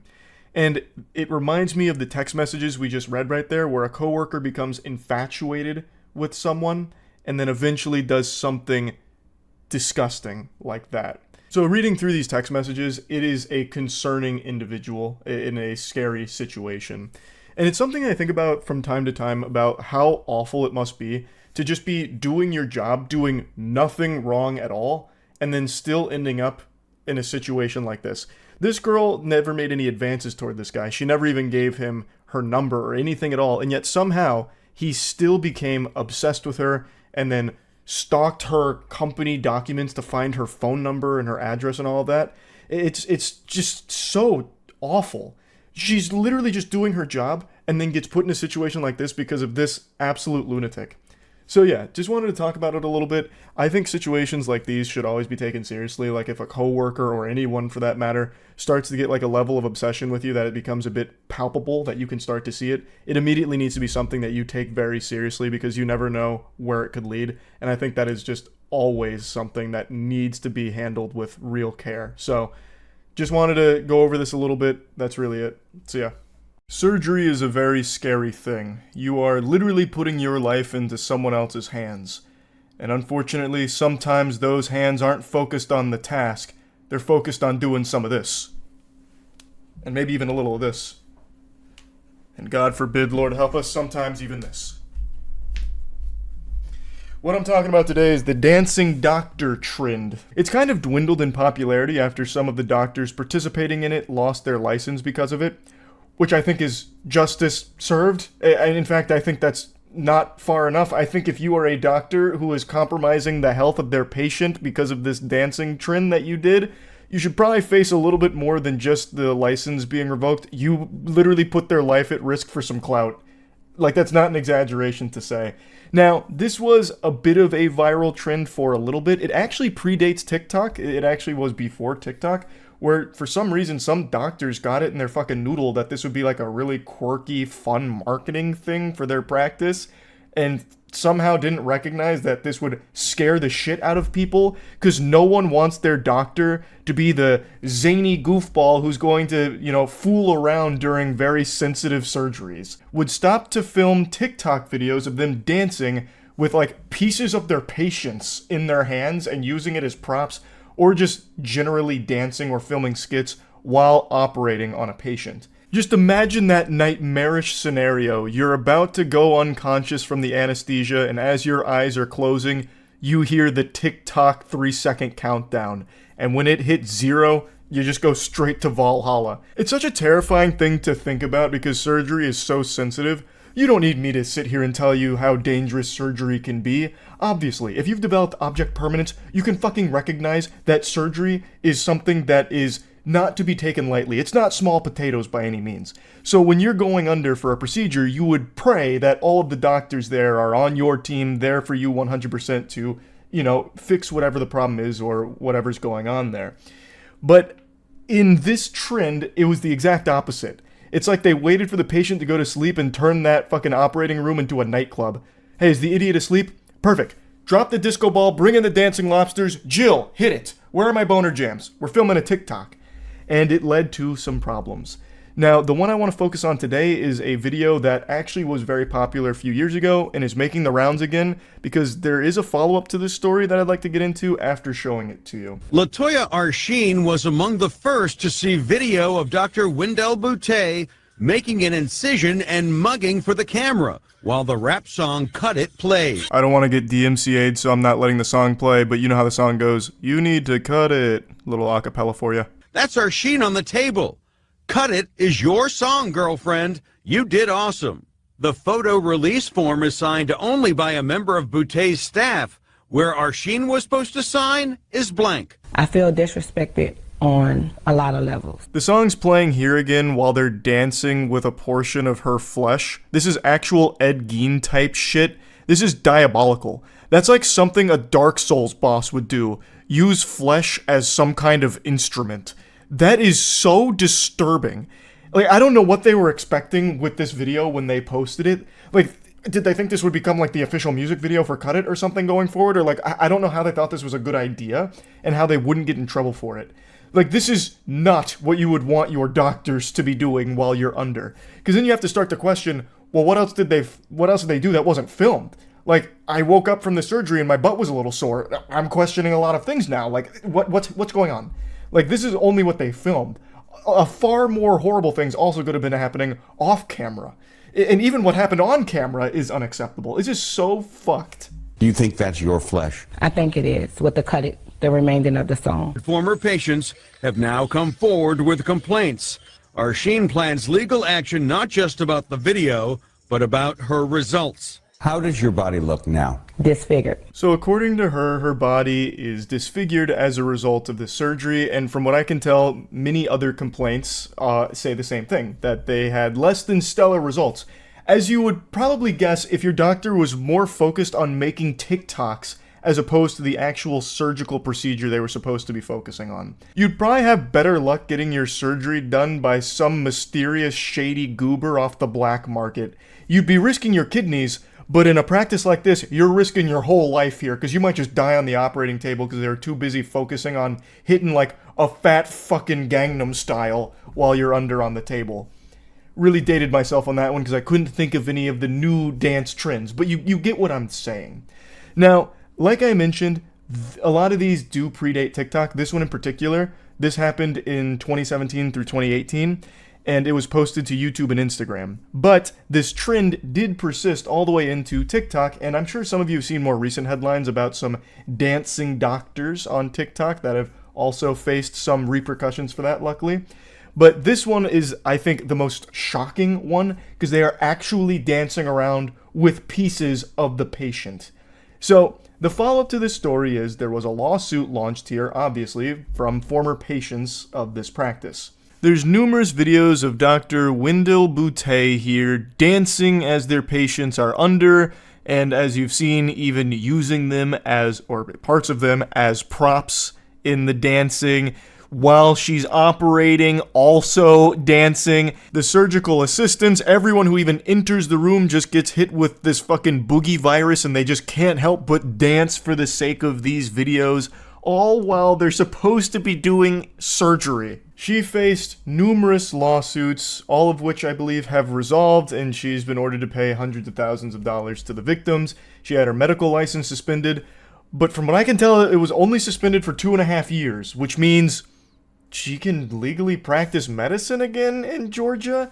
I actually can't find a follow-up on that, but she wasn't permanently suspended, which I have to raise an eyebrow to. I don't know how this didn't become like a more criminal case where she'd face jail time. Like, I think it is super severe, especially when you look at some of these cases. So a patient named Silma Cornelius went into her practice, and she was only there for a couple of small things, but was eventually convinced to do bigger procedures, and eventually paid $11,284, and then also had another scheduled cosmetic procedure down the line.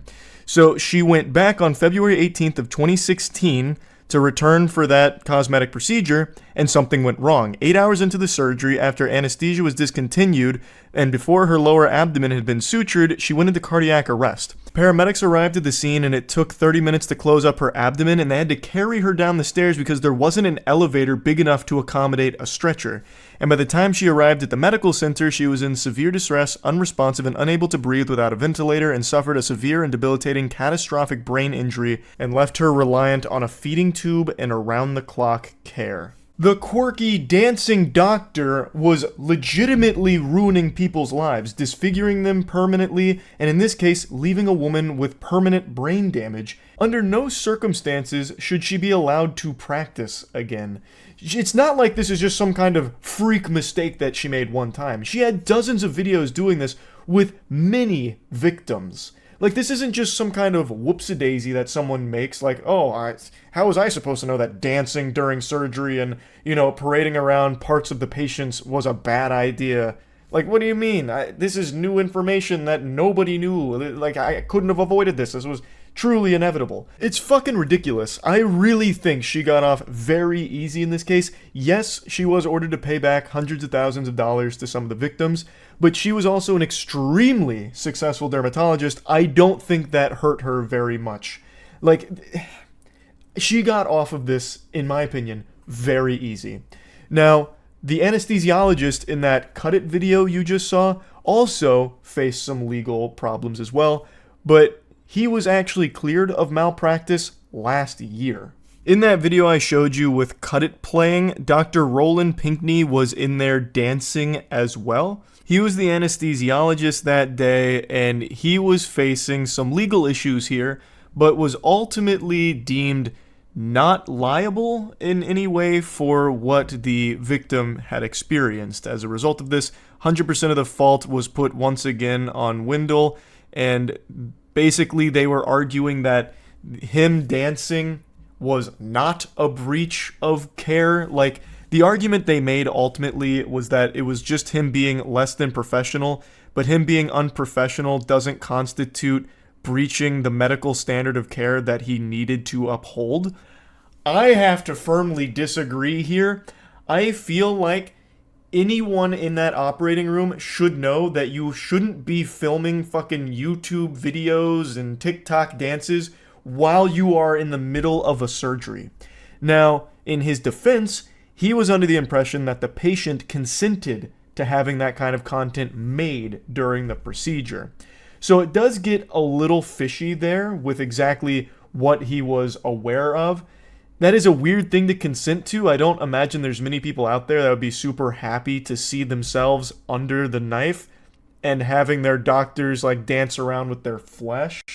So that still seems a little odd to me, but ultimately he was found not in violation of that medical standard of care. It was no malpractice on his end was the verdict. But yeah, pretty fucked up situation that I just wanted to talk a little bit about because I dove into it pretty deep today. That's really about it. So yeah. I just watched an extremely interesting case presented by the Law and Crime Trial Network that I just had to share with all of you because it really feels like the plot line to a late 90s soap opera.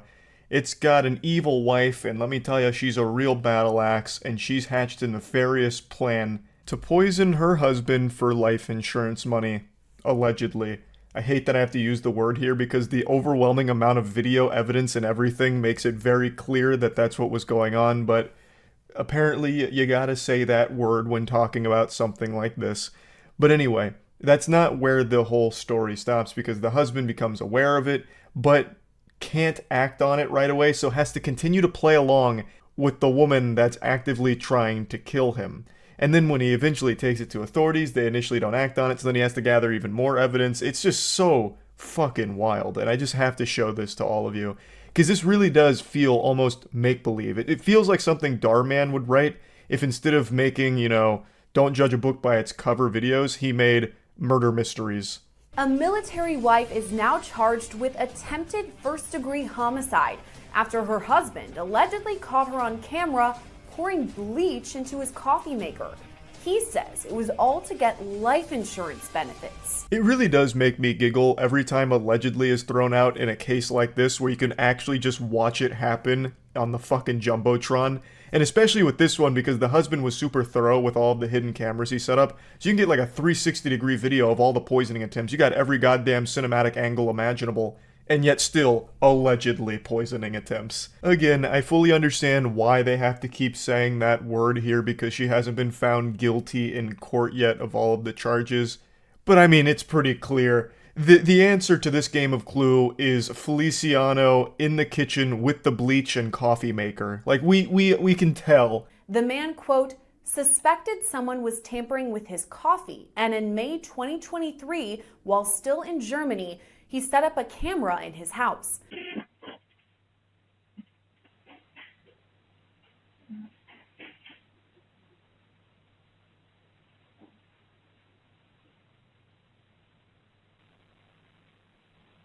The husband alleged his wife used bleach as a form of poison, storing the chemical under the sink. This is one of many videos that capture her pouring bleach into his coffee pot. So he became alert to something a bit off about his coffee and suspected tampering with it. And I imagine he was able to taste something was wrong immediately. Bleach is like one of the most agitating chemicals you can ever fucking ingest. Like, coffee is not going to disguise it. It's not like the perfect Trojan horse to deliver bleach into your system. You'd probably take a single sip and immediately go, pooey, yucko, wow, like, ouch. That doesn't taste like coffee, it tastes like fucking poison. You would have better luck shitting into his coffee pot and hoping he doesn't notice. There's at least a chance coffee can mask poop, but not bleach. Like, even if you have no taste buds, you would probably feel something is wrong with your coffee with bleach being mixed into it. So immediately, I imagine, he was tipped off that something was very awry here. So he set up the camera. I don't know if he immediately suspected it was his wife. Maybe he thought there was some kind of like burglar coming in to fuck with him and pour bleach into his coffee pot or something. I don't know if he immediately started to point fingers at his wife. I imagine he probably did because, I mean, who the fuck else is going to break in there and pour coffee or pour bleach into the coffee? Unless it's like the Tooth Fairy out for revenge or something. So I don't know how surprised he was to see that, but I still imagine that that was traumatizing to know that the person that you are married to, the person that is the most important person in your life, is actively trying to kill you. Court documents state that at the time, during May 2023, the husband, quote, stopped drinking the coffee but continued to pretend to drink it as he did not want to make a report of this while in Germany. He said he knew his wife would continue poisoning him and wanted to submit a report while in the US. This is such an interesting conundrum. So he didn't want to make the report while in Germany and continues to fake drink the coffee, playing a game of pretend here. And then also, I assume, pretending that everything's okay in the marriage between them, even though he knows in the back of his head, his fucking wife is trying to kill him. And his wife doesn't know that he knows, so she continues to make attempts to poison him. When I try and picture this situation in my head, I immediately just start thinking about the movie Mr. and Mrs. Smith, but without, like, the guns. So instead of, like, dumping lead at each other, shooting at each other, it's his wife really insisting on trying the coffee. A new recipe, perhaps. So, and he's just like, oh, this is good, very good, but he knows. 1 month later, in late June, the family returned to the United States and was stationed at an Air Force base in Tucson, Arizona. At that point, additional cameras were set up. Video captures Feliciano Johnson pour something into the coffee pot and look over her shoulder to see if anyone is watching. By early July, her husband reported his findings to the Tucson Police Department. So this ruse continued for over a month, with the husband pretending to keep drinking the coffee, giving his best Oscar-winning acting performance. Honey, this coffee is so good. Wow, delectable. Rubbing his tummy, all of that. I also can't help but wonder if he tried to, like, mess with her a little bit. Not trying to poison her, obviously, but, like, make her believe that the poison was working. Like, did he start faking a sickness or something? Did he start, you know, making it seem as though he was falling ill in order to see how she'd respond? Like, he just, you know, puts a thermometer in his mouth and he's, like, looking real pale and he's like, oh, babe, I don't know what's going on. I'm not feeling too good. Making a bunch of, like, coughing noises to see how she reacts to it, to try and catch her with, like, joy in her eye that her plan is working. Or if he just simply kept drinking this, or pretending to drink the coffee, and his wife must have thought that he was fucking immortal, just legitimately immune to poison. Which is a pretty scary thought, and pretty concerning considering he lived with her and went through this for over a month now, with someone actively trying to murder him. And if she really thought that bleach had no effect on him, like he was just built different, bleach doesn't work, I just would be worried that she'd try other things that maybe he didn't pick up on, or wouldn't have picked up on if it continued, you know what I mean? But anyway, he gathered all this evidence and then he brought it to the authorities. Showed the officers at the front desk the video, but since you could not clearly see what she was pouring into the coffee maker, the report was taken with no follow-up. At that point, he purchased additional cameras disguised as fire alarms. He set them up in the laundry room and in the kitchen area where the coffee maker was located. So it wasn't actionable evidence because they couldn't clearly see what she was pouring into the coffee maker. So the guy says, alright, fuck it, check this out then. You need more? I got you with more. So he sets up a ton of cameras, gets every possible angle here. He's got so many cameras set up, he could probably render his whole house in VR with this kind of setup. So he's got everything covered. Now you can clearly see that she's pouring bleach into the coffee maker in certain videos. And he even goes a step further by conducting his own at-home experiments to confirm his theory.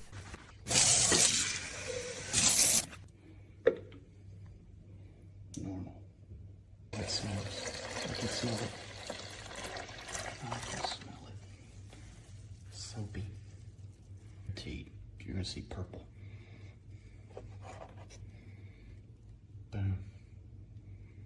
Science, bitch. Now we're Breaking Bad here. So he's got even more proof, not only with the video evidence of his wife pouring bleach into his coffee pot, but now he is confirming the presence of the bleach in the coffee pot even after having it drained all day and all of that. Now he has an overwhelming amount of proof against his wife. Feliciano Johnson was caught on camera multiple times, appearing to pour bleach in the laundry room, walking it into the next room, and then pouring it into the coffee maker. After collecting multiple videos that showed her allegedly pouring the bleach into the machine, Feliciano Johnson was arrested on July 18th. I'm assuming she did all of this while the husband wasn't home because she is pouring the bleach in the laundry room and walking it to the kitchen, so literally walking through the house with bleach in her hand. If the husband ever saw that, she would immediately know that he would know that something is really fucking foul going on here. Why are you transporting bleach around the house? Like, what could possibly be the excuse, you know? Oh, babe, you're home. It's great to see you. What do you mean, why is the bleach in my hand? Oh, actually, I just wanted you to just take a peek at it real quick. Just tell me, does the bleach smell weird? Splash! You know, like, there's really not a whole lot of wiggle room for an excuse on why you're transporting bleach from the laundry room to the coffee maker. So, again, I assume he just wasn't present for it. But then it makes it really interesting watching the footage here because she keeps looking over her shoulder. So it's an interesting look into the human psyche and kind of just basic human instinct, where when you're doing something fucked up, when you're doing something diabolical, for some reason, you just can't help but double check your surroundings to make sure no one's peeking in on you, even when you're completely alone. Anyway, just something I felt like pointing out. Overall, I'm happy to see the husband didn't get poisoned, and I'm happy to see she got arrested and is now facing these charges here. So hopefully justice will be served. I can't imagine a world where all of this evidence is presented and they're like, inconclusive. It's fine. You're overreacting. You're out of order, Buster. Your wife was just making you some real nice coffee with the extra flavor juice to it. So I imagine she will likely face serious time for this. I mean, it's attempted first-degree homicide, apparently. So, or allegedly, excuse me. So yeah, I just wanted to share this story because I just found it to be super fascinating. But yeah, that's about it. So yeah. I'm sure by now many of you have at least heard of the EDP445 situation. That sounds like some kind of fucking Call of Duty Zombies Easter egg, but for those that don't know, EDP445 stands for Eat That Pussy. He was a big YouTuber. He had a huge online presence, and this week he was accused, and with a lot of evidence backing it, of being a pedophile. And with video evidence, him showing up to a meeting place where he believed he was meeting with a 13-year-old that was actually set up in very similar style to like a Chris Hansen investigation by a YouTuber, Predator Poachers. That name actually is shared by other people who hunt predators, but today this was done by one person or one group in particular, and that person, the big face behind it, is not a good person at all. And that's why I wanted to do this little intro here, because I want to make it clear that there's no heroes in this story. You can't root for the person behind the investigation of EDP. They did a good thing, but they're a shit person. The main guy behind Predator Poacher has had a lot come out about him recently, showing his prank calls to a BLM hotline where he just says the N-word. He said the N-word hard R multiple times. Believes he's like an edgy troll, but his trolling is just saying the N-word. Epic prank, and he's just not someone that I can really appreciate the work of, but he and his group were the ones that broke this story on EDP, who is a very bad person as well, who, with all of this evidence coming forward, which is pretty damning, have put together this whole case against EDP445, and today I watched it all on Twitch, streamed it with the community, so that way we could all be caught up on the internet lore together. I've heard it's really bad. So yeah, the general gist of it, EDP445, a huge YouTuber, very popular YouTuber. I personally wasn't super familiar with his work. I'd always heard his name though, stands for Eat the Pussy 445. So this came out a day ago, which was to hype this up. I think this is only reading text messages, and this is when he actually showed up. This is the only thing I've seen. This guy has a fucked up past. Like, even on this channel, apparently some videos that are still up from streams where he'd call BLM and drop the N-word to them or something. Like, he'd call organizations supporting BLM and just start dropping the N-word or some shit.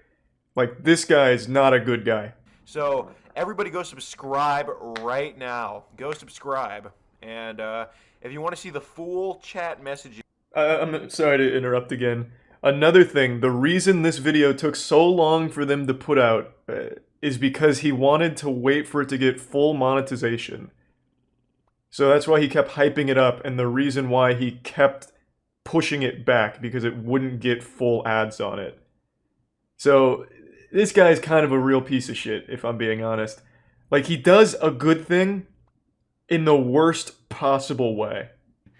And show interest. Who starts a conversation like that? You're old, so... What? Bit of talk. Dropped a mean ass shit. Man, they say fucking chivalry is dead. This guy is suave. Now that is how you flirt. That's a good line for Tinder, I'd say. If you guys need any help on like your game, take notes from EDP. Dropped a mean ass shit. And then send an audio message. Do I have to go to the other ones in order to... He sent a picture of his shit? No fucking... Alright, hold on. We're gonna have to keep going back and forth. This is gonna be like an MLA formatted fucking research paper here with citations. For these text messages, if I want to see them uncensored, do I have to go to this stream? For more people to... So do I have to like cross-reference the uncensored versions with the stream here? I can't show a picture of literal shit on Twitch, but I need to confirm whether or not he sent a shit pic. That's very bold.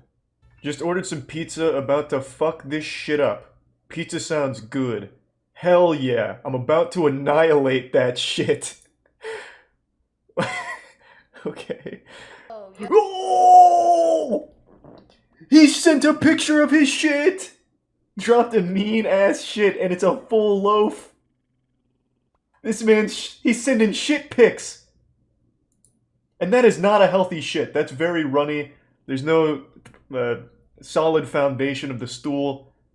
That is alarming considering he just annihilated a pepperoni chicken pizza. He also sent his dick. Yeah, but that's not nearly as cool as a shit pic. EDP was breaking new grounds. They were only just starting to talk. It had been 2 days, I think. And then he hits her with, drop a mean ass shit, and then sends a picture of his toilet bowl with poopy in it. Yeah, I'd show the other video, but I'm worried of how many pictures of shit he might have sent. Like, what the fuck is this? Hi, how are you? Good, how are you? Good, just having lunch. What did you eat? Tacos. That's cool, what are you doing? Just got done beating my shit. Now watching YouTube. Oh yeah, I just had some tacos. Also just beat the fuck out of my cock. What are you doing? Yeah, he sent a picture of his actual unedited shit. He didn't even put like a cute little emoji over it, so I'm a little concerned to show it. I think we're right here. How is this possible? I just went to a random point in here. How is the bathroom trip going? Going great. I'm fucking this bitch up. What the fuck? Are you sure he only sends one shit pic? Like, it seems like that's all they talked about was him shitting. I went a little too far. I skipped ahead in the lore. I was at 14 minutes, not 20. But I accidentally spoiled chapter 2 here, it seems. I like this part. Relax, I'm not a weirdo or anything. When literally 5 days ago he sent a picture of his actual shit in a toilet. No, we're doing both videos. The only reason I'm going back and forth is because these are censored and I want to understand how we got here. Oh, he seems bothered that she's 13, but then for some reason continues to talk. Oh, okay, here we go. So he has like a realization here. Not enough to go to jail over. Okay. So how does he continue to like fall for this then? I was eating a corn dog today and the bitch burned the roof of my mouth. I spit that shit out so fast. Alright. Just a little PSA, don't take pictures like this. These kind of pics just never really work. It's just kind of a weird pic. Make sure you get some good flattering angles. You don't need to put like a ton of thought into it, but just enough to know where it doesn't look like you're crawling under someone's bed. Where are you ticklish? On my back and stomach. If you ever want something from me, and you want it, the easiest way would be to tickle me. Okay. I hope you don't tickle me, that's my weakness. If EDP was a boss battle, tickling would be his weak spot. That'd be your DPS phase. One of these days, I'm gonna surprise you, put my hands over your eyes and be like, guess who? That's like the worst surprise ever. That'd be like the last way I'd want to be introduced to somebody. Ugh, this is so fucking weird.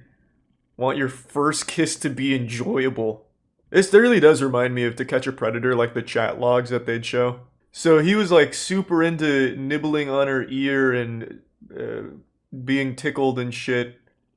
Started talking about sex, and then here he had a realization like, that's fucking illegal and wrong and bad.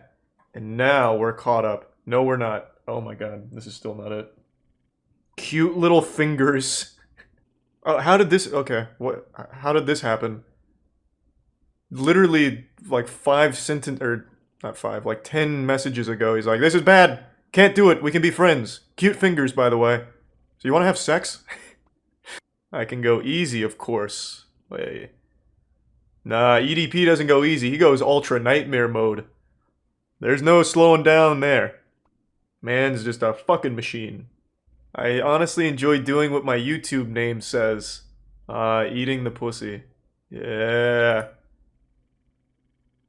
Munching down on those beef curtains, baby. Yeah, there you go, EDP. What's the 445? Just a random number I chose, nothing to the meaning. Definitely has meaning now. I think the 445 absolutely has meaning. The amount of years he'll spend in jail. Well, probably not. You guys, I didn't know this. I learned this the other day. You guys remember Jared Fogle? The guy who had like 15 quadrillion quabooble bytes worth of child porn on his computer, as well as like openly admitting to abusing kids. You know he only got 13 years in jail? Did you know that? I thought he got life imprisonment. This man had so much child porn they had to invent a new way of measuring how much he had. And he only got 13 years in jail. This had to be like a full-time job texting this guy. Putting in 9 to 5 hours here on the text messenger. Can't wait to hug you and kiss you. On the lips. On the cheek. On the neck.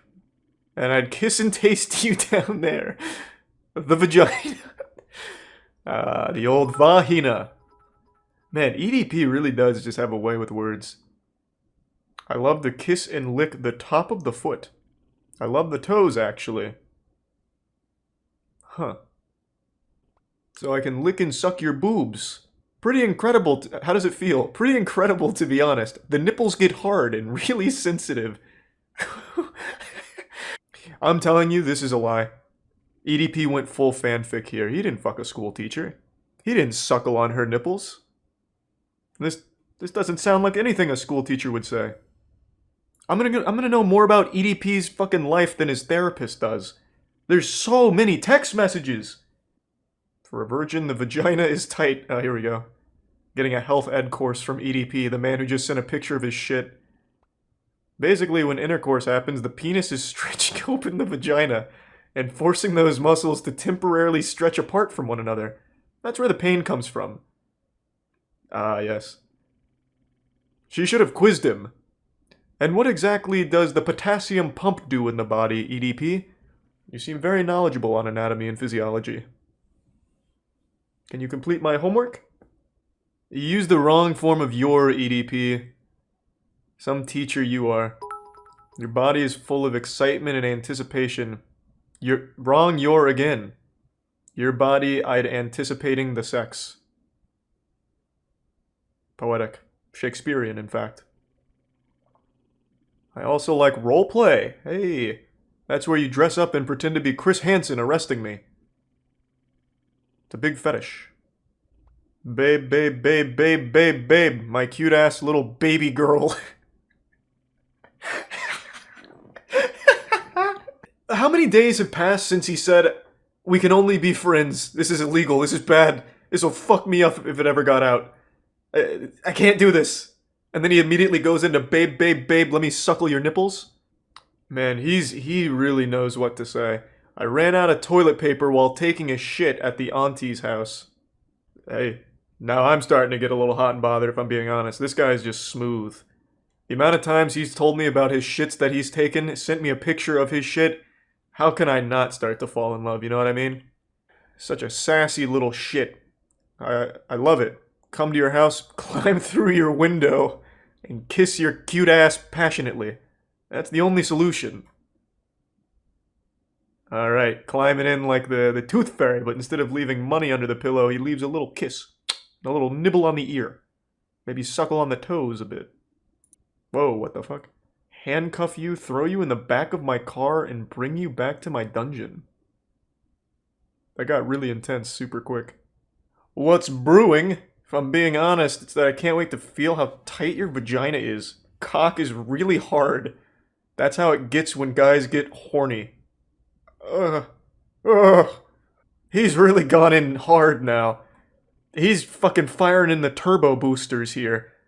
Before it was like, oh, I can't wait to just put my hands over your eyes and say, hello, surprise. Right into, fucking how tight is that pussy? My rock hard dick is about to burst. Ugh, you even have me jerking off. Damn you. He's shaking his fist in the air while he's jerking off. And God damn you. Fuck. Why have you done this? Oh, okay, hold on. I just read that. Let me just make sure there's nothing there. Hold on. I'm not taking any chances here. Oh, he actually sent his cock. Oh, God. What is happening? He's going wild in the text messages now. Fuck. He's busted nuts twice in a single text string? Lord. I'm gonna come. I'm gonna send it on Instagram. It's not letting me send videos here. What the fuck? That's cum, babe. I hope he, like, came into a glass or something, or like a petri dish and stirs it around like a whole lesson. Ah, madame, this is splooge, also known as semen, many other names. Basically, whenever it feels so good to the point where I can't take it anymore, that's what happens, yes, the milk, the cream. Holy shit. You weren't kidding, this is really, like, fucking bad. And then the fact that he actually shows up, this is actually horrible. Oh no! He's becoming self-aware! He starts to recognize, like, shit! These could actually be screenshotted! Oh, and then from that concern, immediately back into, like, playing the health teacher. I know your body is growing and starting to develop. That's why I agreed to this. I want to be your first, little cute ass. Want to bend you over my table and oh! Oh! Just want to throw you on my bed and lick you up. Oh! What the fuck? This is worse than like 50 Shades of Grey writing, and that shit's horrible. They unironically use the term like sodden panties in that book. What do you think about that? I like that conclusion, as if you just dropped the mic. Yes, I want to fuck your fucking butthole. I want to butt fuck your pussy. So what do you think? Will you invest in my company? Like it's Shark Tank?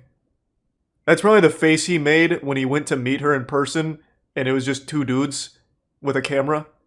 That's probably the exact face he wore right there. That's like a YouTube shocked thumbnail.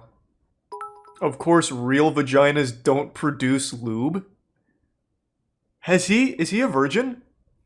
It's not like vaginas are just dry. It's not like sticking your cock into like sandpaper. Maybe he just means like it doesn't produce Astroglide or something, like a specific lube brand. Like they don't have like a, it's not like Spider-Man's webs, like in The Amazing Spider-Man where you have to like put new web slingers in there for vaginal lube. But vaginas actually do get lubricated themselves. They're like a self-lubricating apparatus, really. Kiss your daddy goodnight. Sleep tight, princess. So this is when he finally started to believe this could all be a fucking setup. As if there wasn't an entire fucking 3 seasons of an extremely popular show all about this exact same thing. Even being fully aware of this very real possibility. Literally for like the 10,000th time in this conversation. Yeah, I guess every time he busted a nut, he started to realize this could all be fucking fake and a setup. But then after post-nut clarity faded away, he went right back to the, let me suck your fucking toes and take a shit. Here, he doesn't want to be... Let's go have a talk. How about on that bench right there? Okay. Okay.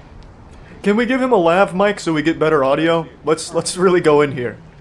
Put this on, EDP. Right here? Coming out here to... Glasses off. Okay. Go ahead. Well, I was actually coming out here to pick up a cupcake and then go back home. Oh, okay. There was... Do they sell cupcakes that was in this driveway?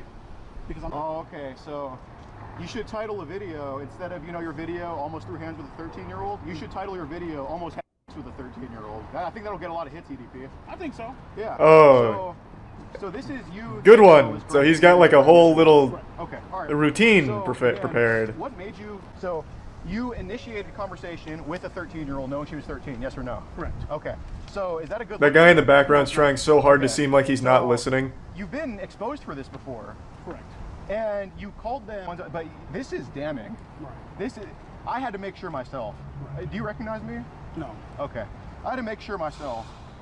Well, that didn't really work. You don't have the Chris Hansen prestige yet. Me and my friend Keisha. Do you know who I am? Nope. Hilarious, man. Okay, that hurt. I appreciate it, man. What I don't understand, why are you attracted to like 13-year-olds? Like, why are you attracted to underage? That's a good question, yes. Why do you like children? In one of the asking the hard-hitting questions. You've always wanted to be with someone younger. Like you like cops. Right. Like, what goes through your head? They should have rehearsed a little bit, like, what they want to ask. Real, man. What goes on? So why are you a pedophile? Is loneliness, dude. I'll be completely honest with you, man. Do what Chris Hansen does. He does a really good job with interviews. Let me, because we're not like that. We're not like that. We're not attracted to minors. Bro, come on, man. You know exactly what it is, dude. Right? No, we're attracted to female our own age, dude. Let this be known. Let this be known. I am not a.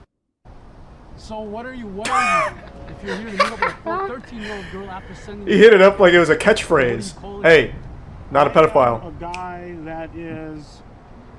But we can't forward this to cops because most definitely this is not your first time either, right? Right. This is absolutely not. Whoa. This actually is my first time. You just said it wasn't your first time. Yeah, that was a bit rough on that one, EDP. The first time was. You've done this before, yes. I mean, no, though. Right? Yeah. So now, as far as the whole fantasy goes, you know what I mean? Let's be real, okay? You know what I mean? Like, what does that mean? Stop saying you know what I mean. You don't know what you mean. Fantasies, that's what I mean. Okay, so sexual. I'm not calling you the P word, if you know what I'm talking. Look at these screenshots. I'm not calling you the P word. Yeah, but you know what I mean. Do you fantasize about females under the age of 16? Yes or no? Sometimes. Yes. Okay. What are you doing? Holy shit. You fantasize about a 13-year-old, correct? Yes or no? Okay. Holy shit. This is fucking rough. Holy shit. I know, but you said earlier it was your first time. Okay. Oh my god. Yeah, so we'll get to that. So you said, so 13 is the fantasy. Like for me, okay, 18. I think there's hot 18-year-olds. I wouldn't do anything with a 17-year-old, but there's hot 17-year-olds. But I don't go, yeah, when I see a 17-year-old. I'm just like, I can't do it. Like it's just not right. What are you going on about? Maybe about 7 months ago. This is just an extremely long confession. He's not fighting any of this. So what was it that made you realize? Holy like, shit. For example, it's a bad analogy. You know, like if there's a hot 19-year-old into me, I'm like, oh, awesome. But if there's like, I shouldn't say there's such thing as a hot 12-year-old. But if there's a 12-year-old into me, a 13-year-old. Jesus Christ. I would never. So what makes it okay to you for you to come here? It doesn't make it okay.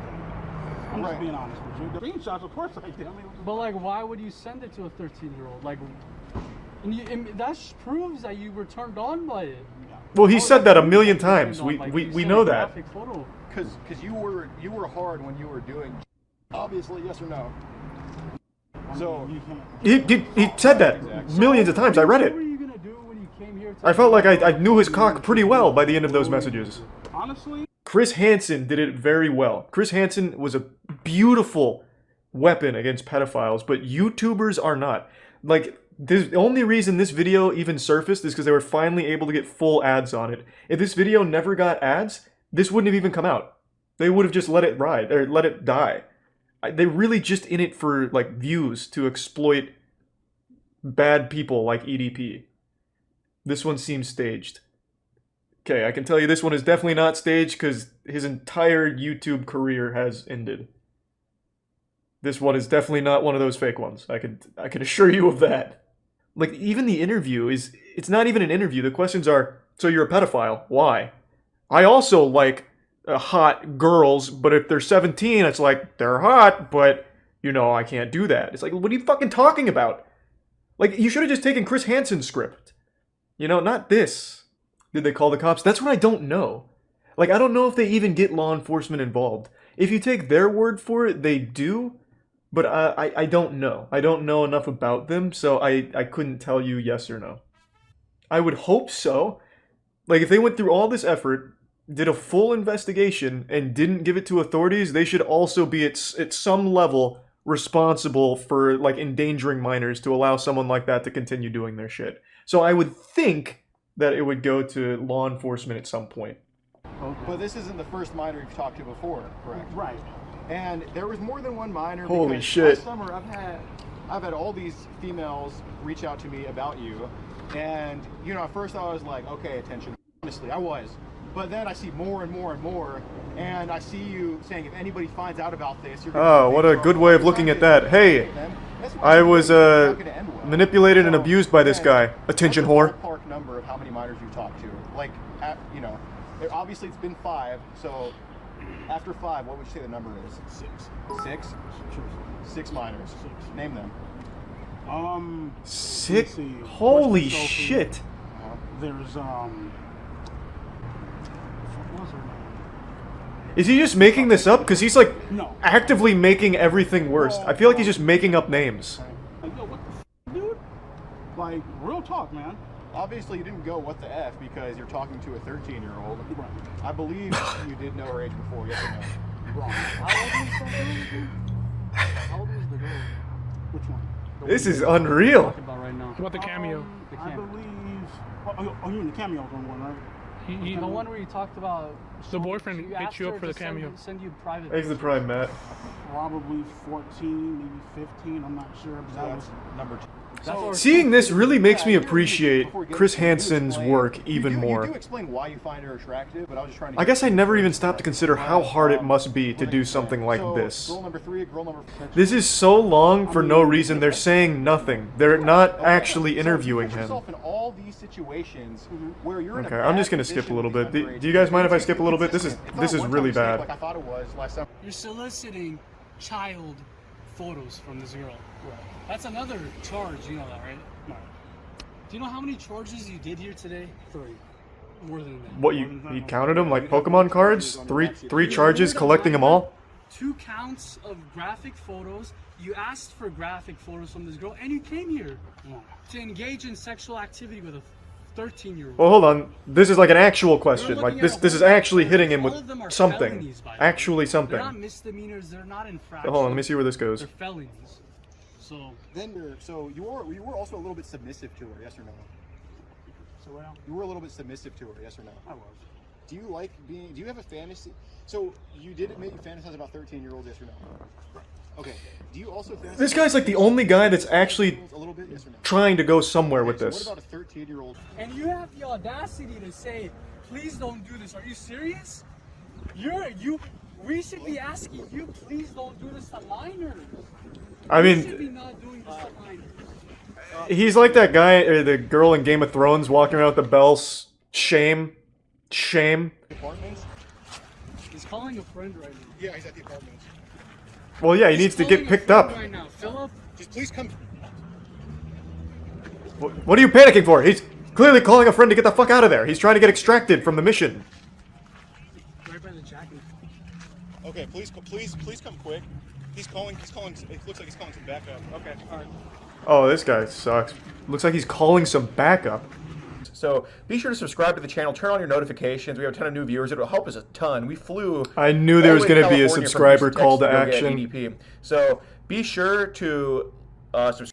Yeah, I knew that was coming. Okay. So that is fucking rough. That was a lot worse than I thought it'd be. EDP got fucking blasted. Yeah. The investigation, I think, was a very good thing done by very bad people. I did also see this one. The things this guy says are really bad. Like, racist, all kinds of horrible shit from this guy. And a lot of people have taken note of it, but not everyone. I don't think this guy should be gaining so many subs for this shit. He did a good thing, and he tried his best to make a lot of money off it and capitalize on it. Constantly calling for subscribe actions, refusing to post the video till it has full ads. So, I think the guy sucks, but what he did was good. And when he's talking to this guy in particular, he keeps talking about how... So, I'll break it down. The guy here is suicidal. He gets caught and he starts talking about how he's suicidal, he's tried to kill himself a couple of times, and in response, this guy says, "You can't kill yourself because you're Jewish. That'd be a hate crime. What are you, some kind of Jewish Nazi?" And then he keeps saying that for like 5 minutes. Like, that's his whole joke. He has like a little stand-up routine about why this guy shouldn't kill himself because he's Jewish. It's horrible. I actually, before finishing this up, I do want to look them up one more time. They claim that they've done this before, and the chat has told me that they've had people arrested. I want to see that. Okay. Let me just immediately show you why I doubt that these guys actually care and are doing this for a good cause. Just going to their website. This is the first thing. Before you get anything else, you get payment plans. This is fucked up. So now where can I find out their track record? Have they actually gotten bad people off of the streets? Or do I have to pay to get that information? Holy shit. Making merch for hunting pedophiles. That's so weird. What does that merch even consist of? It's gonna be like one of those, like, cool dad shirts, like, I'm a veteran, I didn't fight in wars for you to look at my daughter, I'll put you in the ground. It's gonna be like one of those. I hunt pedophiles for views on YouTube. Or for money on YouTube, excuse me. At least Anxiety War, I do know the channel. At least they seem to actually want to do something good. And being successful is just, it came with the turf for them. Like Chris Hansen. Though I wouldn't really compare Anxiety War to Chris Hansen, but what I'm saying is at least they seem to be in it for a good reason. And there's also no information on this site except for buying things. I just wanted to know, do they have any proof that their investigations and this content they've made has actually gotten anyone arrested, put away, off the streets, anything? A lot of you said that they did, so I'm just wondering where you found that information. Who wouldn't want to walk around with a shirt that says Predator Poacher Hunters Club? That'd be pretty cool. Ah, so the first thing that comes up when I look this up, vigilante investigation creates issues for prosecuting cases. Talking about the predator poachers.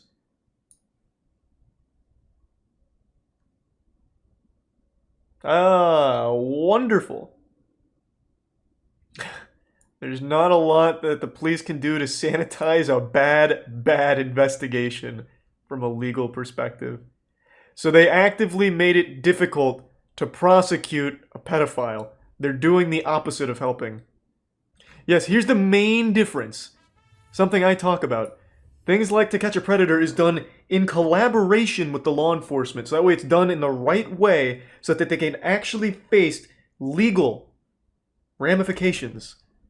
Okay, so here's a positive one. I don't know if this is the same group because the guy behind it asked to be uncredited and unnamed, which does not sound like the predator poacher guy at all. But a vigilante predator hunter got 2 people arrested, and one of the charges stuck. I don't think this is the same group though because the guy explicitly asked to not be named, whereas this guy wants all of the limelight possible for as much money as possible. So I don't even know if that's the same guy.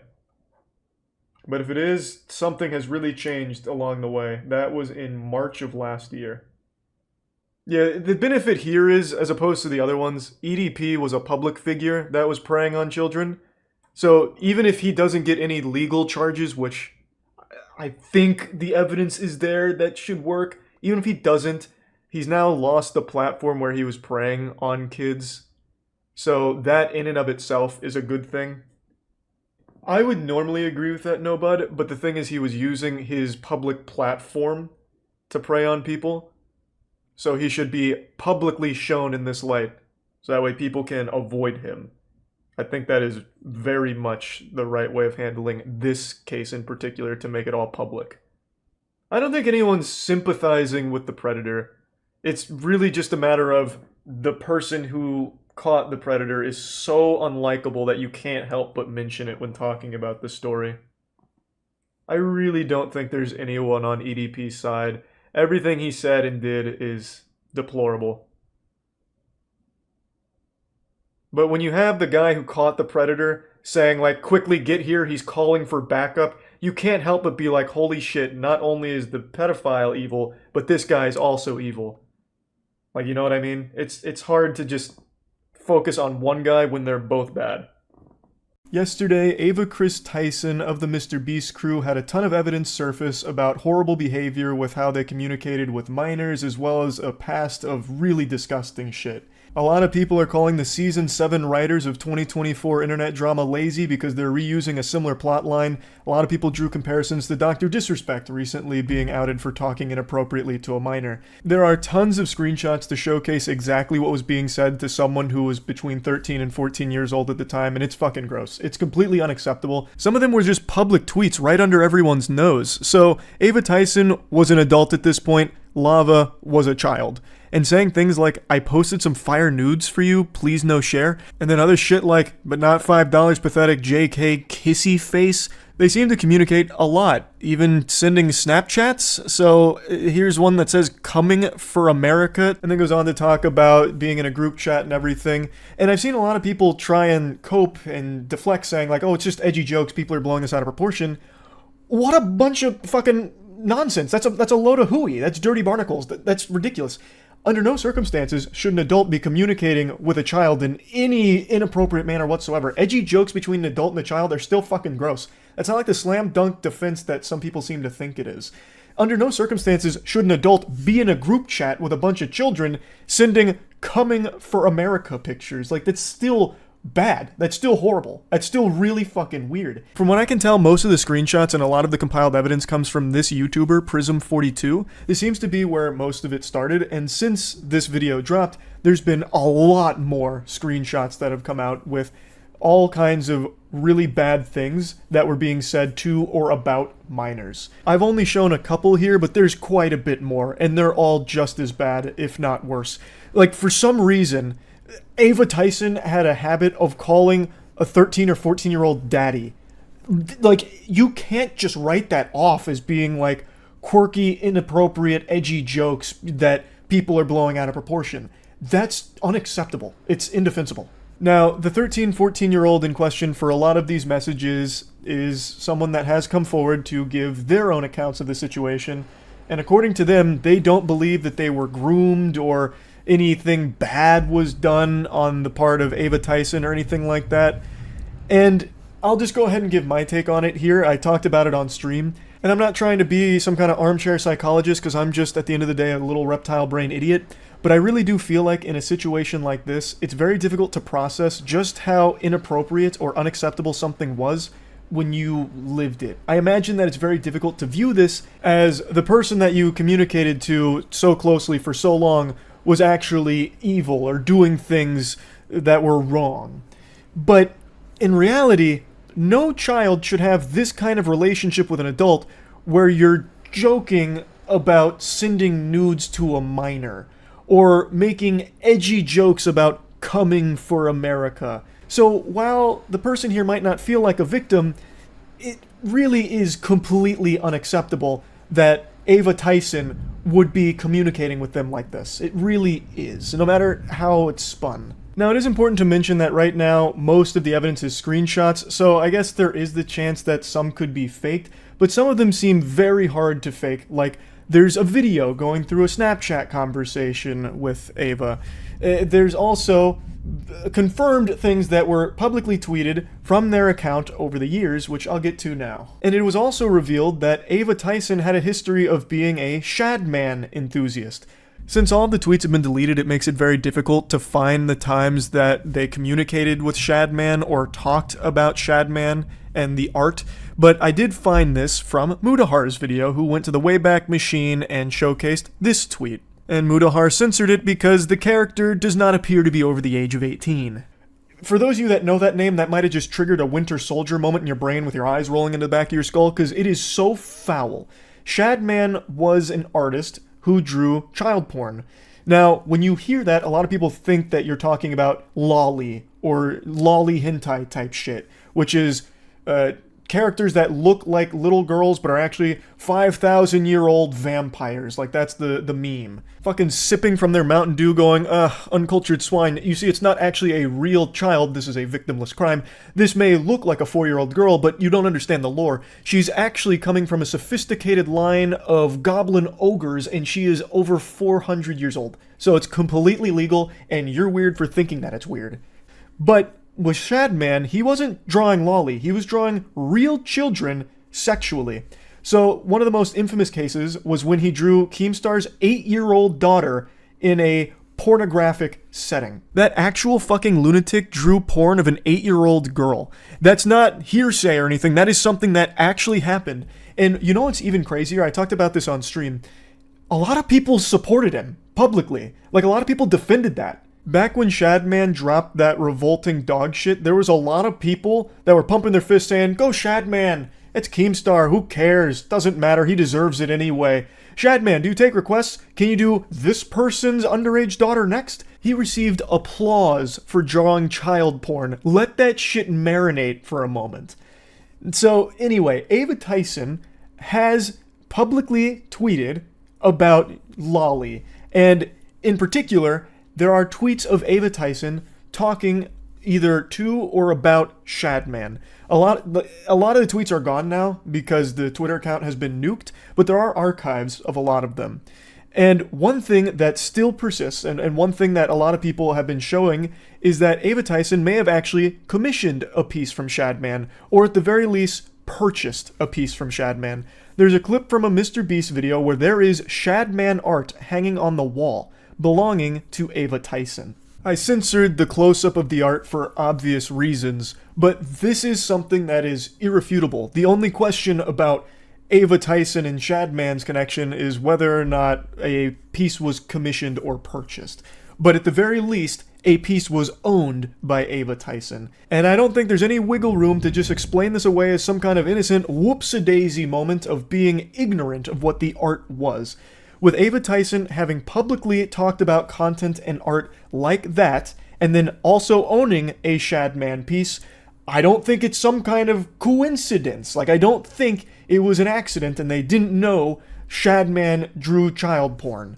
I really don't. And then yet another disturbing video surfaced where they had actually made a video a long time ago that linked to revenge porn of Jeanette McCurdy. The story is she sent pictures to her boyfriend, her now ex-boyfriend, and he leaked them out. And but the link's in the description if you want to see them. I mean, I'm not endorsing people to go look at somebody else's private business, but I know that you know, people might want to see them, so it's there if you want it. That's crazy. That's astonishing. Sharing revenge porn publicly and trying to spin it like, well, some people might want to see this, so for you degenerates, I've posted the link in the description.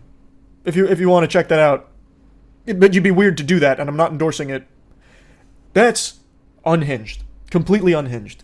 So all of this started to hit the mainstream. More and more people started sharing screenshots as well as other chat logs, all kinds of things with a history of communicating inappropriately with or about minors.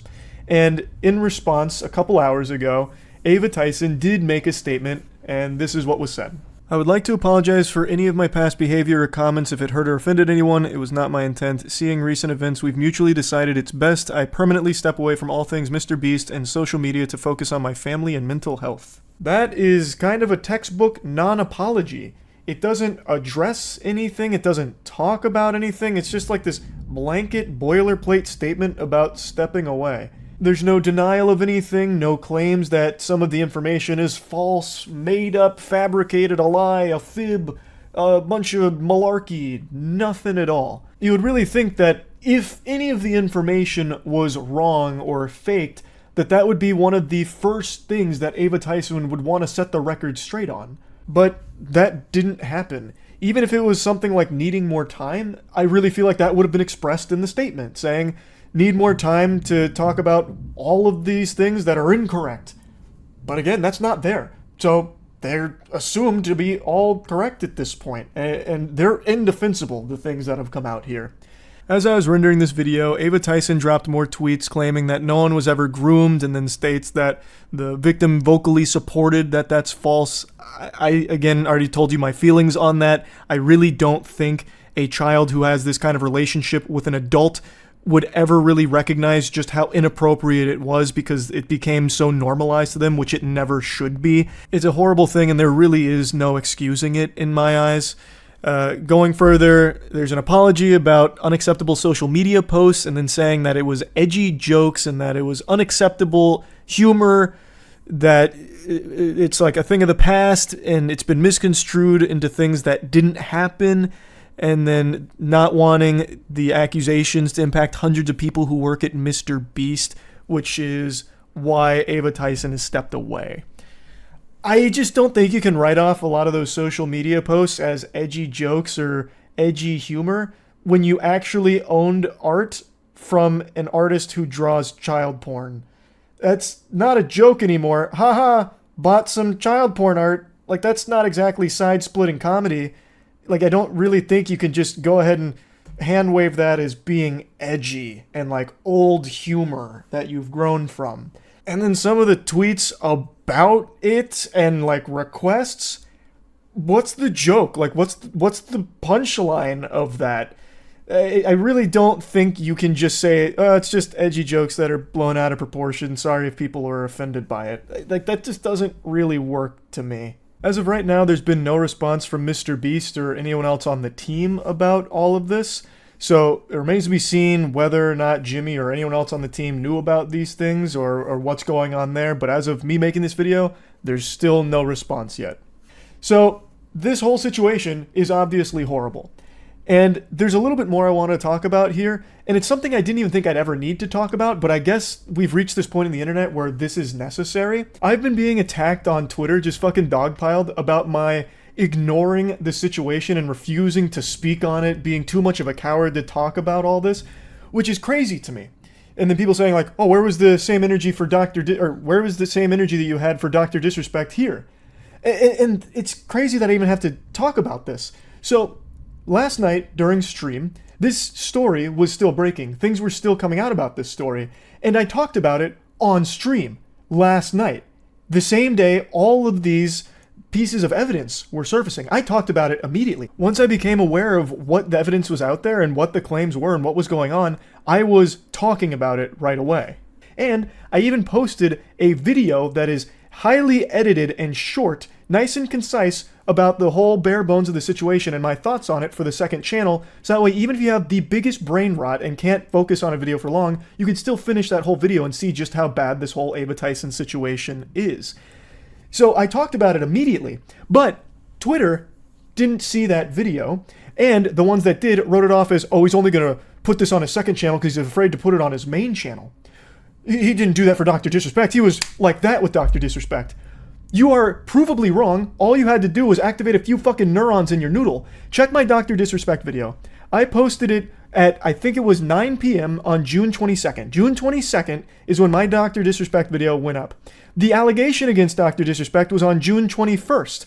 So what happened is, that allegation came out. I talked about it on stream. Dr. Disrespect made a statement as well the same day that I talked about on stream. Then the following day, almost a full 24 hours later, I made the video talking about it. And in this situation, it is the exact same timeline. I was talking about it as everything was unfolding. I even had a video go up on the second channel going over everything that was coming out, and now I'm making the full video about it 24 hours later. It's the exact same speed and same energy as the Dr. Disrespect situation.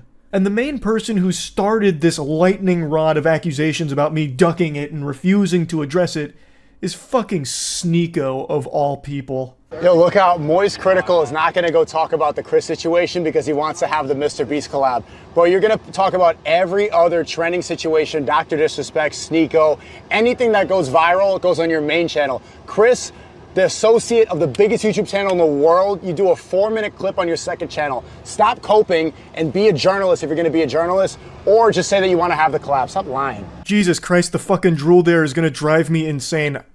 I need to go put on the fucking bathrobe here and give him PTSD or something. What do you mean it is a 4-minute clip? Because I did that so people like you who don't pay attention long enough could see my take on it and also get the bare bones information of what makes it so horrible. That's the reason it's a 4-minute clip on the second channel. It was never going to be the only video I made talking about it. I was always going to make a full breakdown of this because it's bad. It's a horrible situation. So yes, you're right. I do talk about like big trending bad shit like Dr. Disrespect or like Cody Ko most recently. I don't know why people thought I wouldn't talk about this. I knew Cody Ko far more than I knew Ava Tyson. I talked to Cody Ko at length one time on his podcast and then one other time in DMs. Ava Tyson, I met 1.5 times. I first met them after a poker game with Mr. Beast. They showed up right at the end, right before I left. And then at the most recent Mr. Beast video, also right when I got out, Ava Tyson showed up, and I talked to them for a couple of minutes. But I never knew Ava Tyson very well. Cody Ko I did, and I still wasn't afraid to talk about how awful his shit was. So I've never been someone to fucking shy away from a bad situation like this just because I know or am familiar with the person that it's about. So I don't know why people thought that that would be the case here. And also, for the millionth fucking time, I'm not a journalist. I'm like the Z-tier stupid journalist, like this actual layman fucking CTE-riddled idiot that reports on stories, and I talk about them usually to make jokes about them. In rare cases, and recently it's been very common, there's serious stories that I am very passionate about delivering and talking about how shitty they are. So, like, in a situation like this, yeah, this isn't really a story that I joke a lot about because it is serious. When there is a victim who is a child here, that's something to take seriously. But I'm not a fucking journalist. Most of the shit I talk about is the most inconsequential mumbo-jumbo ever, like aliens in warp drives, or that recent story about how scientists discovered hippos can fly because they get airborne for a split second, literally like 1/2 of a frame. They're able to get all 4 little legs off the ground. And I talk about those stories and joke about them. It's just talking about shit to joke about it for the most part, except in cases like this, where it is a serious story that I talk about. Now, Sneako, I hope you're ready for the cold water here, because I'm going to be brutally honest with you. When this story broke, I thought for sure, I would have actually bet money that you would have been some kind of contrarian talking about how this is actually not a big deal and everyone who's pretending to be outraged about it is actually just a hypocrite. Because you have been on this crusade for a while now about not agreeing with the age of consent. So I really thought you'd be talking about how, oh, this is just like Dr. Disrespect, who you ran hard defense for with this imaginary 17-year-old you cooked up in your head based off of one fake email from an anonymous source. And I thought you would be going that angle again, saying like, oh, well, that 13-year-old was probably very mature. Age of consent should be maturity. It's not even 18 in most states. Why do you even believe that? It's because in Hollywood, it's 18, so that gets pushed everywhere. Most places, 16. And if you question that, then they call you a pedo. I believe the age of consent is the age of maturity. It should be called the age of marriage. Age of consent implies that you're gonna have out of wedlock. I think it's better that people get married at 16, 17 than to have a bunch of premarital until they're 30 and they're washed up and then they get jaded and they're on birth control and they have dried up eggs. I think that's better for society. He's so pseudo-intellectual that he actually argues for things that defend pedophilia. That's fucking ridiculous. And when challenged on this, it's even worse. So there's an older clip now, it's quite a few months old, where XQC and Destiny actually challenge him on this right to his face, and holy shit, it's bad. You see how you want to answer the question? You see how he's going to yap and not answer the question? I'm going to ask the same thing when you're done. Go ahead. I just answered the question. I just told you. What was the age? I just told you at a developed age. Sneako thinks you should be able to fuck 9-year-olds. That's what Sneako thinks, and he won't answer that question honestly. Or he's going to have to give a different answer, in which case he's updated his morality. He's updated his views, and that's really uncomfortable for him. You don't have an answer to any of this shit, bro. Go back to fucking that fucking corner in London where you're getting roasted by year 1 debaters on fucking Christianity. This is retarded. I don't know what the fuck you're doing in here. Okay, so you can leave the call. I wanted to go talk about this word. I don't want to leave the call. I like hanging out here. I've talked to a lot of pedophiles in the past, so. Okay. Okay, Sneako, I'm actually curious now. What do you think the age of development is? I just told you. It depends on where you are. It depends on the world. Then at what stage do you think somebody is developed in it? What stage of development? Because there's a lot of stages of development. It varies. It varies. It varies on what? I think it varies on the age. It varies on the age? It depends on where you are. You need to have set ages for that. There are stages of development. As a child, an adolescent, You can hear him start to snivel in the background there as he's sucking up snot from his nose, getting cooked, and his brain is fucking overheating, malfunctioning, trying to formulate some kind of response to the easiest question in the world about what he thinks the age of consent should be. He keeps talking about the age of development and then can't even put a number on it. So everyone, please feel free to ask Sneako what he thinks the age of consent should be if you want to see a human being fucking glitch out and malfunction like an Oblivion NPC. Can't answer the most basic question in the world. That is concerning. You realize how deranged that makes you look, Sneako? That makes you look like an actual danger to society, that you don't agree with the age of consent and try and argue around it. That's what every pedophile ever that Chris Hansen talked to would do. Like, you're a fucking weirdo. So for you of all people, this fucking putrid vermin, this absolute slimy worm, to have the gall to say that I only care about the Mr. Beast collab, thus this whole story is just relegated. You'd never use that word. That word's too big for you. This whole story is just put on his second channel where no one's going to see it because it's safer that way so he can keep the Mr. Beast collab alive. He's afraid. He's a coward for it. He has no problem abandoning his morals and defending blatant pedophilia, brushing it under the rug as long as it means it keeps the Mr. Beast collab alive.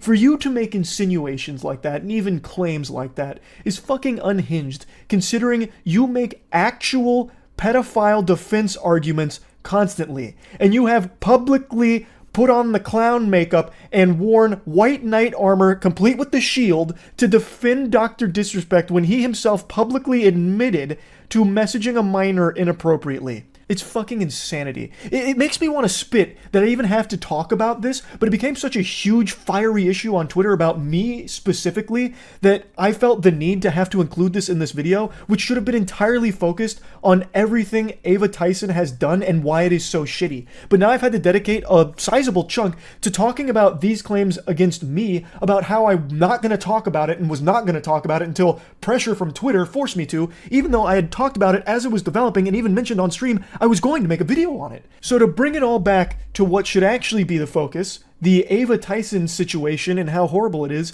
I believe that it is an unforgivable thing that has been done. Talking to minors inappropriately is horrible. And having this kind of continued relationship with a minor where you're sharing edgy and inappropriate jokes back and forth and being in group chats and voice chats with children and saying gross things around them is so weird that it is not okay under any situation. It's disgusting behavior. And publicly supporting an artist who draws child porn and even owning art from that artist and talking about art like that and the revenge porn, all of it is very fucking bad. It's horrible. I'm not pulling any punches here on my feelings around it. So yes, I wanted to talk about this, and that's really about it. See ya. Heavens to Betsy, what a week, huh, sports fans? Holy Toledo. Yeah, so Moist Critical's in a big oopsie-poopsie situation here. It reminds me of the time in Moonfall when KC Houseman sacrifices himself and dies of cringe to become the moon. Yeah, so, being serious now, since this has become such a big issue, I've been in a lot of drama recently. I'm in hot water, and I'm biting on the fart bubbles that pop up in the bathtub here. It is a lot. So let's start with the most recent one today. My retirement. I didn't know I was retiring. That's news to me. I'm as shocked as all of you are. I had a ton of fun last night playing a game called Clickleding, which is basically like a cuckoldry simulator, but for clicking against like the Lorax in a hotel room. And I just did like an old school gameplay commentary video. I was bubbly, full of jubilation. I posted it today only to learn that I'm just a big old fucking liar. Liar, liar, plants for hire, I suppose. Apparently, and I didn't know this until I posted the video, everyone was under the impression that I was quitting the internet. So I started scratching at the hair on my chinny chin, wondering, when the fuck did that happen? Was I sleepwalking? Do I have somnambulism? Is this some kind of like, you know, Fight Club situation, but instead of like Tyler Durden, I have fucking Charles Turden here that's just making wrong announcements. It turns out the patient zero behind all of this was a post Jackson made announcing that I would be leaving the podcasts, which is something I thought about periodically for quite a few months now, mainly because I started to recognize that I was becoming the very thing I'd make fun of with being chronically online. Like, I just was always online, and the podcasts were a big proponent of that, and I just kind of wanted to scale back the amount of time I spend online, and I kept Jackson in the loop the whole time here about where my head was at, and last week I told him, hey man, I think this is going to be where I hang up the jersey, you can put it in the rafters, throw it in the dumpster, but I think I'm just going to be, you know, sailing off into the sunset here and just reducing the amount of stuff I do online. Which he completely understood, so he made the announcement just letting people know that, and then that got spun on Twitter and Reddit as Moist Critical's taking an indefinite hiatus and quitting the internet, fundamentally. Don't know when I'll be back, he's done with the internet because of all this controversy. Patooey on his grave, he's gone. When looking at the post, I don't even know where that's coming from. It's literally just talking about the podcast and me just stepping away. Like, it doesn't extend beyond that. I can't even wrap my tiny noodle around how anyone could perceive this as me being done with the internet entirely, but that's the story that they ran with, and that's what most people saw, not the actual post. So everyone thought I was quitting the internet, so I posted that video that I was really happy with because it just felt like an OG old school video that made me happy, and then bang! Just a flood of comments and dislikes all saying shit like, how could you fucking deceive us? I thought you quit, huh? What happened to leaving, huh? I just read this post on Twitter from an account that had a profile pic of titties photoshopped onto Thomas Edison that said you were done, and it had 50,000 likes, so I know it was true, and you're just a fucking liar. I can't even just peacefully walk away from some projects without it being a massive fucking reaction over actual nothing burger information.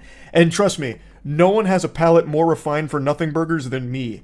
I have ranted about the stupidest shit of all time, but this was mind-boggling even for me. So to set the record straight, no, I'm not retiring, despite what the experts are telling you.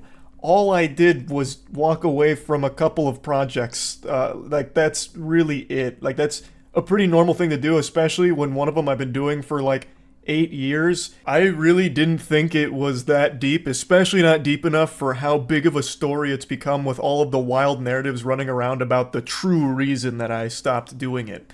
So let's get into that drama. I've talked about it on stream, I don't even know how many times at this point, but we'll just talk about all of it in this video here.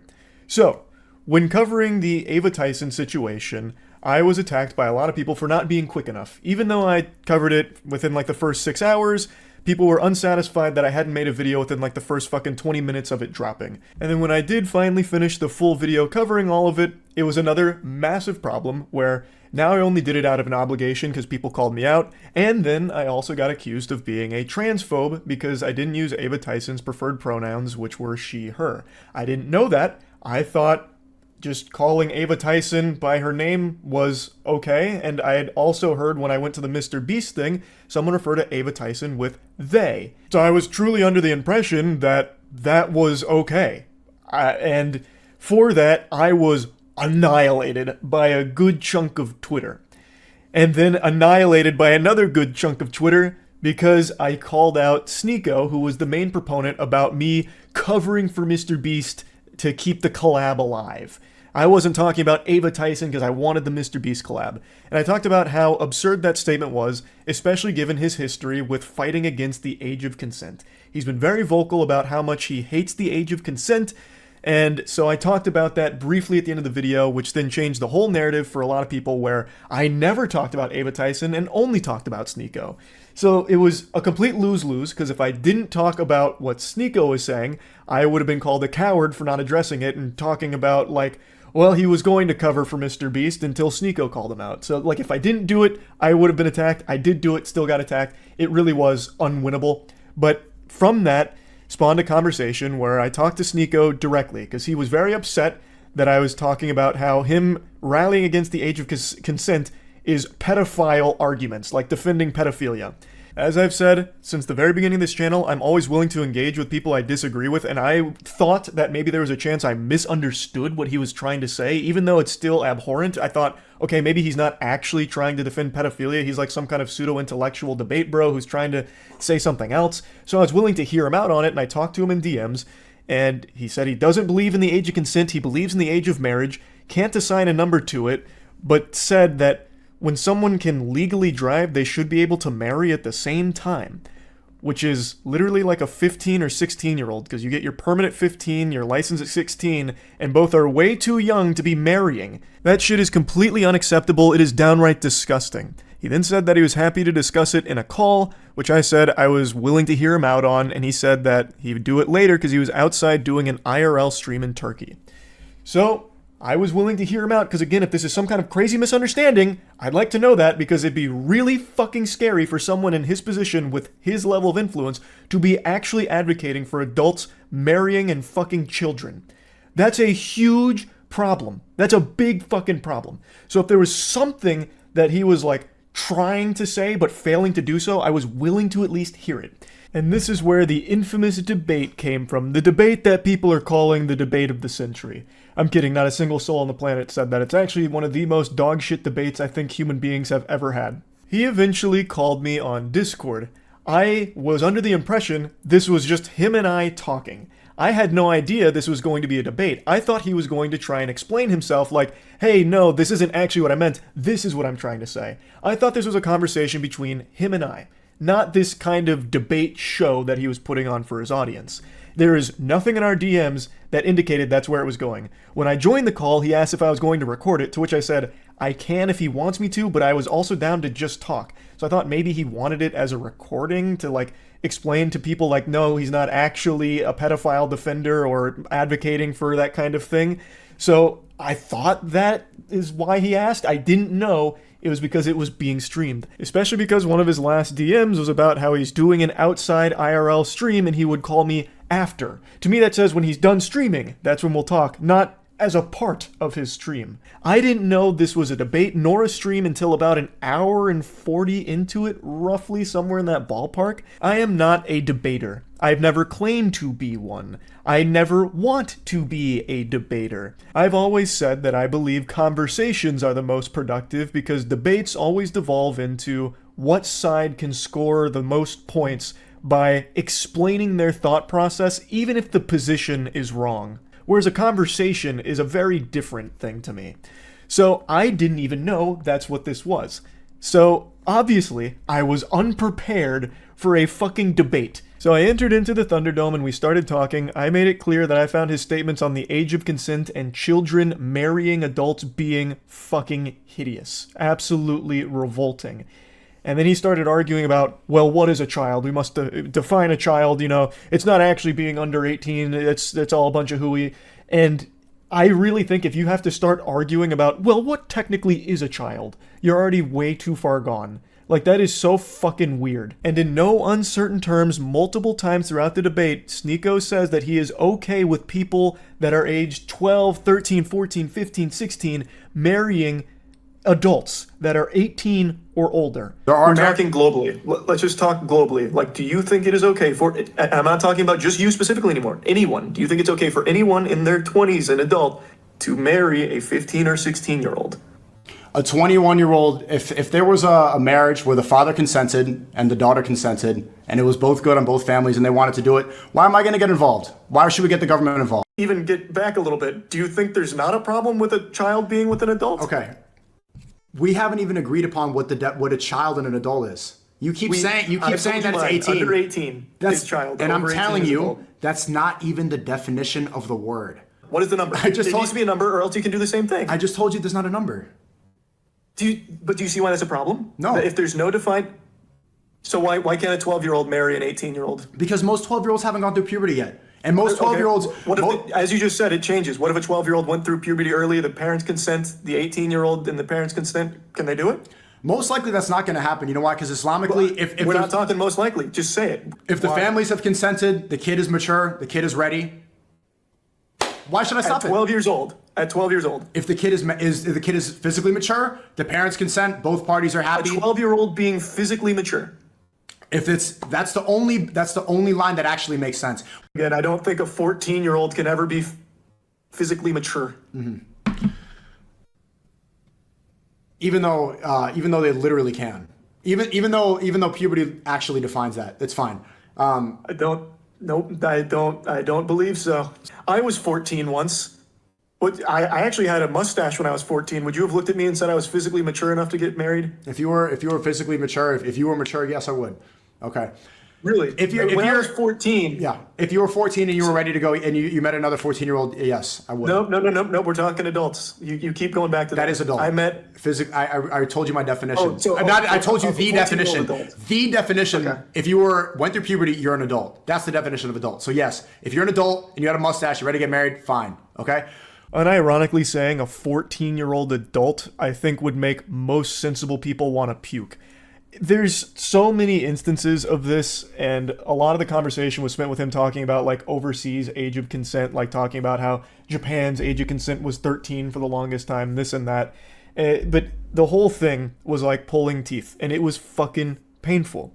And I think it's extremely alarming perspective to have. Unironically calling a 14-year-old and 12-year-old mature enough for a marriage, those are middle schoolers. Like, holy shit. I think that is extremely concerning to be advocating for something like that. Like, would Sneako be okay if his best friend ended up marrying a 14-year-old? He certainly shouldn't be. No one should be okay with something like that. Like, that's fucking terrible. That is actually terrible.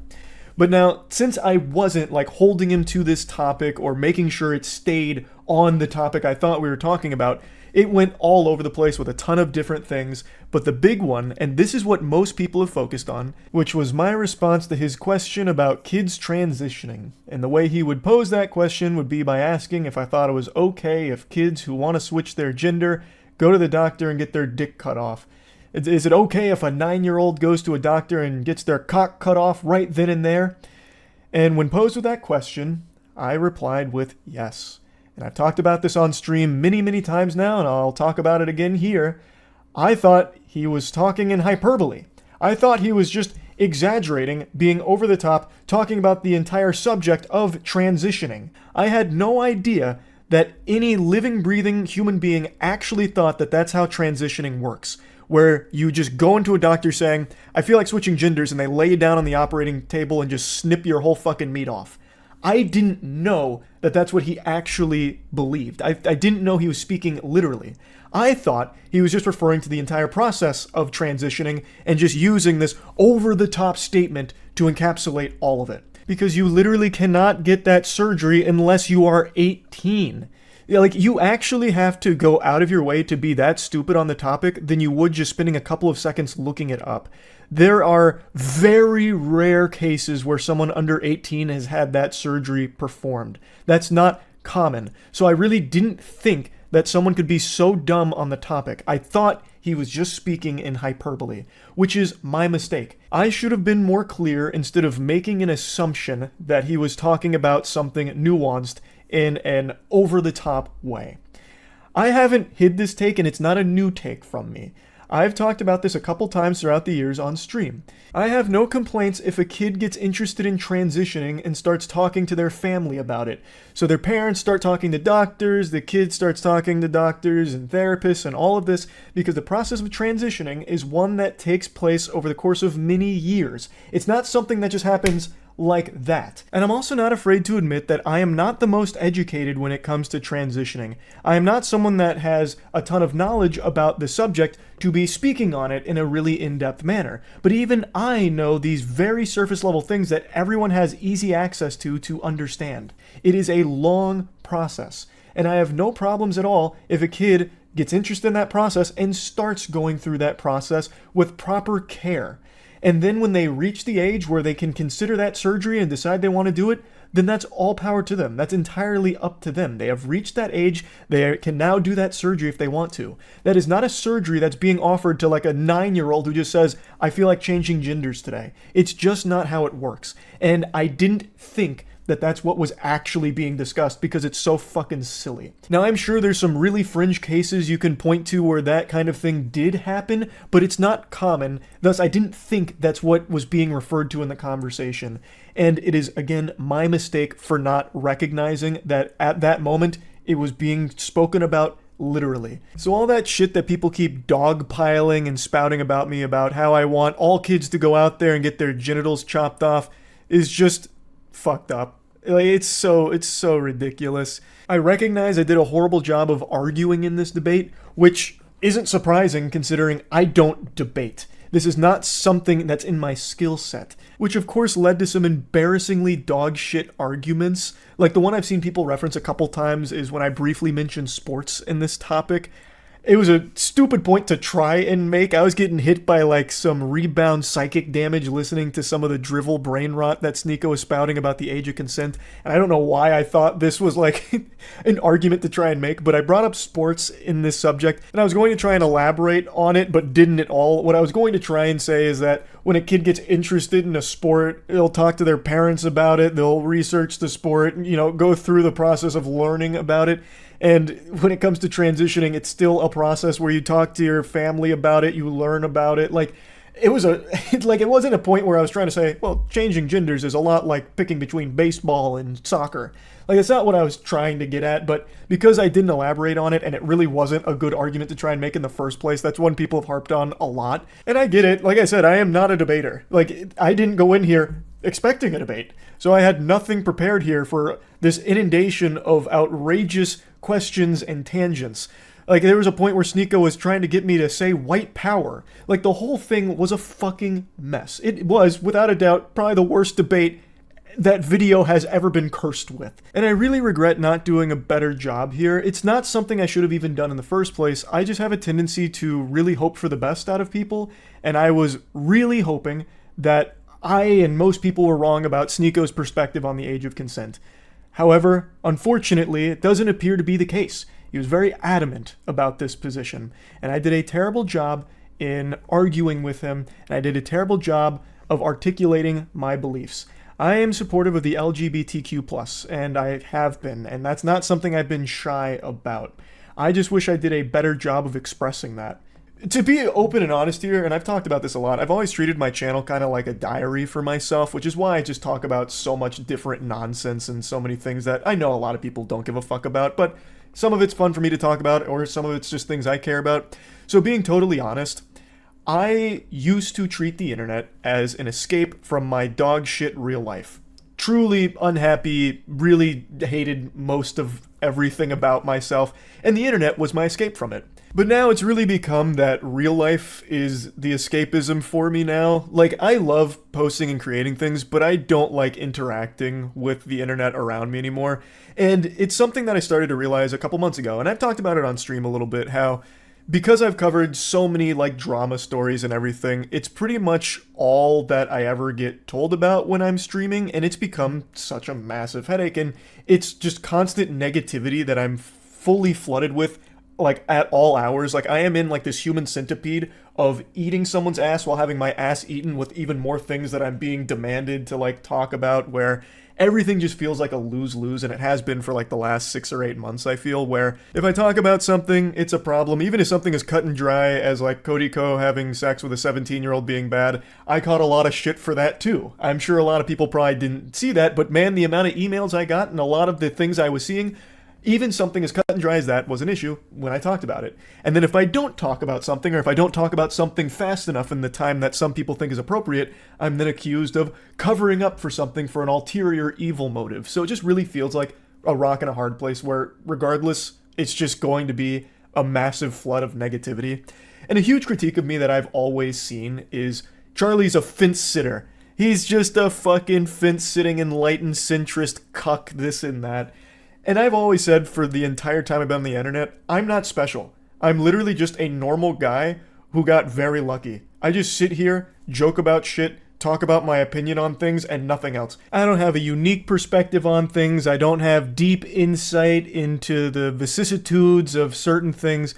I am literally just a guy who yaps, has some fun, talks about shit, does some wacky stuff as well, and that's it. It's just not that deep. But because everything is so inflammatory and charged online, it's being perceived in the last, I'd say like the last 2 years, it's really popped off as me making deliberate attempts to appease both sides and play right down the middle to soak up as much as possible. Like, it's all this like nefarious scheme where I'm doing this with my hands. And I just don't understand how it's become so incendiary, where that's apparently like a really bad thing now. My opinion is not special, and my opinion isn't one that's pandering to any sides or catering to anything. It's literally just whatever's up here. I sit down for like 30 to 45 minutes on like a topic or like a video that I'm joking around about, and I talk about it. I am legitimately just an average, well, below average height guy who's about to turn 30. I'm not just spitting hot takes out the wazoo here. I'm just being myself. That's all this channel ever has been. And now it's become super controversial to do that if it's not like, you know, picking sides on everything, it seems. And it's very frustrating. For the longest time, it was just me having fun. And for the most part, it still is. But I've started to recognize over the last few months that some of the things I do just really aren't fun for me to do, and I've been doing them out of obligation. Mainly internet drama.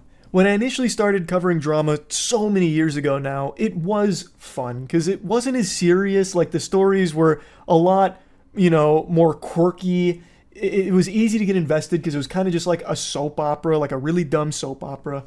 but recently it's been much more serious, and I feel the need to talk about these things because a lot of them are extremely serious with very important topics to discuss. But it has become draining. As much as I never wanted to admit it, I've started to recognize that my mood is immediately impacted by whatever I read on Twitter in the morning. If that's some horrible stuff about a creator or what have you, it immediately affects my entire day and my whole outlook on the day. Now I know, call the wambulance, get some French fries, just fucking whining about having to talk about drama. What a stupid problem to be upset about. But I'm just trying to explain that it hasn't been as fun recently. It hasn't. And the main thing, if you've been around the channel for a while, is I've always wanted this to be fun and never feel like a job. And as hard as it is for me to admit this, a lot of this kind of stuff, it has just started to feel like less fun and more of, well, gotta do this because I'm expected to. Like anytime I go live, most of chat is just telling me about the latest in whatever's happening in the creator space or some other like extremely negative thing going on. And it's like, okay, well, I'm going to have to learn all about that once I turn stream off. So then I spend a few hours learning about these things, and it's all just really upsetting stuff. Like it's not happy. It's all very sad, bad stuff. And it's been making me not happy. So I definitely think I'll be slowing down on covering internet-related drama or like drama in general. I'll still talk about like really wacky stories and shit like that, but I definitely think I'm gonna be pumping the brakes on like the kind of drama I have been covering recently. And instead, I'm gonna go back to focusing on the content that I'm most happy with. Like, if you ask me what content I'm most proud of throughout my entire time on this platform for the last, like, 17, 18 years, none of it would be drama coverage. It'd be things like Skynut. It'd be things like shooting a potato at a tennis racket to see if you can make french fries in midair by frying them in hot oil. It's shit like that. And I think I'm going to go back to that kind of stuff as opposed to the direction that I have been going recently. So, yeah, this was a lot to go over here, but I hope this has cleared everything up, and yeah, that's really about it. So yeah.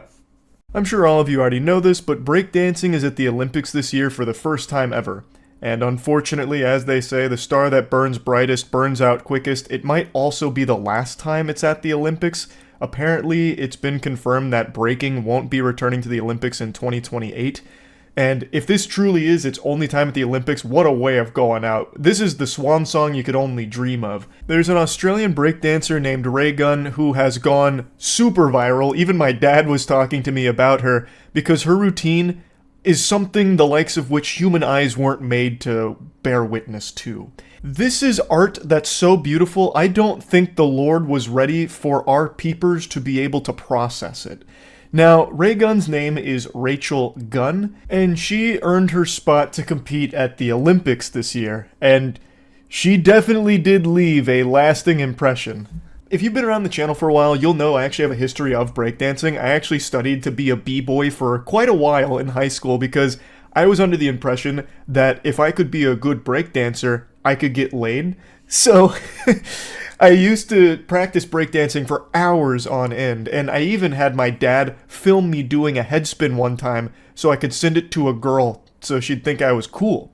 So when my dad caught wind of this story, he sent it to me like, "Hey bud, you remember breakdancing? Well, it's at the Olympics, look at this." And he sent me the Raygun story.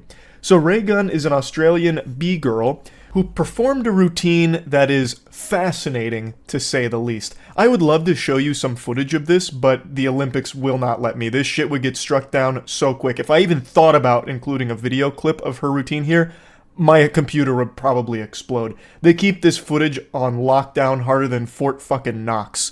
So instead, I'm going to show you some pictures, and I'll do some of the moves, because for the first time in history, I feel like I can perform at an Olympic level when it comes to Raygun's routine. Now, viewers have been comparing this to like a Napoleon Dynamite routine, but not nearly as inspired, and apparently she had the lowest possible score, which was 0.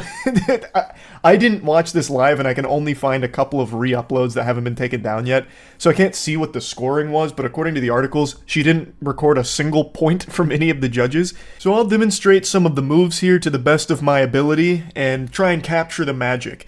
So her signature move, the one that you're seeing everywhere, was her kangaroo pose. So what happened is she started with like, you know, top rocking, like getting set, and then she did this at her opponent. So I've actually been practicing the routine for about an hour now, and I think I've got it down comfortably. Like, I think I've got it down pretty well, because these moves aren't foreign to me. These aren't new. I'm familiar with a lot of these maneuvers because the way she moves around in the breakdancing competition here is the same way I move around when I am dangerously drunk, just stumbling around like and crawling on the floor. So I'm gonna do my best here. There is one move I won't be able to emulate because she does do a power move, which is a headstand, and I'm too old to be doing that. I'd probably snap my fucking neck. So time to turbocharge with some goof juice and get after it. Oh, goof juice is available at gamersupps.gg/moist. Go ahead and pick that up. It's the best flavor of any beverage ever. Let me clear some space. I don't want to destroy everything in my room. So one of her big moves that you'll see is after doing her 6-step, which is, I can't really do the 6-step very fluidly anymore. But after doing this, she's here and she does this. Can you see me? Alright. She does... Damn it. Across the floor. So she skates around like this for a little bit. I change camera angles so you don't miss any of the action. So keep in mind, she's not on carpet, so she is actually sliding while doing this and like pushing off. So she's getting some like propulsion. But she finishes here, and then it's here, and then she cranks back, then here again, then here, and then it's this. After like a pseudo dozy do or like a JoJo Siwa dance move where she hits that, she drops, comes here, pushes off with this leg going across, collecting, and then she's going back down like this, and she starts scooting across the ground like that. I'm trying not to blow out my knee, so I look like a crab, but hers is just on her knees like that. And then from here, it goes big spin. Huge spin. She's back here, and then it's the headstand. Fuck it, I'll try it. Let's see if I can remember how to do it. With some of that, just realized I was facing the wrong way for the headstand, and I want this as true to the routine as possible.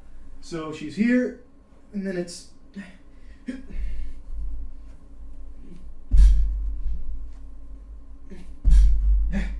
Damn it.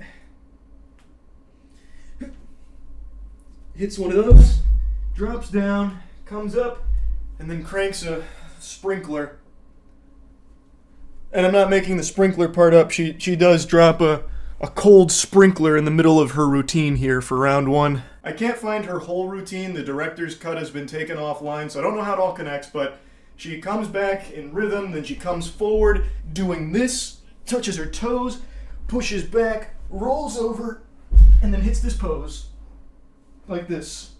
And then from here, she does this, like SpongeBob with photosynthesis, does the other side, and then she does this. More or less. That one felt silky smooth. I only heard a few cracks and pops throughout my body. Some of her other big moves include, she does like a couple of flares, which I don't think I can do anymore. That's like this, and then turning your legs in the air. She does like 3 of those, and then she ends up doing like another weird thing where she catches her leg like this and does this. So she goes around the ring for a minute like this. And from this maneuver, she transitions out of it by landing here and going. And then she catches like this and then goes. And then pops herself back out.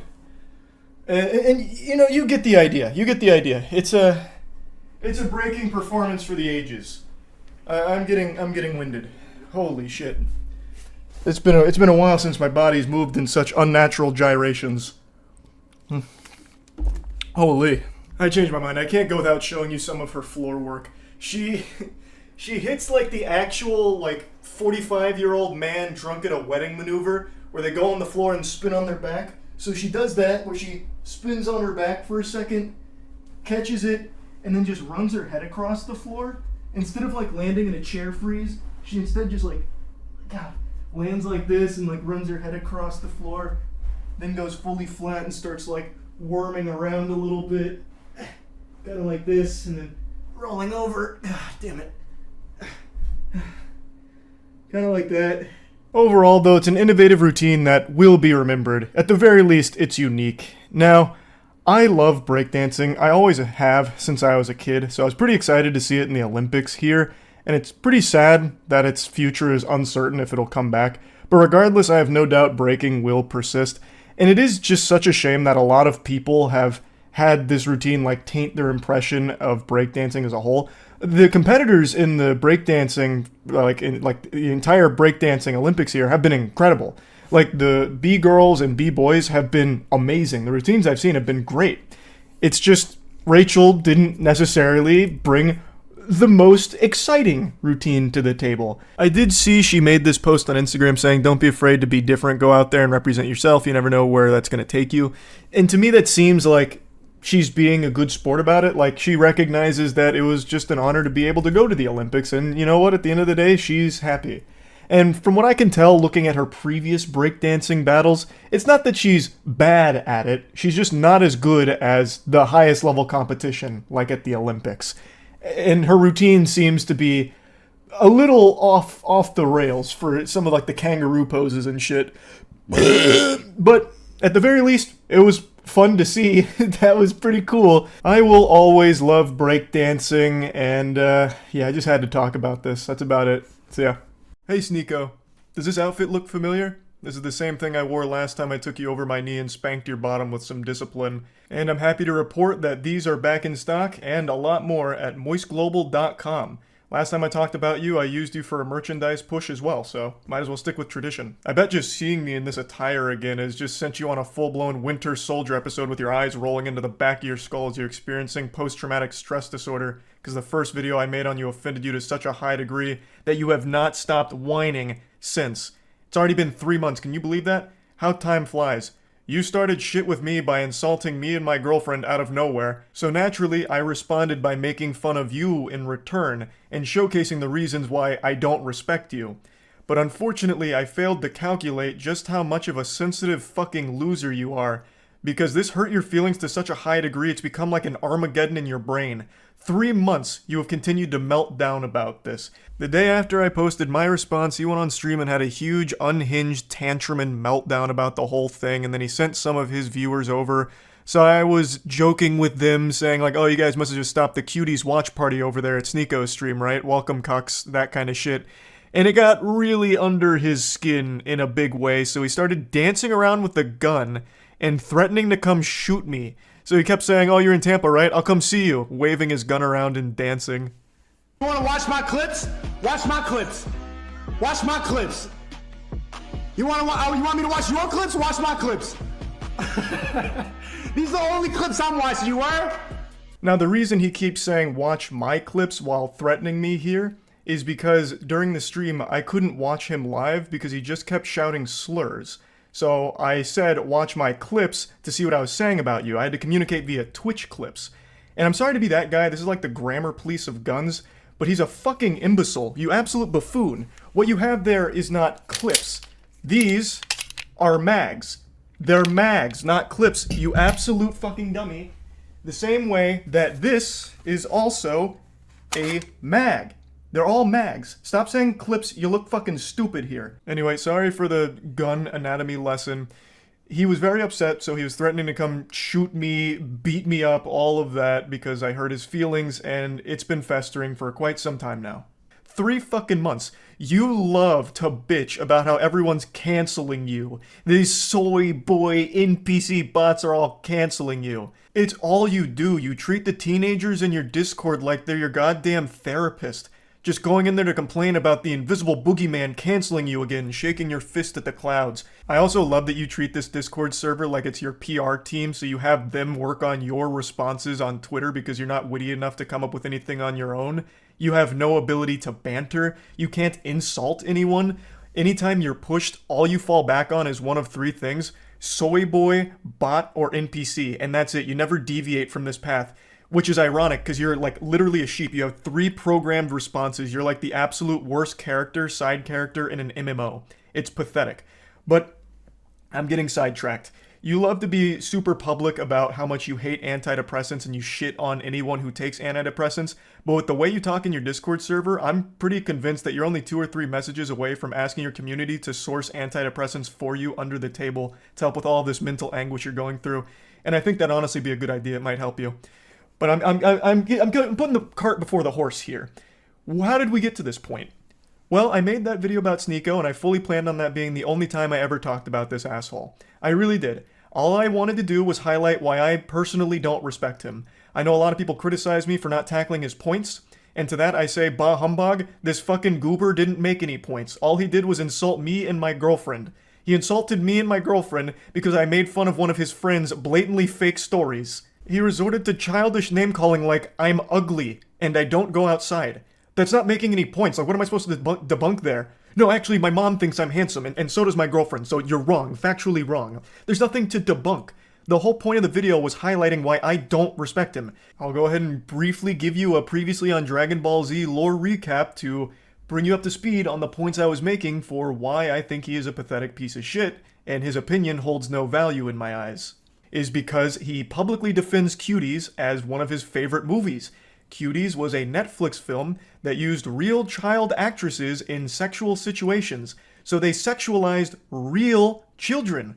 A fact that Sneako himself acknowledges, but writes off as being okay because it's realistic, because in the real world children get sexualized. I'll say it again, regardless of what the intention of the film was, they missed the mark because what ended up happening is they sexualized the child actresses. That is a problem. Full stop. Even if the message was supposed to be the opposite, they still ended up contributing to the very problem they were speaking out against. I saw Cuties last night and it was pretty good. It's a pretty good movie. I went in ready to hate like everybody else. I saw the cover and I got clickbaited. So did you. You got clickbaited. The thing about Cuties is it's not an unrealistic film. Like, yes, it shows children in a sexual way, but this is not unusual now. And the people who are really mad about this aren't Gen Z. Imagine claiming children in sexual positions is clickbait.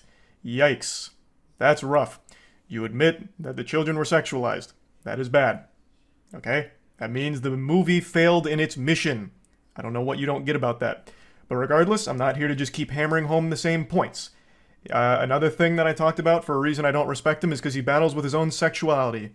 He is very public about how he used to go to these swinger parties, I think he says 4 in total over the course of like 2 weeks, where he watched his girlfriend get fucked by other men.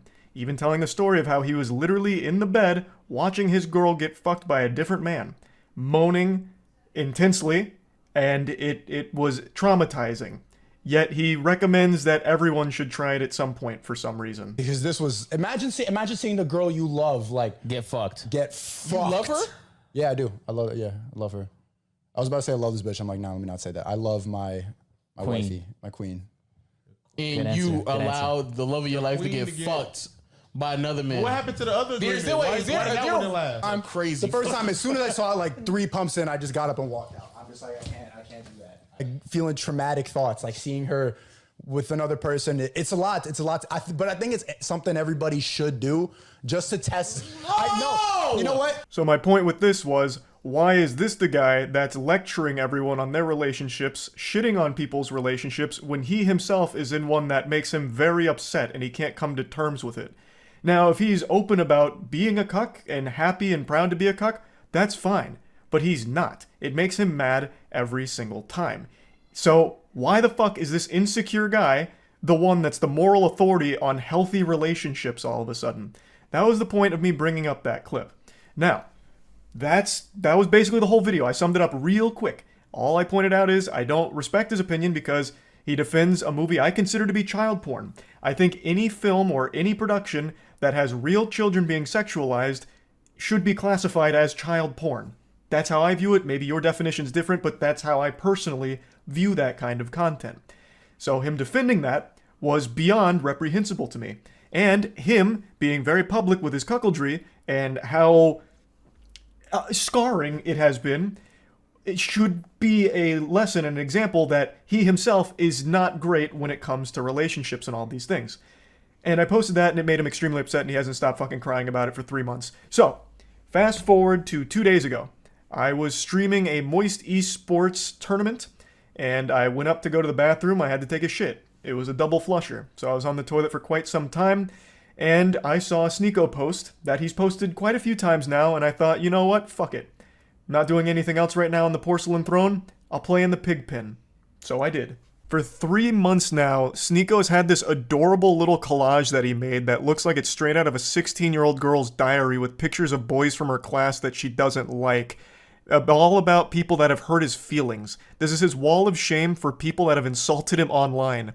What's even sadder about it is he purposely leaves out people that he's afraid of. So Turkey Tom, for example, made a whole video talking about Sneako and how pathetic he is, and Sneako tried to talk a big game to him, even challenged him to a debate, which Turkey Tom accepted with jubilation. He was ecstatic.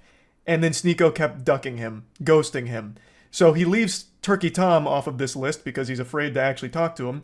And he also leaves off quite a few other people, but the most notable other one that is comical for the absence is Brandon Buckingham. Brandon Buckingham is an internet content creator that Sneako lied about for a long time, and they had a lot of beef, and Brandon Buckingham actually challenged him to a fight. And Sneako is very fearful of him. We'll get into that more in depth in a moment, but I just need to set the stage a little bit here with this collage. So after seeing this for the 100th time in the last 3 months, I finally just said, holy shit, you pathetic, sensitive, soy little worm. I made fun of you for watching your girlfriend get fucked by numerous other men and also insulted you for defending child porn. That's not cancellation. That's just spitting on you for being a pitiful, sad cuck. And this puppy really blew up on Twitter in a big way. Now, I will say it again. What I did, and what I am doing right now, is not canceling you, Sneako. I am insulting you. I am making fun of you. Something that you were supposed to be a huge proponent of, right? Wasn't like one of your big things like bullying needs to be brought back. So now that I'm making fun of you, what, all of a sudden now it's off limits, now it's canceling? You have become the SJWs that you criticize so much. I don't know how you don't realize that. We continue. He says, you know in your soul you would never say that to my face. To which I respond, you literally have a collage of people that hurt your feelings on the internet. You haven't stopped whining about me for months now, you goofy NPC. Even if you beat my ass in a fight, it doesn't change the truth. You're still a cuck who also defends child porn. I think this is important to talk about, and I just talked about it recently. When you are getting your feelings hurt and your immediate response isn't to fire back with insults, jokes, whatever, it's to challenge someone to a fight, you've taken a huge L. You've shown that the person has got under your skin, and the only thing you can resort to is a caveman brain of, I'll beat you in a fight. Sneako, you beating me in a fight doesn't unfuck your girlfriend from the numerous men that had sex with her in front of you. It doesn't do anything. Everything I've said still stands. Nothing changes. It doesn't even salvage your ego. All it is a pathetic fucking attempt at attention. And I don't think you believe half the things you talk about. I really think Sneako just panders as much as possible. He himself doesn't even stand by the things he talks about. I really don't think he has any beliefs of his own. He just echoes what he thinks is going to get him the biggest audience / the most money. That's what I think. So this puffing out his chest of challenging me to a fight is clearly attention. That's what it feels like. Because you don't have the same energy for Brandon Buckingham. Brandon Buckingham is more than willing to fight you any day of the week.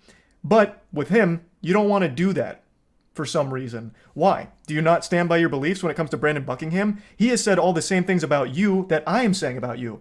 So why is he exempt? Why don't you want to fight him? That's so weird. This is what you said about Brandon Buckingham and fighting him. And then finally, when Brandon Buckingham is down to meet Sneako, he's there to box him. They're both similar sizes. Sneako would now rather just sit at home and tell jokes behind his computer. I'd rather sit at home and yell at a camera, tell jokes than, risk my manhood falling flat for Brandon Buckingham, if I lose the fight. So now it's suddenly cool to just stay at home and keep it all online. The full video here from Willie Mack is an absolute masterpiece on laying out every pathetic thing that Sneako has ever done, said, or everything ever. So I highly recommend checking it out. I'll put a link to it in the description. It's a banger. So, as you can see, the people he's confident in fighting are ones that he feels confident he'd win against. I'm 5'6", I think he's 6'1", so the height advantage he feels very confident with. And he has every reason to. He would probably beat me in a fight. But like I said, that doesn't change anything. Everything I've said is still true. You are a cuck, self-admitted, and you have defended cuties publicly, which, by more than just me, by many, is considered child porn. You're pathetic. Beating me in a fight doesn't change any of those facts. I've also been super vocal about how I don't want to fight. Like, I'm not afraid to say, I don't want to get hit in the head. right? Like, I'm afraid of taking headshots. It's probably a super normal fear to have, so I'm averse to going into a boxing match, especially one that's just a clout-driven spectacle like this. That'd be completely fucking worthless. And I've been super open about that, which I'm sure you know since you keep saying that you've watched my content, so you probably know that I was never going to accept a fight in the first place. Especially since you're, like, significantly taller than me, right? Like, it wouldn't make any sense. And even though you would probably beat me in a fight, you're certainly not beating me in, like, an aesthetic physique competition, because goddamn, I blow your ass out of the water. Look at this fucking anime character physique I'm rocking. Meanwhile, you're over here with that Abercrombie and Fitch from 1998. Now, in Sneako's credit, he did start going to the gym recently. Maybe I inspired him, and you know what? That's great. I'm glad I could have a positive impact on your life like that, Sneako. Getting into the gym is a fantastic thing, and you're going to feel so much better. And I know you'll start seeing results soon as long as you keep at it. And then finally, our last exchange goes very similarly to the others. You're not special from the other 10 soy boys who say the same thing. If you got a problem, stop talking on the internet. Let's solve it. So I said, got your Discord still working on responses? Brother, I have no problem. You started it and I made fun of you in return. You're upset about publicly admitting to cuckoldry and get mad at me for bringing it up. You should be mad at yourself instead. Have some self-reflection. Which it's true. I don't have a problem. You literally started it, Sneako, and you even asked your audience to let me know everything you said and send me your clips. You actually asked for a response, and then got super upset when my response was a little too mean to your feelings. How is that not the ultimate cuckoldry? Like, even more so than your girl getting clapped by 1,000 men. How? Like, how can you, with a straight face, still call other people soy boys? I'm not kidding, I really didn't want to keep talking about you, but you won't stop talking and crying about me. It's sad. I understand you have a humiliation fetish, so hopefully this whole thing has helped you orgasm one more time from all of it. I don't think it's fun dunking on you, Sneako. I don't. And I'm certainly not canceling you. But you keep doing this. So you forced my hand to make fun of you again. But anyway, that's about it. See ya. It's shameful to admit this, but it's the unfortunate truth that just by looking at me, you probably couldn't guess that I have been active in the gym for about a decade now. In fact, my college degree is in human science with a concentration in exercise physiology. But I'm on a 5'6" frame and I keep myself lean so no one even knows that I'm ripped until I do like a flex and it ends up being a jump scare. I keep hyping myself up in the mirror and telling myself that today's the day I finally start wearing tighter clothing so people stop asking if I even go to the gym because it hurts my soul every time. Or maybe I just need to be shirtless more often so that way it's pretty obvious. But regardless, the reason I'm even mentioning this is because I've noticed over the last maybe 6 months, not even that long, but like the last 6 to 8 months, the gym has gone from being a place of like working on yourself, gains, you know, focusing on improving your overall health, to a place where people go to compete for viral TikTok videos of them being a victim. Usually the content revolves around them filming themselves working out and then catching somebody looking at them and being a creep and a weirdo staring at them. Staring's a word I'm using very loosely here. And then sometimes, God forbid, that person comes over and asks them a question in between their sets. Normal human interaction has become fucking outlawed in the world of TikTok for some people. Now, I'm not saying this isn't a real thing. I'm not saying everyone that goes to the gym is an angel that can do no wrong. There definitely are creepy people that go there. I've certainly seen my fair share of weirdos in my days. In fact, one that always lives in my head rent-free is 2 years ago. A security guard at a private gym kept going over and sniffing a woman's ass as she was doing rows. I can't show the video, I don't think, because it might be against YouTube's new terms, but here's just a quick screenshot of his 4th ass sniffing attempt where he's just like huffing her fumes. He eventually does get caught and fired for it. The point is, there are weird people at the gym, but what's going on right now is everyone is filming themselves at the gym, which I already think is kind of weird. There's also like this fucking perpetual surveillance here with people making fucking TikToks everywhere. But while filming, they're not catching weird people doing weird things or harassing them. They're catching very normal gym goers doing normal things and then publicly shaming them and embarrassing them for doing nothing wrong. Now I'm going to show you the biggest one that I really think started really blowing this trend up and led to me finding out how large this has become and how big of a problem it's become. This is how to not approach girls at the gym. I hate this. I hate when there's sweeties. It makes me so uncomfortable. Feral, like fucking feral. You can immediately see a problem here. She's making a stare counter every time the guy even glances in her general direction. What do you expect people to do at the gym? Just turn around and stare at a wall when they're done with their set like it's the fucking Blair Witch? Like, what are you expecting? The guy is in between his sets, so he's just looking around. He's not even staring at her. Now, if he was staring at her, then I could see being a little uncomfortable if he's just over there like, you know, fucking staring a hole through with like goddamn like laser beams almost firing out. Like, I'd get that being weird. But this guy is just like glancing near her, and he's still getting just attacked for it by her. The 5 adds 5 pounds. And these are the weights.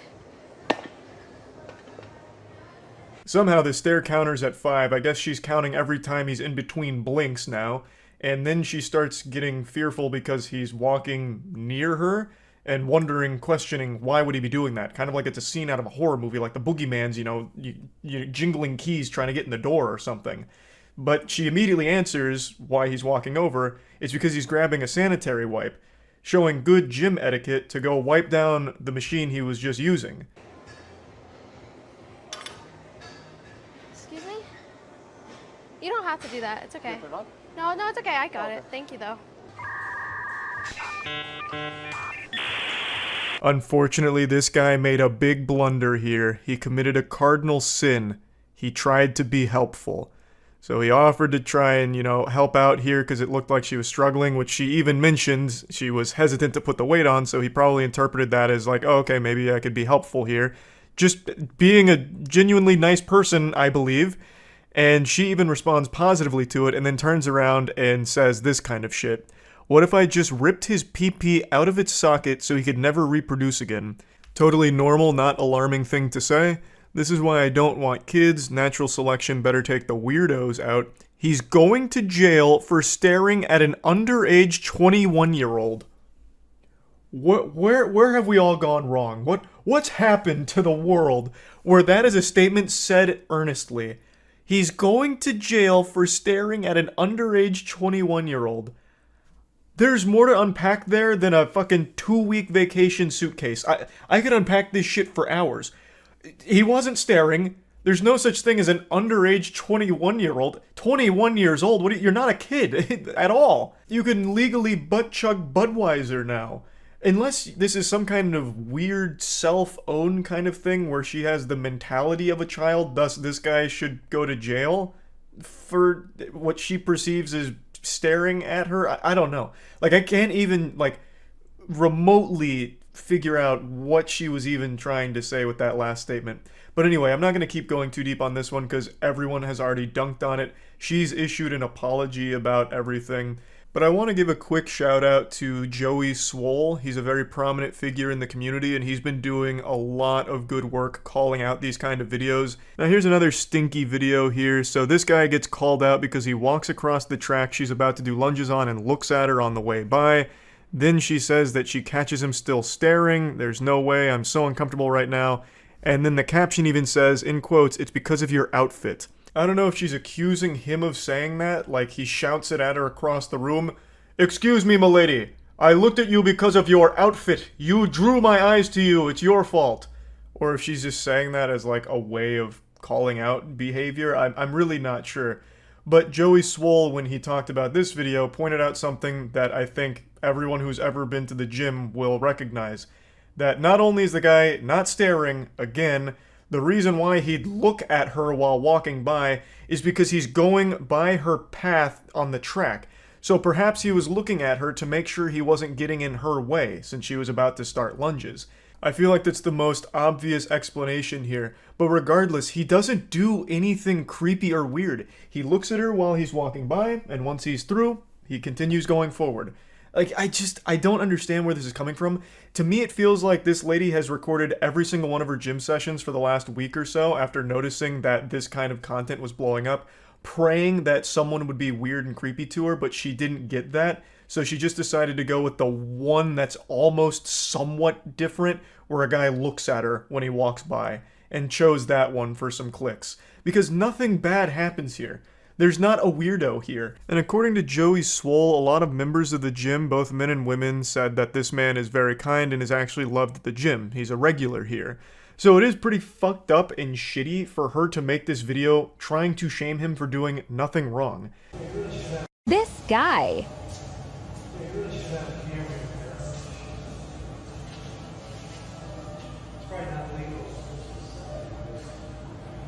Still in my progress here. What? Still in my progress. Oh. I understand. Just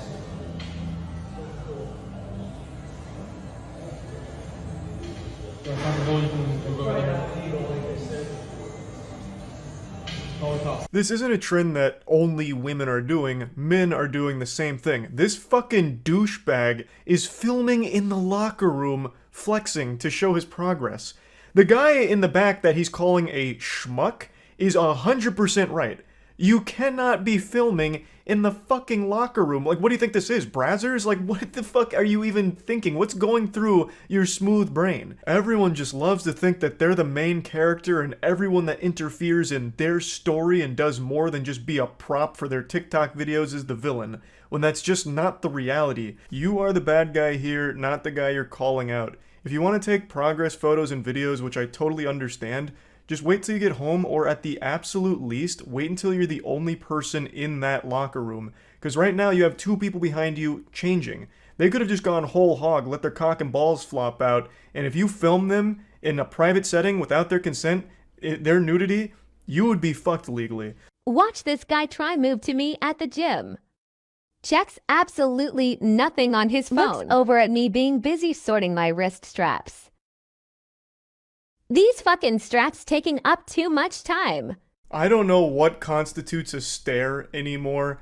Like, this guy, again, just glances in her direction, briefly looks at his phone and puts it away, and apparently that's getting called out for being weird, saying he checks nothing on his phone. He could have just been checking the time. He could have been checking literally anything that's quick to get at a glance, like, what time is it? Or if he had a timer set up for, like, how much rest he has between sets, how much time do I have left on my rest? Like, there's so many things he could have been checking on his phone, but it doesn't matter. Like, he didn't do anything weird or wrong right now. All he did was walk by, and he looked over near you. Makes a swift return.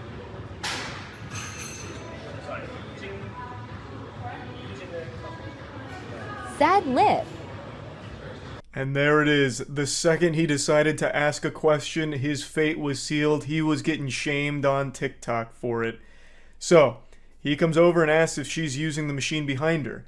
As Joey Swole also points out, and as anyone that ever goes to the gym will also point out, people like to check to make sure the machines are vacant. They don't want to step on any toes and take a machine that's already being occupied, so maybe her things were near the machine and he wanted to double check to make sure she wasn't using it in addition to doing the RDLs.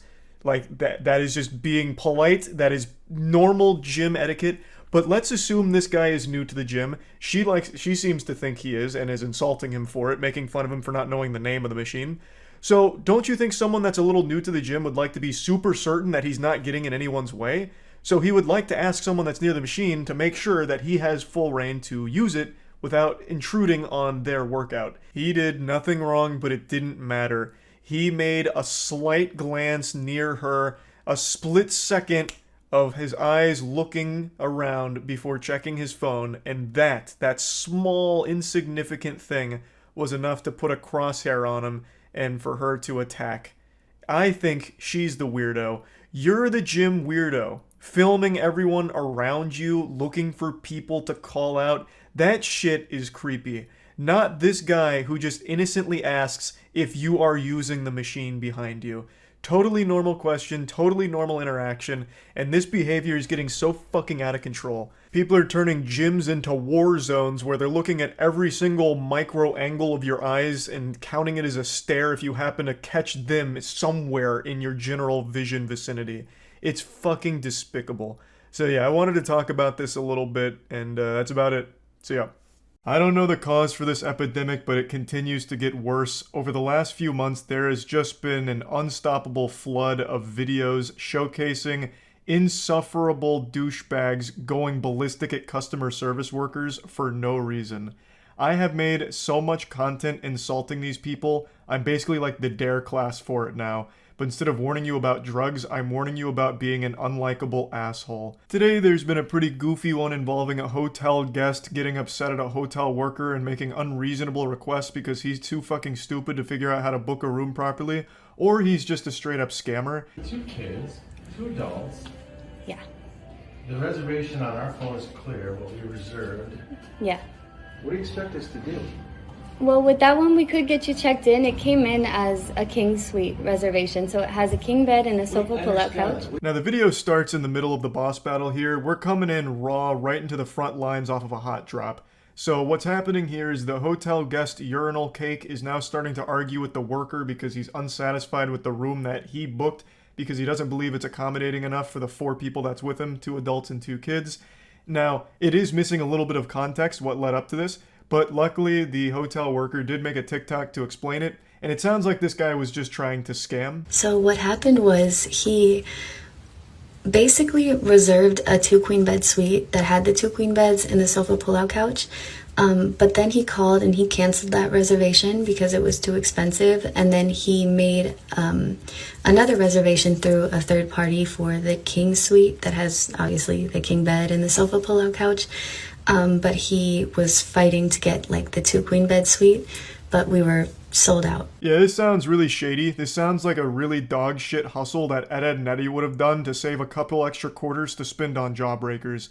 According to this story, he booked the larger suite with 2 queen beds and then canceled it, went to a third party to book the king suite, and then made this wonderful idea, this genius plan to throw a temper tantrum, kick his little feet, shake his fist, squeeze his nipples, and complain to the worker until they upgraded him to the queen suite, which he had just canceled.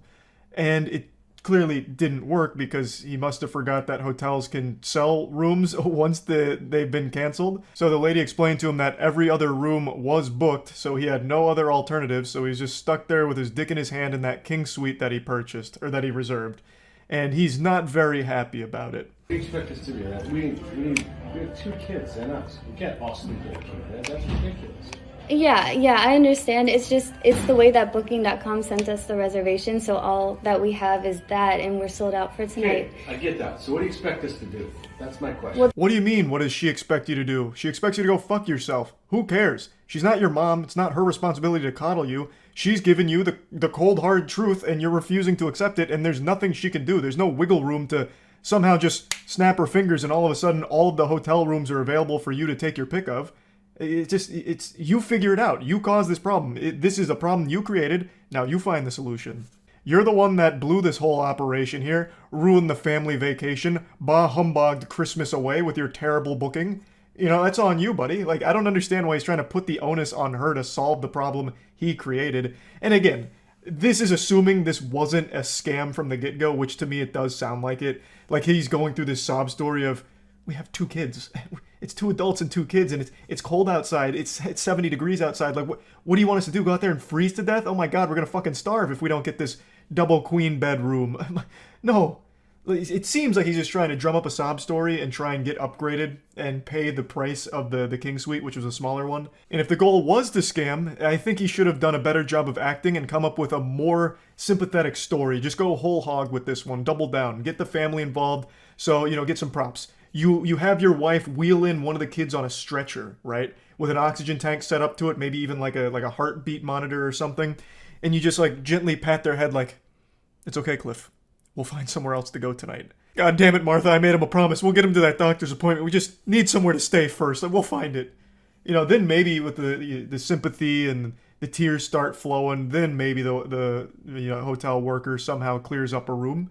But you just didn't commit hard enough. I do think this is a scam, by the way. I really do get that feeling. He continues to ignore the most crucial part of this statement. It's not just a king bed in that suite. It's a king bed plus a full pull-out couch, or a full pull-out bed from the couch. So that's already 2 beds. You can absolutely, comfortably have 4 people in a 2-bed situation. Now, I do understand that it's possible he's in a loveless marriage and him and his wife haven't shared a bed in the last, 10 years, but I think just for one night, they could set that aside, sleep next to each other in order for him to have an extra night to solve this problem. But for some reason, he keeps ignoring that statement about the pull-out couch. That's what I'm saying. Yes, so we could either check you into the room or we could cancel the reservation. That's the only two options. Sleep in our car? Do you have No, I'm not. Yeah, I mean, where else are we going to go? Are there any other Holiday Inn Express hotels you can check us into? I don't have the power to do that, but there are Holiday Inn Expresses in Bloomington. So you're not even going to help us. You're going to say, take the room as it is, or you're on your own. Yes. Yeah, that's exactly what she should do, and exactly all she can do in this situation. There is no further help she can offer because the whole place is fucking booked, and it's your fault that this has become a catastrophe. What I can do to help you guys is get you guys checked into the room that has the king bed and the sofa pull-out couch. But apart from that, we don't have any other rooms to check you guys into. If it's regarding what you guys reserved, you would have to call Booking.com so that they could assist you with something that happened on their end. But this is just the information that we've received from Booking.com.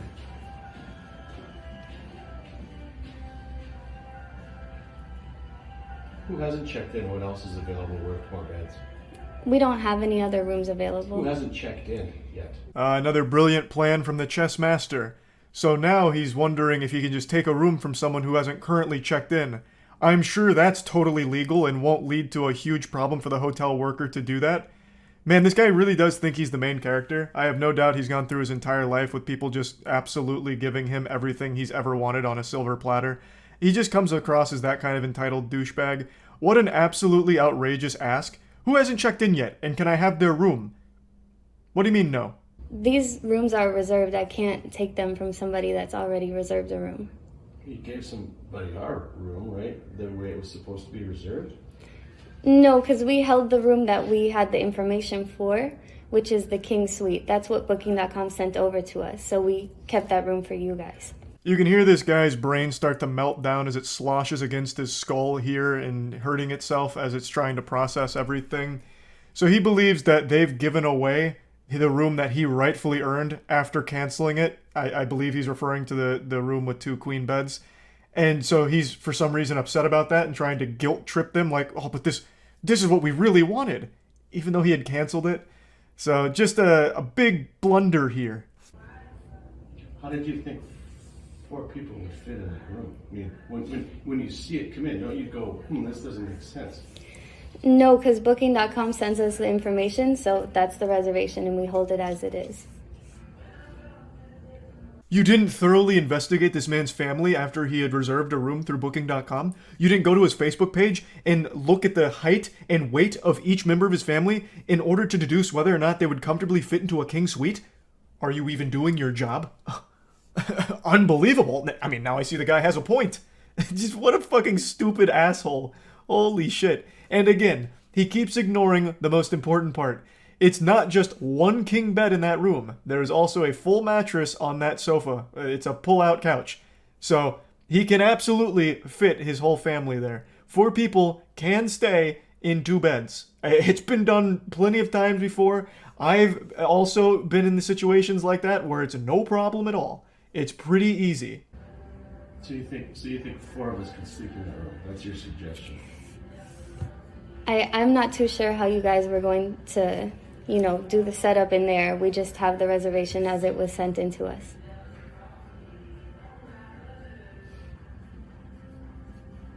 And you have no other alternatives to solve it? We're completely sold out for tonight.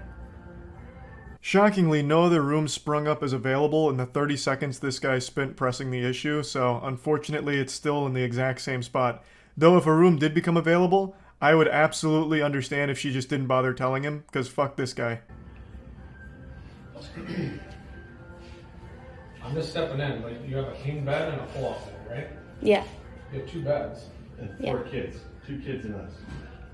And Yeah, it's none of your business either. What are you doing jumping into this? It's not, Well, look, I mean, I don't think that it's none of your business. it's, Yeah, shut it. I'm good. that's not really respectful. I think we can just go ahead and cancel your reservation.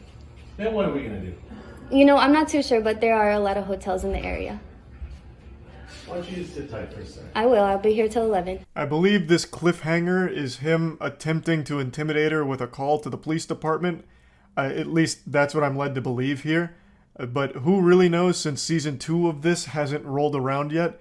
But I'd love to know what he'd call 911 about. Like, what's your emergency? Well, you see, at the nearby Holiday Inn Express, they're not letting me steal someone else's room. No, I booked the King Suite and canceled the previous one, but I should still get the previous one, am I right? No? Well, what do you mean? We'll cancel if there's no penalty. Yeah, we can cancel. If there's no penalty. Is Booking.com gonna charge us? No, but you just gotta give a call to Booking.com and let them know that you want to cancel, and then there's no penalty.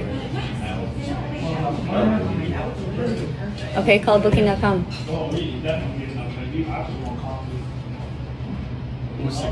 Do you know what the cancellation terms are? Is there a 24-hour notice? Is there... They could tell you. This is where the random NPC encounter finally concludes. For some reason, he keeps asking her Booking.com's policies as if she's somehow an employee of Booking.com now, as opposed to this hotel.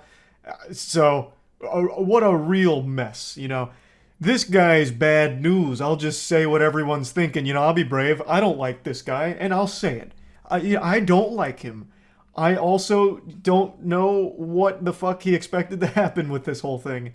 Even if there were available rooms, I don't know exactly how this scam works. Why would they just upgrade you to that room for free when it's your fault, it's your mistake? I just don't see that ever really working, but I guess it must in some capacity if it's a well-known tactic. But anyway, just wanted to share this because people that insult and be rude and nasty to customer service workers for no reason always deserve to be made fun of themselves. And that's about it. So yeah. There are some questions we may never know the answer to. What happens when we die? What came before the Big Bang? Why am I so short? Why did Dr. Disrespect get banned from Twitch at the height of his popularity in 2020? Dr. Disrespect was the face of Twitch, one of the largest streamers on the platform and one of the largest streamers just in general in the world. And out of nowhere, in 2020, he received a permanent ban, with no elaboration from Twitch's side, nor his. Though he has been somewhat vocal about suing Twitch as a result of getting banned, but he's never explained what the ban was for in the first place. So it's always just been this mystery that's plagued the minds of scholars for the last 4 years. A mystery on par with Area 51. And now, last night, there was a new development in this situation. Now, I want to be very clear, these are still allegations here, but a former Twitch employee on a random Friday night just came out and dropped a fucking bombshell claiming that Dr. Disrespect got banned because he was caught sexting a minor using the Twitch Whisper system and trying to meet up with them at TwitchCon. An extremely surprising statement that jump-scared the entire streaming community. Like, first of all, I didn't even know people used the Twitch Whisper system. That, in and of itself, was a shock. Twitch Whispers is more archaic than AIM and more useless than flavored toilet paper. It hardly functions. It's a joke of a messaging service. But anyway, these are obviously massive allegations against Dr. Disrespect. Now, they didn't provide any evidence or proof of the claims. However, a lot of other parties, like journalists, came forward saying that they had heard similar things from Twitch employees, like their trusted sources had told them similar stories about the reason behind Dr. Disrespect's ban. But again, no evidence has been provided publicly for all of this. Right now, it's just a lot of people saying, like, this is what we heard too. Dr. Disrespect did reply to a tweet talking about it a little bit, saying, "Jake, seriously, I get it. It's a hot topic, but this has been settled. No wrongdoing was acknowledged, and they paid out the whole contract." The vast majority of people were pretty unsatisfied with that response from the doc because it's a bunch of hooey, like mumbo-jumbo legal lawyer speak that doesn't actually say anything. Like, instead of saying he didn't do what the claims are, like he didn't sext a minor, he said no wrongdoing was acknowledged, not that no wrongdoing happened. And then mentions that Twitch paid out the whole contract, which I think the reason he threw that in there is to try and illustrate that Twitch ended up settling with him and paid out his whole contract, which must mean that he was in the right legally, I think is what he's getting at, but it's so obtuse and still doesn't shut down the claim that has been made against him. So most people were left scratching their head wondering, well, is it true or not? So about an hour ago, he did make a follow-up tweet here saying, "Listen, I'm obviously tied to legal obligations from the settlement with Twitch, but I just need to say what I can since this is the fucking internet. I didn't do anything wrong. All this has been probed and settled, nothing illegal, no wrongdoing was found, and I was paid. Elden Ring Monday." He definitely provides a little more clarity with this statement. However, I have to wonder what legal obligations have got him like fucking strangled like Homer Simpson around Bart Simpson's neck that are preventing him from just saying he didn't sext a minor if he didn't. He's still kind of talking around it, saying it's been probed and settled, nothing illegal, no wrongdoing was found, he was paid, instead of just like outright coming out with a fucking iron fist saying, this is baloney, this is a load of horseradish, absolute fish paste, that's not true. Whatever this legal settlement with Twitch was in the Thunderdome here, it's prevented him from being able to talk directly about this claim, it seems, which is so fucking odd. Now, I think it's important I mention just how uncommon it is for Twitch to permanently ban a streamer of any size, period. That's more rare than a total solar eclipse. It just doesn't happen often at all. There was a streamer who went live and she goatsied herself directly at the camera on Twitch, only got a 72-hour ban. A year or two ago, there was a streamer who had full-blown sex on stream and she only got a 72-hour ban. There's so many streamers that also have like 10 or even 12 bans to their name and still get to stream on Twitch without issue. So a permaban doesn't happen often, and it certainly doesn't happen often to the biggest streamer on their platform, and Dr. Disrespect was under a big contract with Twitch at the time of his ban. So for them to permanently ban him at the height of his popularity while he was the face of their platform with a big contract from them, it had to be something big. And the theory I subscribe to, and the most commonly accepted theory for why he was banned, was that it must have been some kind of big contract dispute. This time period was a wacky one, quite quirky for sure. It's when Mixer was still around, God rest its soul. It went out with a sad, pathetic whimper, a little wet fart into the wind, but at the time, it was a juggernaut, and it was scaring Twitch. It had recently bought Ninja off of Twitch to Mixer, it bought Shroud, and there was a little bit of a panic from Twitch, who then started issuing massive contracts to streamers on their platform to keep them there and away from Mixer. So the idea was that maybe Dr. Disrespect was talking with Mixer about a huge contract buyout, and it pissed Twitch off, so they banned him and wiped their ass with that contract, which led to Dr. Disrespect suing them for it, but Twitch in the settlement made sure that he kept his mouth shut about it. That was the main theory most people believed, again, myself included, and now this has come out. And again, there's no evidence to support the claims, but with a handful of other people coming forward saying they heard a similar reason behind his ban, it's got a lot of people believing that it must be accurate. Now, if it is true, it does also make Twitch look pretty bad here, in my opinion, because this is a situation that deals with child safety on their platform, and if the face of their platform was sexting a minor through their Whispers service, I think Twitch has a responsibility to explain what they're going to do going forward to ensure that kind of shit doesn't happen again. Though I guess there could again be some real fucky nonsense in the legal proceedings that followed. I have no clue, really. But in the event that it is true, it still makes it seem like Twitch was covering up for the face of their platform being a predator. And that's not a good look for Twitch. So I guess it's also possible that Twitch wanted to bury this as well, to not take some kind of reputational hit in the public eye. Especially, I guess, during 2020 when Mixer was around. So I guess that's possible. I do, however, think now that this allegation has come out, whether it's true or false, I think this is going to be the start of the information around the ban coming forward, either from Twitch or Dr. Disrespect here, because this is such a massive allegation. So someone's going to come forward to set the record straight one way or the other is what I think will probably happen here, but I could be totally wrong. It could be another 4 fucking years before there's even a peep about the Dr. Disrespect Twitch ban mystery.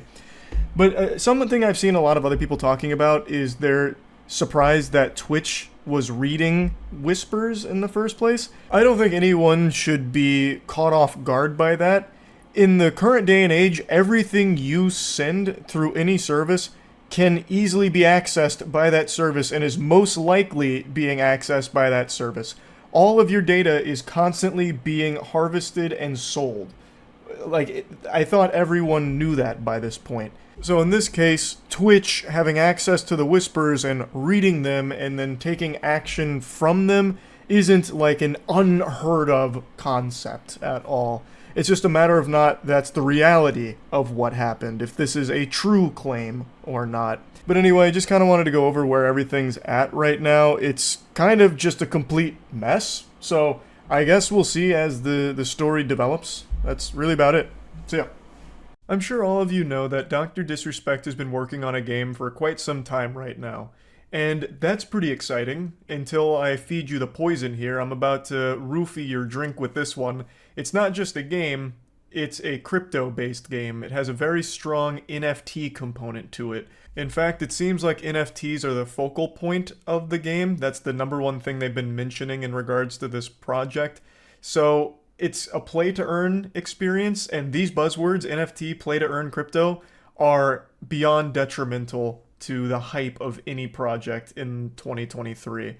People run away faster when they hear NFT than if they had heard someone shout bomb in an airport. It is a very negative implication when that word's tossed around because it's become so synonymous with scams and people losing their money or getting deceived by NFTs in the crypto space. So people have been dunking on Dr. Disrespect for his inclusion of NFTs in the game. And there's a lot I'd like to talk about with this. So to quickly give you a brief lore recap, the game is called Dead Drop. Dr. Disrespect is spearheading the operation, and fundamentally it is a Tarkov-style shooter, as I understand it, where when you drop into the game, you can find NFTs in the world, and if you extract with those NFTs, you can then turn around and sell them on the blockchain. So you can make legitimate money through playing the game. It's a free-to-play game, and you don't have to use it as like a money-making thing, but you can. The concept is cool, but I'm sure a lot of you that have your thinking caps on may have already identified a glaring issue with the entire core idea of it.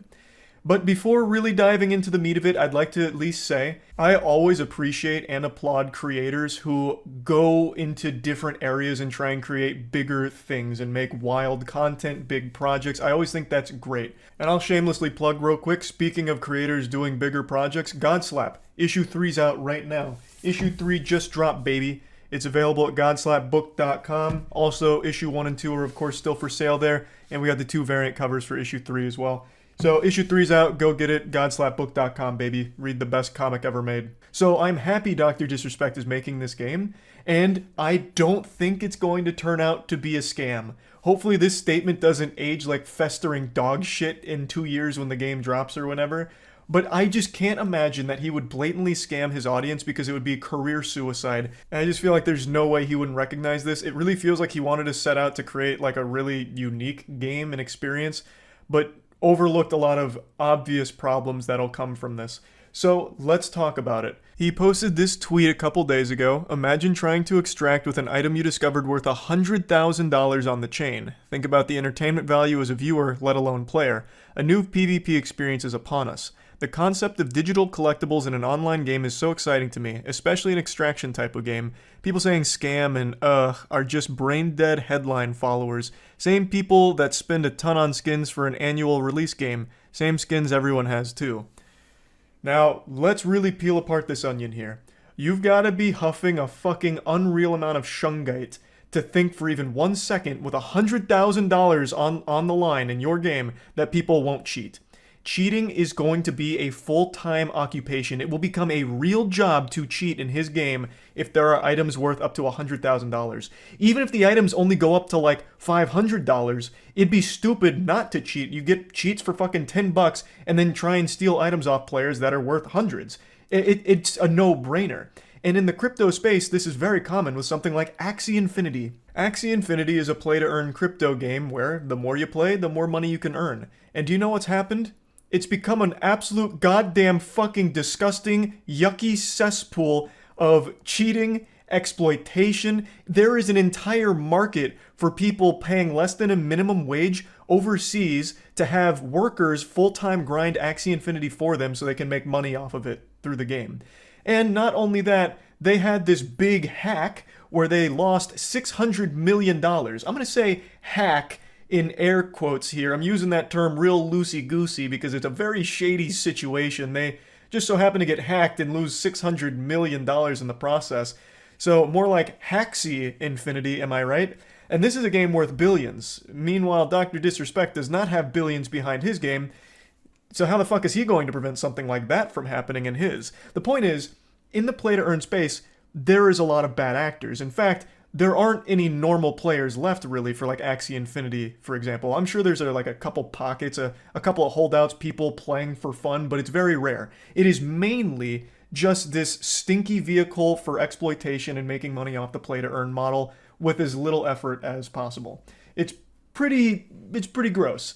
So that is absolutely going to be the case in Dr. Disrespect's game, where the only people playing are going to be the ones exploiting it for money-making purposes. Dr. Disrespect seems to believe that because it's free to play, and will hopefully be fun to play, it'll incentivize players to hop in the crucible with their boys, normal gamers like you and me, red-blooded, Gabe Newell worshiping gamers. They're going to be the ones playing my game, not these cheaters and these people looking to abuse our system. When that's just absolute wishful thinking, that is a pipe dream. You have to be Kegeling Shungite to really think that's going to be the core player base for a project like this. With a $100,000 fucking golden snitch on the line, $100,000 real world schmeckles, do you really think that Darren and the boys on the JV football squad are going to be hopping in to try and duke it out on the battleground to fight for that legitimately with honor? Absolutely not. It is going to be cheaters. And since it's an extraction type game, if the normal players happen to be the one to find the item, the cheaters are going to be the one to come around, kill them, and take the item and then extract before you ever even have a chance to fight back or do anything about it. And since it's on the blockchain, it's immutable. You can't really uncheat it. You can't funge the unfungible, goddammit. The non-fungible will stay non-funged. Like, it's a problem that you won't have a solution to. There isn't a single AAA gaming developer out there right now that has solved cheating. Every single developer has cheaters. Billions and billions of dollars go into anti-cheating and to prevent cheaters because it ruins communities and it ruins the longevity of a game. If there's a lot of cheaters, people will stop playing the game because the cheaters push them out. No one's been able to solve that issue. What chance does Dr. Disrespect's studio have of making sure no cheaters exist here? And with this kind of money on the line, can you imagine the frustration, the misery, and the unbearable sinking feeling of finding an expensive item only to have it taken from you by someone that's playing unfair? It's an experience that is going to be completely new here. He's not wrong. This will be a new PvP experience, but it's the worst possible one because you won't be able to combat cheaters. It just can't happen. People are cheating all the time in every game where it doesn't even matter. Games that don't even have like a ranking system or a leaderboard or anything, people still cheat in. Can you imagine how many people are going to cheat in a game where you're literally incentivized to do so monetarily? It's going to be non-stop. You won't have normal players because they're going to be pushed out by the bad actors that are playing the game for nefarious purposes and just greed, playing it to make that money, so they're doing everything possible to cheat and get those items to sell for money. Now let's take for example a game like Counter-Strike, where you can make like an actual full-time living through selling skins in that game. But the difference is, you're not actually earning the skins in-game. You're not competing over the same skin in a match, right? So you're not having to worry about cheaters, which there are a ton of cheaters in Counter-Strike, obviously, but they're not cheating in order to get skins through playing the game. Whereas here, the thing you're competing for is literally real-world money. So it's completely different. The way you make money in Counter-Strike is you're getting cases, you're getting keys, and you're hoping that you get good rolls on your skin, or you're doing some other shady shit under the table for skins, but you're never actually earning them in the game itself through playing against other players, whereas here, you're going head-to-head for those NFTs that are worth the money. It's a completely different landscape. And when asked why he's chosen to have it be blockchain-stored digital items as opposed to a server-side storage like CSGO, he replied saying that he likes the idea of having the digital collectibles have functionality in a different game that comes out 7 years later. That is a cool idea, long-term functionality of the things that you've collected, albeit it is a little unrealistic to assume that whatever you collect in Dead Drop right now will somehow still be able to be implemented in future projects without knowing what those projects are. The developers are going to have to program those things in. It's not just going to be able to slide over. Like, let's say you collect a gun in Dead Drop 2, or in Dead Drop, but the next game they make is a fucking hack and slash folk rhythm game.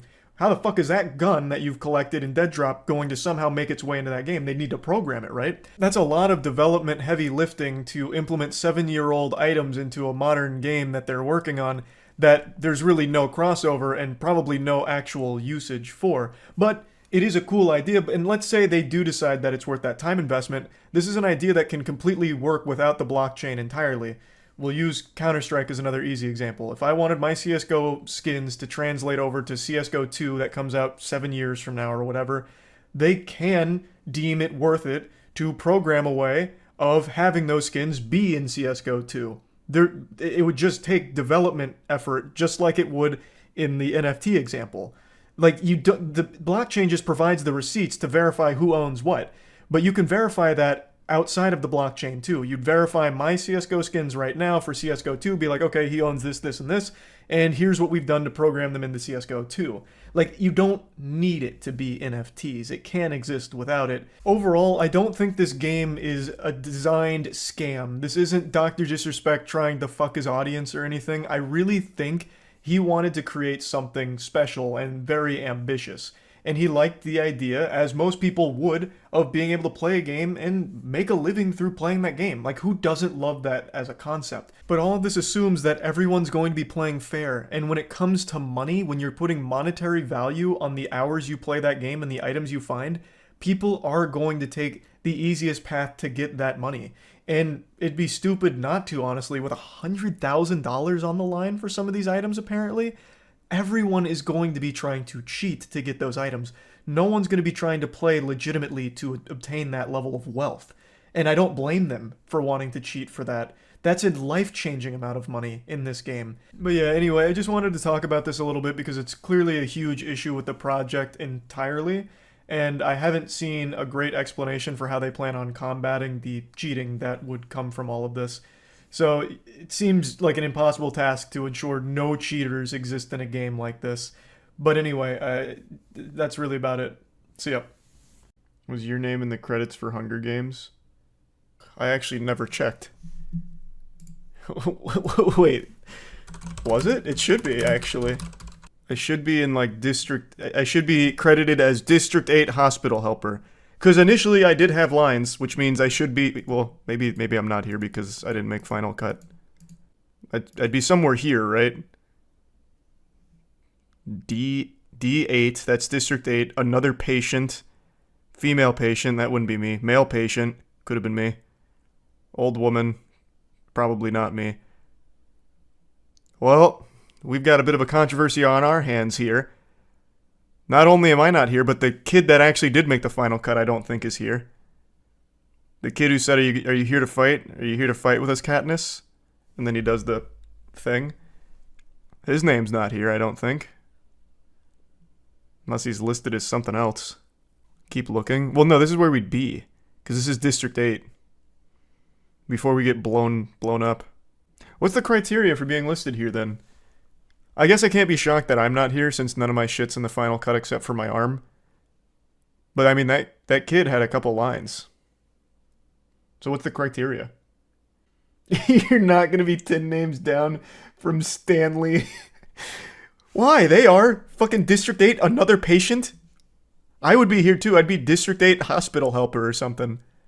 But you appear on the IMDb. That's fucking worthless. I'm not in the goddamn end credits here. There's probably more District 8 spots. Doesn't seem like it. I mean, Jesus, they have District 13 Systems Operator 2 here. Come on. Well, you know what? Maybe I'm listed as something more than just District 8 Hospital Helper. Maybe they're listing me as, like, District 8 Hero. So I'll be down here somewhere.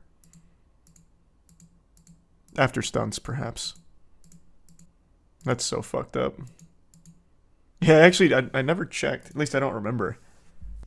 According to the IMDb page, it's District 8 medic, but uncredited. Son of a bitch, those assholes. And they didn't even ask me to come back for the other Hunger Games movie that's coming out soon. The industry's so fucked up, man. I wasn't an extra, I was an integral piece of the Mockingjay Part 1 narrative. Did you check to see if you were credited ahead of the director? Oh, true, yeah, that must have been it. That's probably where it was. You should review your IMDb page on how accurate it is. I already did that like 2 years ago, or 3 years ago, or something. It's highly inaccurate. It lists me as 2 centimeters. Like, my height is listed as, like, actually 2 centimeters. It's a farce. It's an outrage. They fixed the height. Alright, you know what? Here, it's been a couple years. I'll check out the IMDb.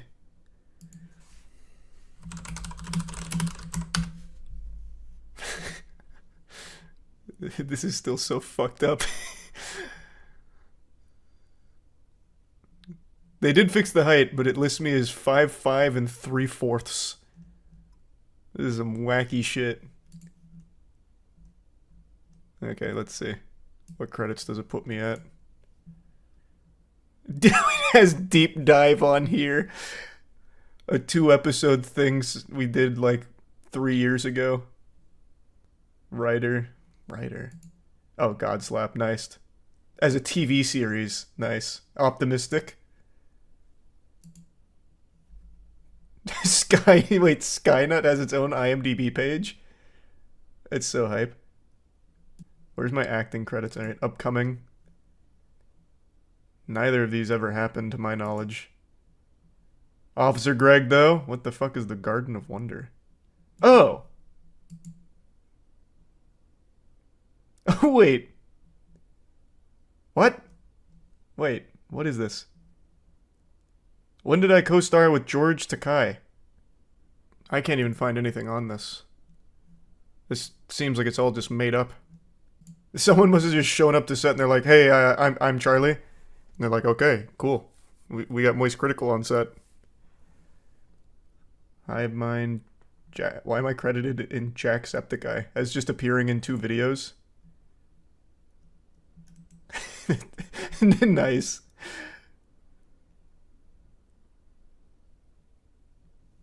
Yeah, they got everything in here. Anytime I ever appeared on like anything, even for a second. Some voice acting stuff from Lucius, yep. Hellsing, yep. Star Control, yep. Anima, Team 6, yep. This is thorough. Butter Lover, Uncle Gareth, what a throwback. Hunger Games, District 8 Medic, baby. Cool. Yeah, this is pretty thorough. It even has something that not even I knew I was in. Is an acclaimed chess player taught by Grandmaster Daniel the Prophet Naroditsky. At the peak of his chess career and later became the winner of the 2020 Chess PogChamps tournament. Cool.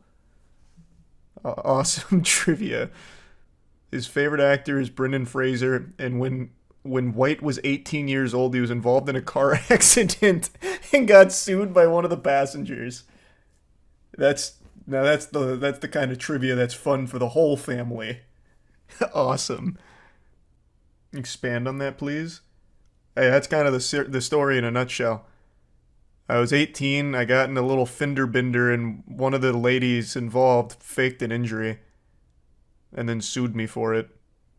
Because I was very honest. I was like, hey, this accident, you know, I'll take responsibility. I wasn't paying enough attention, and I was just like making sure everyone was okay. I was like, I'm sorry, you know, I should have been paying more attention. And the lady was like, she was like my age, maybe a little older, maybe like 20 or something. She's like, oh no, it's totally fine. Like, it was a really like slow collision crash. You know, it's not a big deal. Don't worry about it. No biggie. Paramedics came just to check on everything. They're like, yeah, everyone's all good here. And then when my dad got to the scene, he was like, Charlie, please don't tell me that you said that you're sorry. And I was like, no, I did. I mean, it really was kind of my fault. I wasn't paying attention. And he was like, oh my God. He knew it was coming. And then that lady sued me. She had the dollar signs in her eyes the second I said I'm sorry.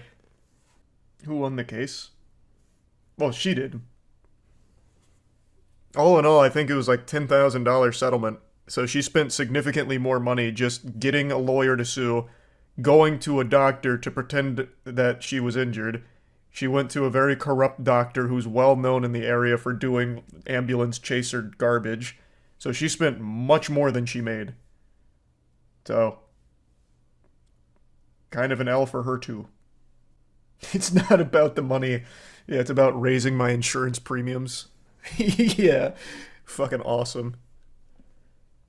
Even my insurance was like, yeah, there's not a whole lot we can do. We know she's not actually injured, but we're just going to do the minimum settlement. So I was like, whatever. Then they raised my insurance rates. Why can't you apologize? Yeah, so apparently you are never supposed to admit fault. Ever. I hit someone and apologized, but he checked his car. There was no damage, so he said don't worry about it and left. Yeah, since then, I've been in 2 little fender benders, neither of which was my fault. One of them I got rear-ended leaving the parking garage of my apartment. Dude just came up and blasted me, and he was like, oh, I'm so fucking sorry, man. Shit. He's like, we need to exchange insurance, and I just checked the back of my car, and I was like, brother, it's not that big of a deal, don't worry about it. Like, it's just not that big of an issue. It was barely even a dent. It was easy. This shit'll buff out.